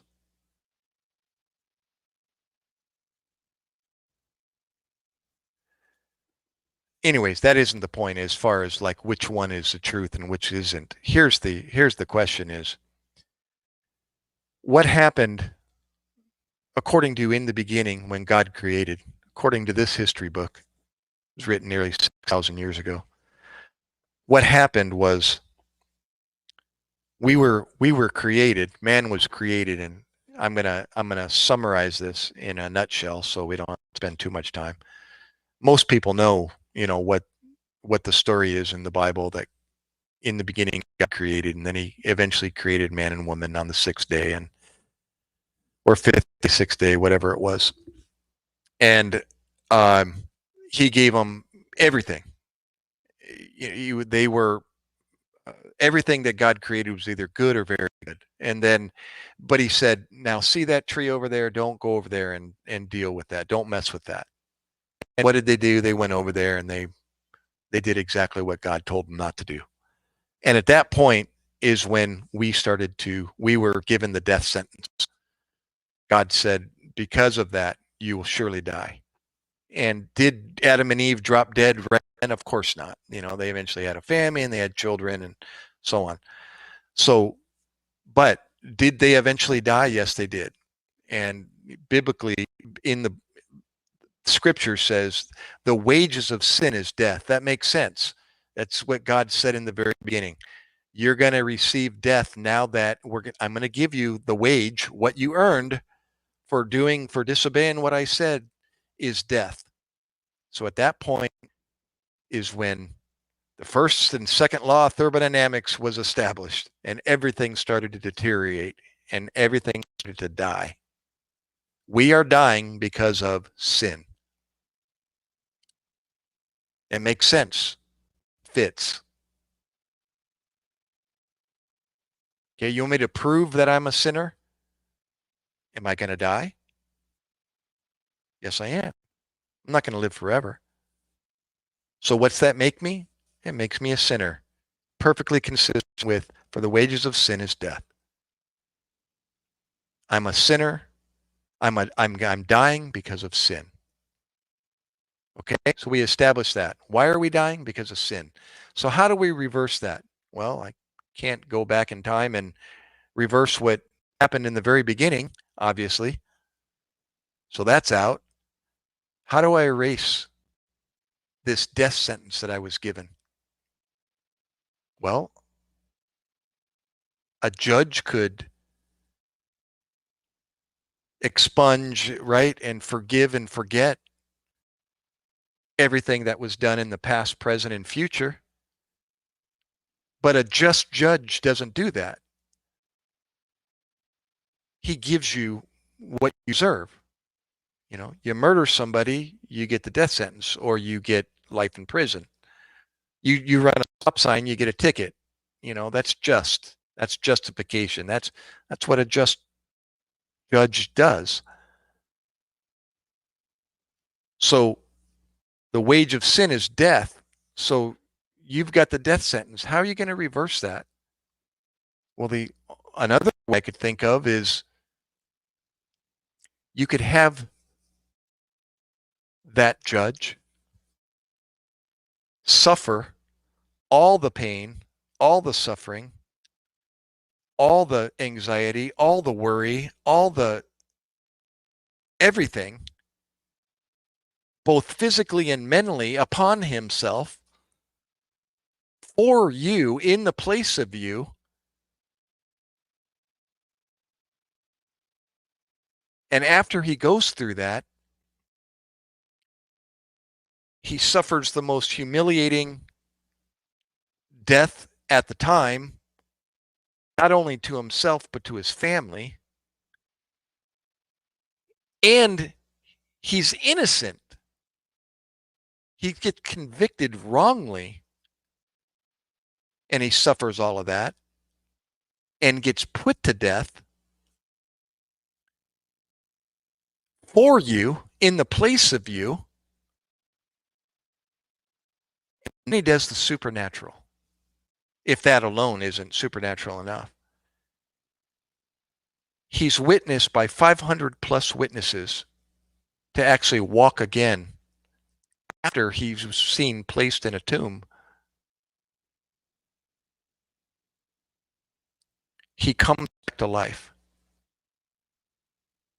Why did he do that? Because we can't do that. That's what's required to reverse what happened in the beginning. Not only the pain and the suffering that all that caused, but the death, the ultimate death that eventually that you receive at the very end. He defeated both of them because he's the only one that could.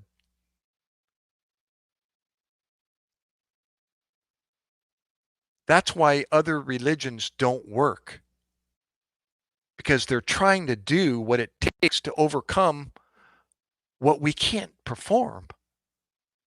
There's nothing we can do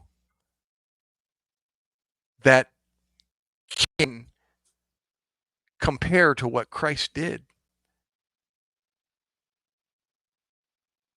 That's why they say works don't work.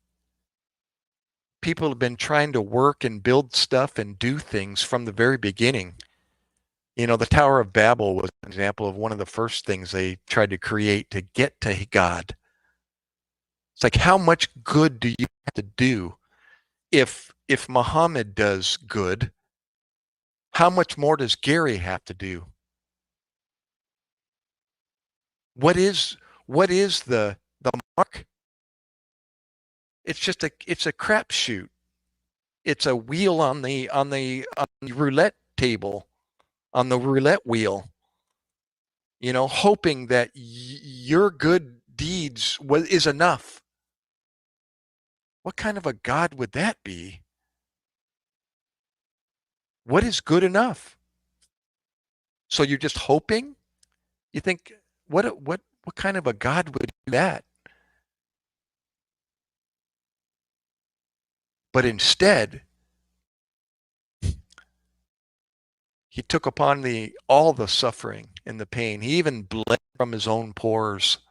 It's a physical process, a physical condition that is actually experienced today when the blood actually seeps past the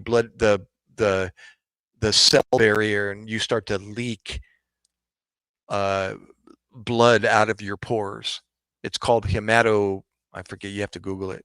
It's what Christ suffered when he was taking upon all the sins of the world. There's no way. See, there's nothing. There's only two ways you can overcome what we caused upon ourselves. Somebody's got to be able to forgive and forget that. Be able to take upon all the sufferings that every human being, past, present, and future, has ever experienced. All the diseases, all the accidents, injuries, worry, anxiety.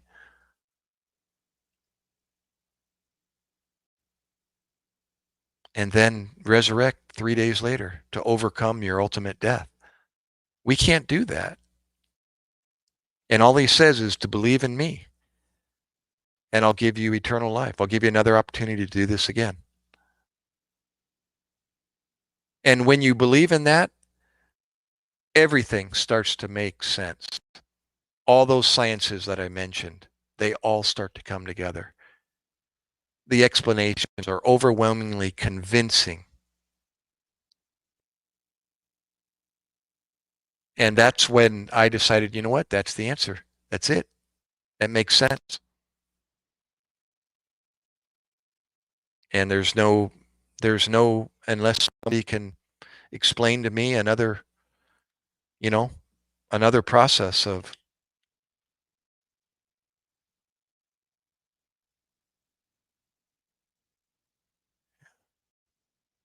there's so many questions I see, like Muhammad's asking, how can God lead? Because he was both human and he was God. That's how.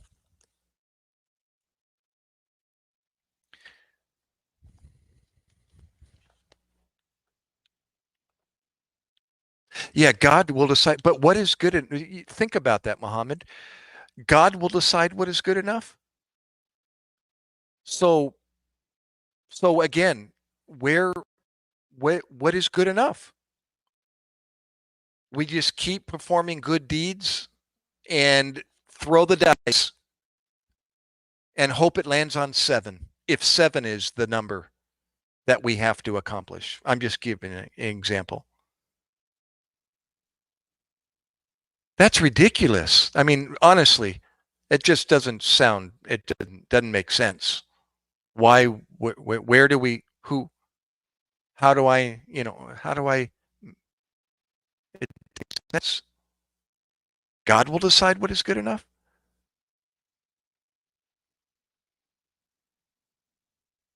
So you never know, you can never know whether or not you're good enough?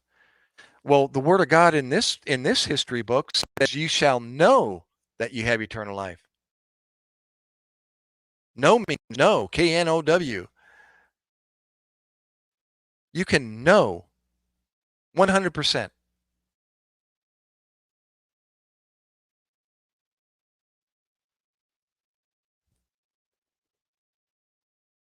And it's just too faulty. There's too much fault in, other religions in their text and what they say and how it contradicts and how, some people uh, are required to. Um, it just I can't go into detail, but as far as it contradicts itself and or says things that just no God would. It doesn't. Yeah. Without going into detail as far as what the Quran says or what any other book says, it doesn't. There's no hope in the promise. There's too many. It's too questionable. What is good enough? God will decide what is good enough. For God so loved the world, he so loved the world that he gave his only begotten Son, that whosoever believeth in him should not perish, but have everlasting life. That's absolute, conclusive, 100%.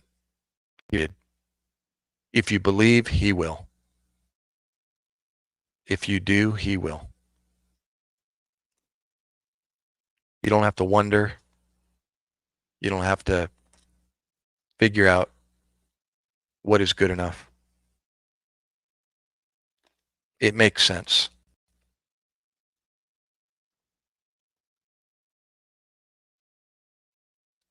Yeah, it's out there. The answer's out there. Just, God forbid somebody doesn't know the truth before they leave this world, without question. 100%. There's no loving God would, leave his own children in doubt or in question as to whether or not they did good enough or not. He did the work already. It's done. It's finished. And all he asks you to do is believe that he did it. What a God. What a God.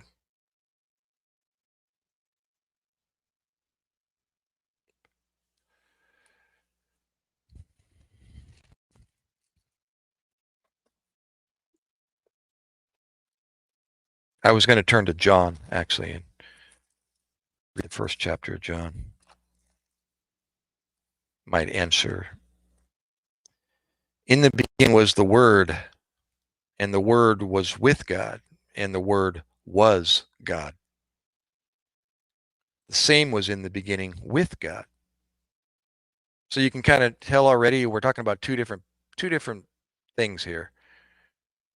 We're talking about the Word who was with God, he was God, and the same, the Word, was in the beginning with God.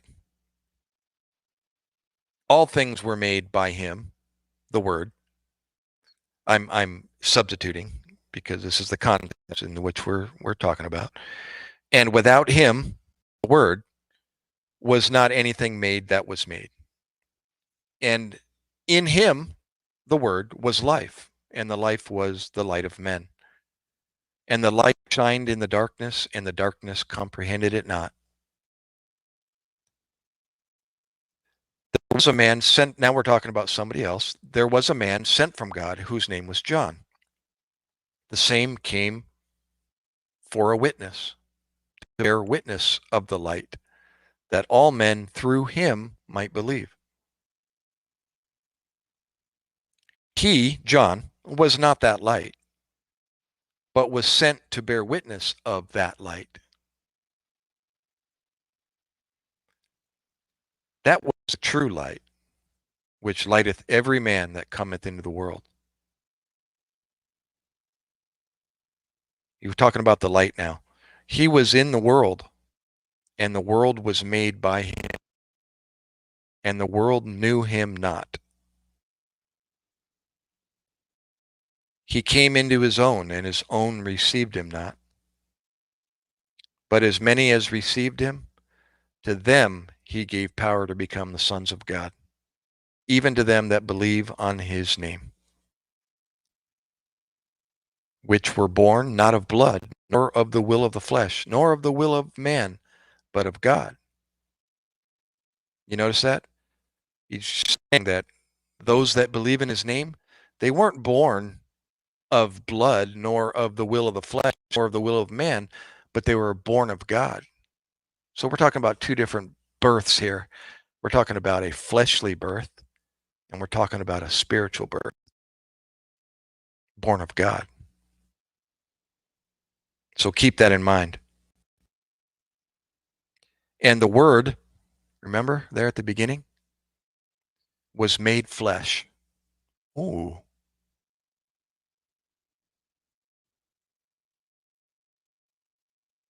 Here's your answer, Muhammad. And the Word was made flesh and dwelt among us, you and I. That's how he bled. He was made flesh. He dwelt among us, and we beheld his glory. And the glory as of the only begotten of the Father, full of grace and truth. John, the guy earlier here in the verse, he bare witness of him, the Word that was made flesh. He witnessed him and cried, saying, "This was he of whom I spake. He that cometh after me is preferred before me, for he was before me. And the fullness and of his fullness have all we received in the grace and grace for grace. For the law was given to Moses, but grace and truth came by Jesus Christ. No man has seen God at any time. The only begotten Son,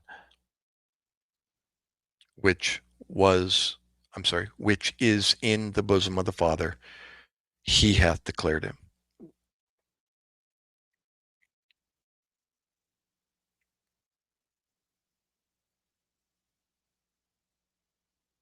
And it goes to end or to read more further into John and his experience with Christ and what he did.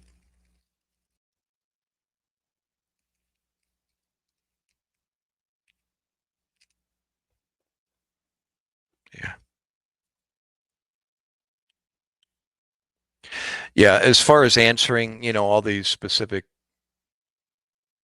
how did God bleed and so on and so forth, I always go back to, what what did what is required in order to literally reverse, what happened in the beginning. We were created eternal to live forever with the law, that one rule. Don't go over there and deal with that over there. I'm paraphrasing the verse. Don't go over there. And what did we do? We went over there. And we did exactly what he told us not to do. And at that point is when everything went downhill and we were given the death sentence.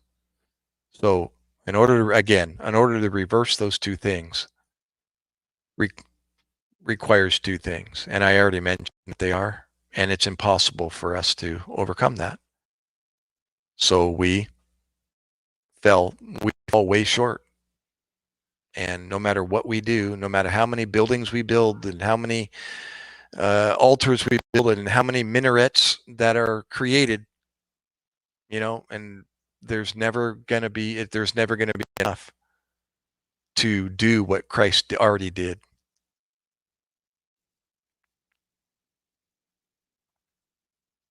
It doesn't make sense, to rely on a human being's works to forgive and forget somebody's sins and to overcome the ultimate death that we're all going to suffer. You've got to be able to overcome those two things in order to have a chance to ever live again. And he already did it. It's already done. And he said, believe in me and I'll give you another chance to live again. But this time it's going to be forever.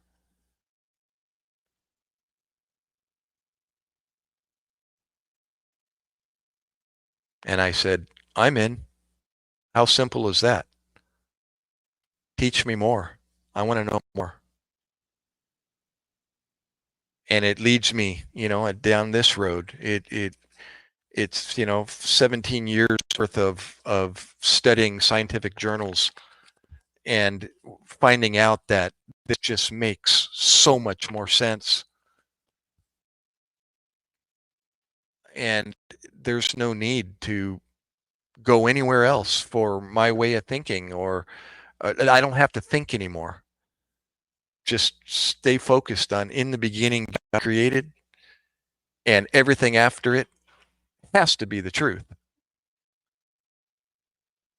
It's either the truth or it's a lie.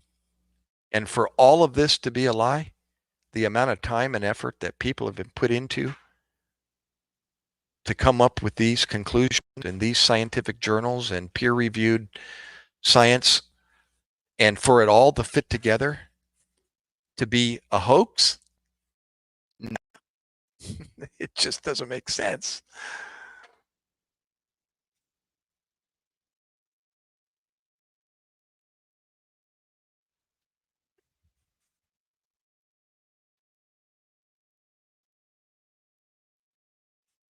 Yeah, you can. I don't. You can feel free. Aiden, what's up? Sorry if I missed anybody. That's. I did. Yeah, Aiden, you're on your work. It's 5:30 there. What time is it here? It's 6:30. Yeah, 6:30.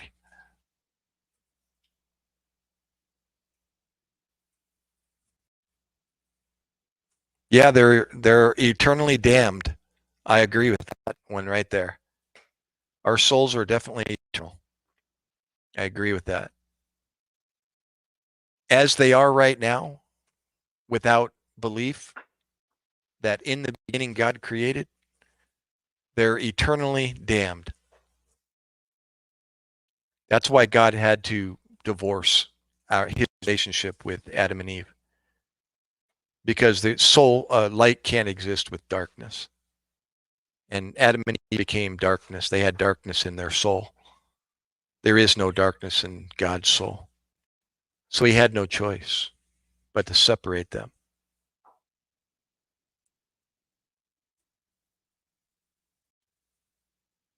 You see, we're broken people, Muhammad, because of that.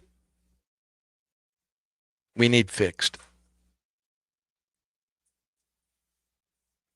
We need to somehow fix what was done in the past. And it makes sense that what's required to fix what was done, we can't do. I can't come back to life by myself. Just no way. I'm going to go in my grave and I'm going to stay in my casket. I'm going to become worm food. But our soul, like you said, definitely is eternal. Some are eternally damned. Doesn't that make sense? Those that are broken are definitely not eternally have life in them.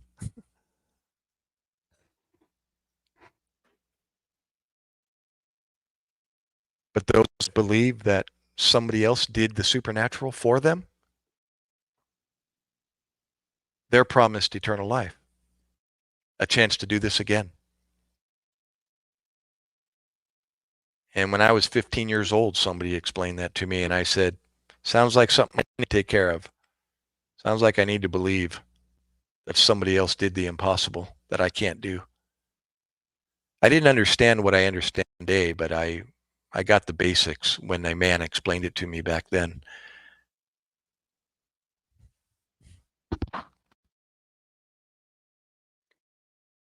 Yeah, what a concept. I mean, it makes so much sense. The more you read the truth, the more it convinces you it is the truth.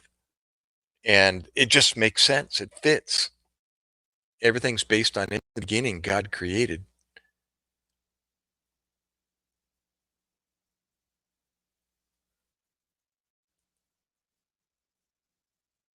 It's like, here. Why not, why not spend your time proving that this is right instead of trying to prove that it's wrong? If you did that, your life will be changed forever. Instead of trying to prove that it's wrong, prove that it's right. Go down that road.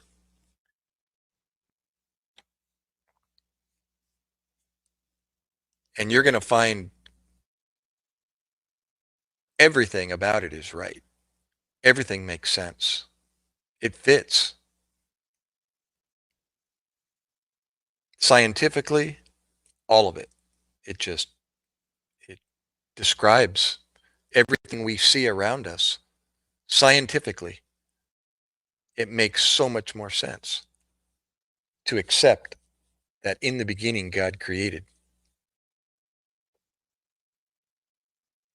And then everything after that just fits.